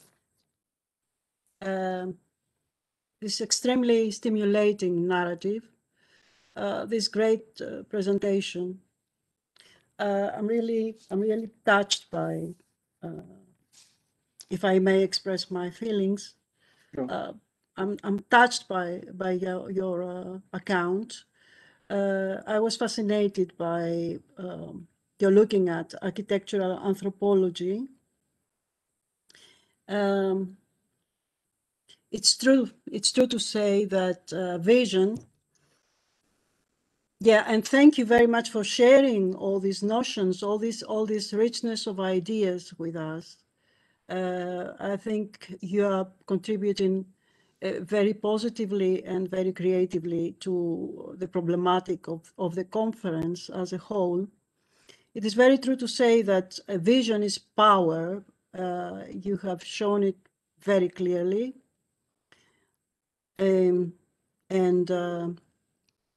Registering, like perspective did, is making the world controllable or more controllable, and was certainly used by colonialism. I don't want to repeat myself because I tried to hint at these things yesterday. But it is, again, true to say that people like Florensky, Panofsky, Damisch, Kemp, Martin Kemp, indicated that there is this idea floating that the other visual regime, if you like, is inferior. And we have had to deal with this layering too. One perhaps should mention that there has been positive resistance on this, the side of the Chinese as well as the side of the Greeks for different reasons, of course. The Greeks, of course, could have produced perspective much earlier, or Yeah. if you like, yeah. They had all the mathematical tools to do so, but they avoided that. They were, I mean, if we look at Sophocles, he says that humans are formidable and somebody has to stop them before committing hubris. He was afraid of absolute control, monitored and used by humans. And the same applies to Plato. He also was fearful of that. Namely, the danger of destroying a cosmic balance. On the other hand, I don't know very much about the Chinese, but it seems that they respected the power of their tradition, religion. And again, they didn't want any boundaries, it seems. You showed it very clearly. It is to do philosophically with the place of humans. So there's distinct reasons in the case of Greeks, in the case of the Chinese or of the Japanese, but the impact is the same. There is this avoidance of systematic perspective. And dare I say, I mean, I found extremely interesting that people nowadays, as we speak, explore these possibilities. It's like saying that somebody would continue from where El Greco left off and explore these possibilities for Greece. That would be, I don't know, perhaps unthinkable at this moment, but I find it extremely important and interesting. The treatment of nature as well as an impact of all that. The continuation of ancient accomplishments.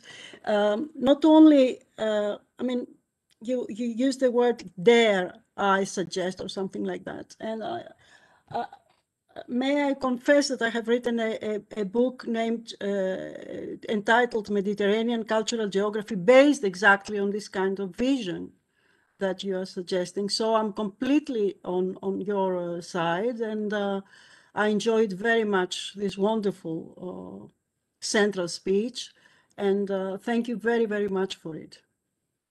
You're welcome. So, well, I mean, the case, I think you were probably referring to the efforts of Team Lab in Japan, yes, to go yes, back yes. to with extraordinary digital tools. They're able to rebuild a lost world of Japanese traditional painting, but at the same time making it incredibly immersive. And I think that you see that there's an awful lot of work which is being done. I mean, the completely other extreme is people wearing this virtual reality goggles, you know, that sort of the Oculus goggle, etc., to enter a virtual world, I mean, individually. But here, I've been to several of the exhibition. I found, and it's what is extraordinary is that children love that as well. It's just amazing. Children from from very young age to very old, everybody absolutely love the work of Team Lab. They have permanent exhibition in many museums around the world, and they have been in Paris, Helsinki, London, San Francisco. Wherever they go, the exhibition are completely sold out. And I'm not surprised, having experienced it.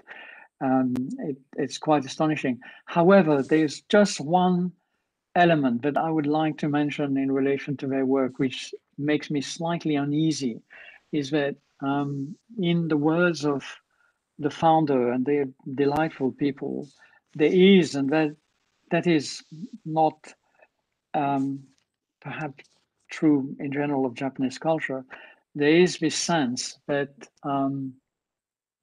there's a slightly nationalistic undertone.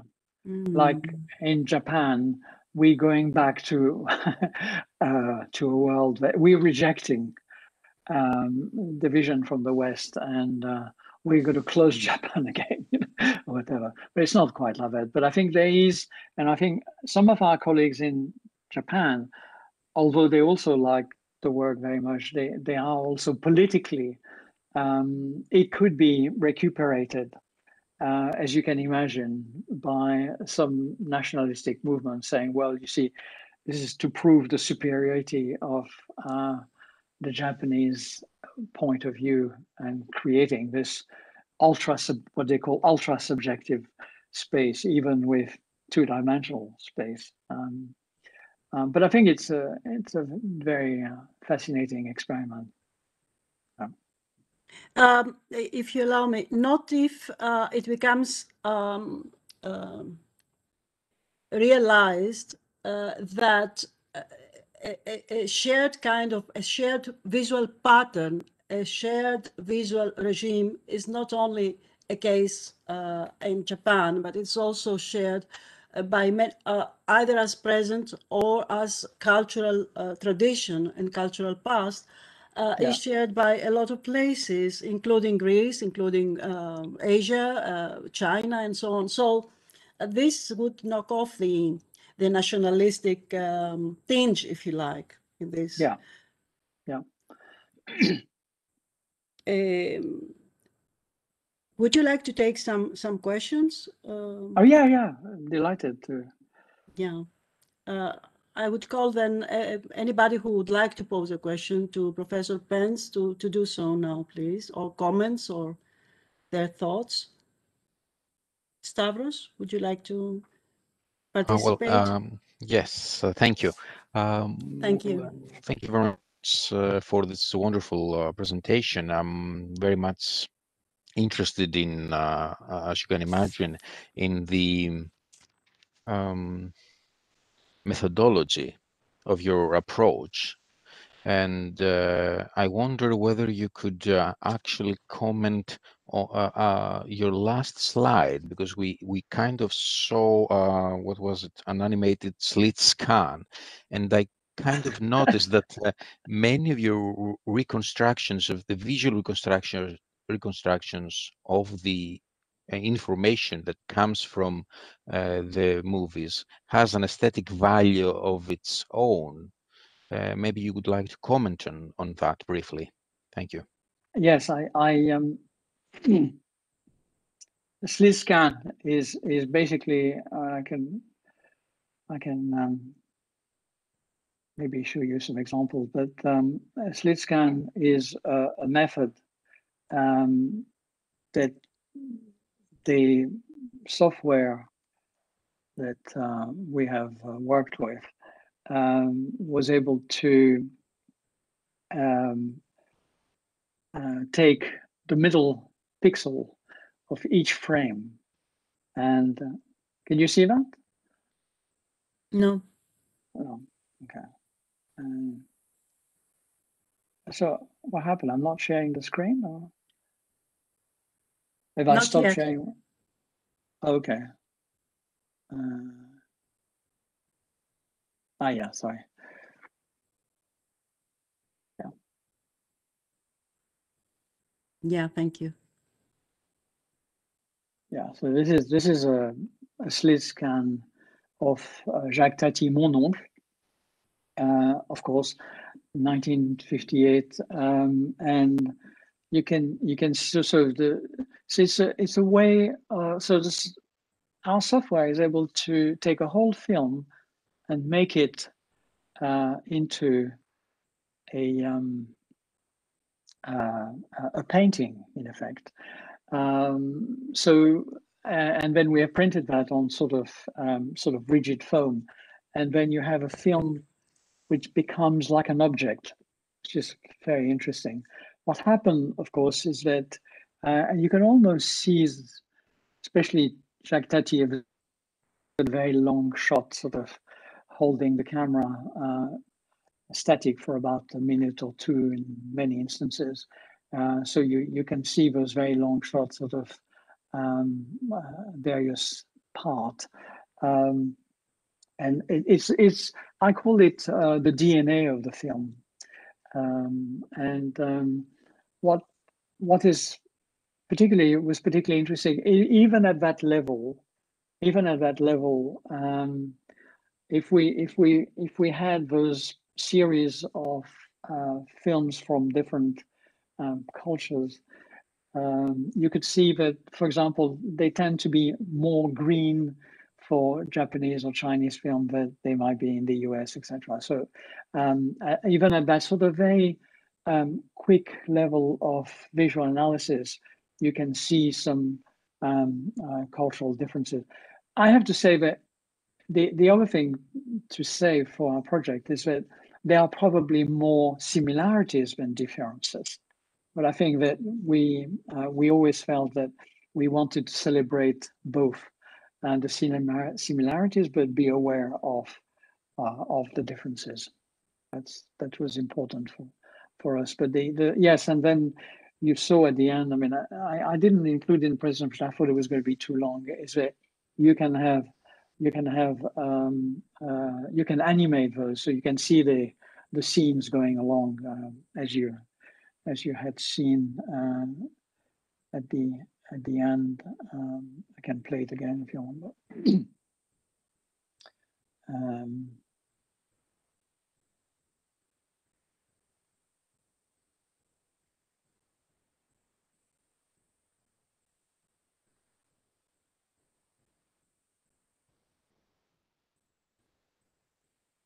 Yeah, let's do this.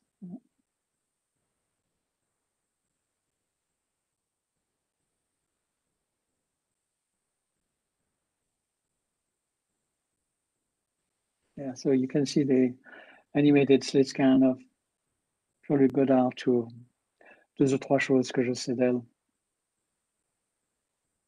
which I think was very interesting to have in in exhibitions, of course. Very powerful way of expressing an entire film. I mean, the other thing is, in terms of similarities, because of the software, we're able to say to the software, for example, you can write like a sentence, show me all the doors opened by a woman entering a space, and you can. So I think this is one. If I may play that, just.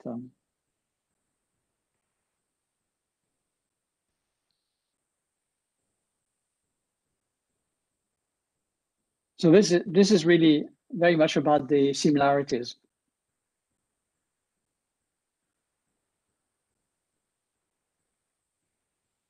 So the software would do that automatically now, which I think is, from the point of view of cultural analytics, too, as our friend Manovich would say, it's very, very useful tool.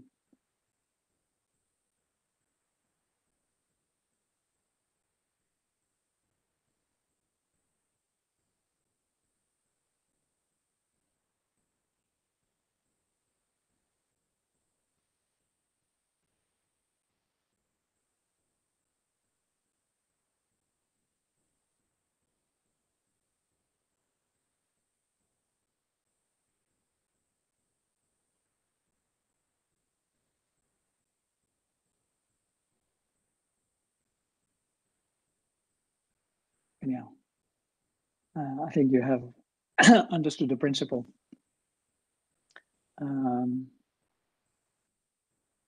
Yeah, that was very, I think, clear of how new tools bring about new visions about our world and new ways of coding information or visualizing metadata is not only about the technicalities of your project, it's very much in the way I understood your presentation, very much has to do with this oscillation between the naturalistic tradition of Europe, where nature is subservient to the human mind, and on the other hand, Japan and China with this kind of spirituality where nature is there for itself and doesn't have to comply to certain worldviews that come from us humans. Yeah, well, I think that that would be a nice conclusion, but I think that, of course, the reality is not quite like that, and I think that I imagine that it's there has been. I imagine the criticism for our approaches can be wide-ranging. First of all, it's a small sample. I mean, 106 films is absolutely tiny compared to the corpus of film in the world. So I think that what might be the future of this sort of work is to unroll the power of machine learning and have much more representative samples from a much wider range of culture and several thousand films to start to sift through the cultural analytics to see patterns emerging. But here, this was very much, I think of it as very much as a pilot study, potentially showing possibilities for the future.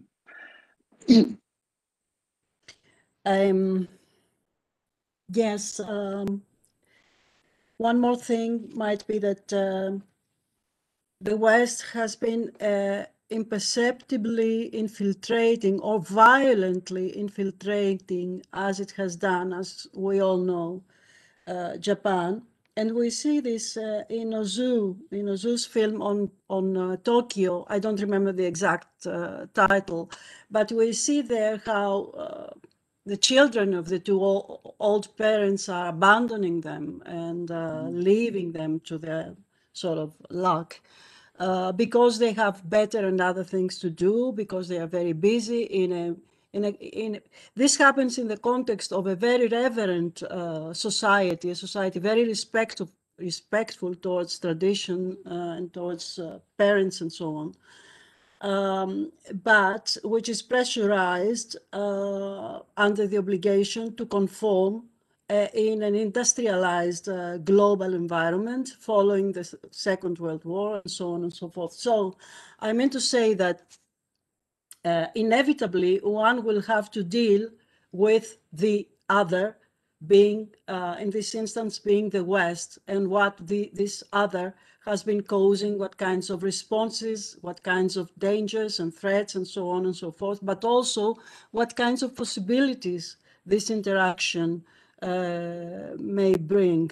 And may I suggest this kind of coexistence, the coexisting visual tropes that have been first articulated on the island of Crete in post-Byzantine period, whereby both worlds, both visual regimes were supported and,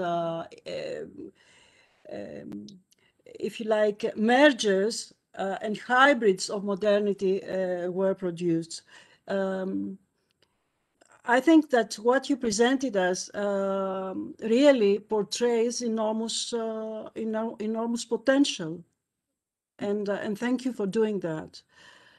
I'm a bit getting a little bit anxious because we are running late. Yeah. I don't know if there is any urgent question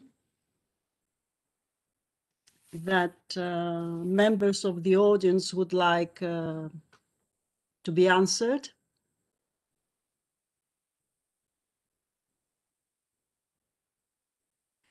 If not, then thank you very, very much for this extraordinary. It has been entirely ours and a great honor. Thank you very much for this extremely interesting and fascinating presentation. Thanks a lot also for me. You're welcome. And, thank you. Hope to meet you all sometimes in Greece in the future. We very much hope that too. And thank you Okay. for the cue on Berar. We'll look it up. You will, once you discover Berar, you will be fascinated for a long time. There was a symposium at the École Française in Athens, 2015, about Berar, I think. So people are starting to rework on him, and I think it'd be worth going to see the photographic fond in Geneva as well, which I'm intending to do. But I think we can talk about that. So thank you very much for the food, the delectable food for thought. Thank you very much for having me. Thank you. We'll call it a day now, and I am inviting everybody to tomorrow's session 4, which will start at exactly 10 o'clock in the morning, local time, of course. Yes. Thank you very much. Okay. Thank you. Thank you very much. Bye-bye, you. everybody. See you. Bye-bye.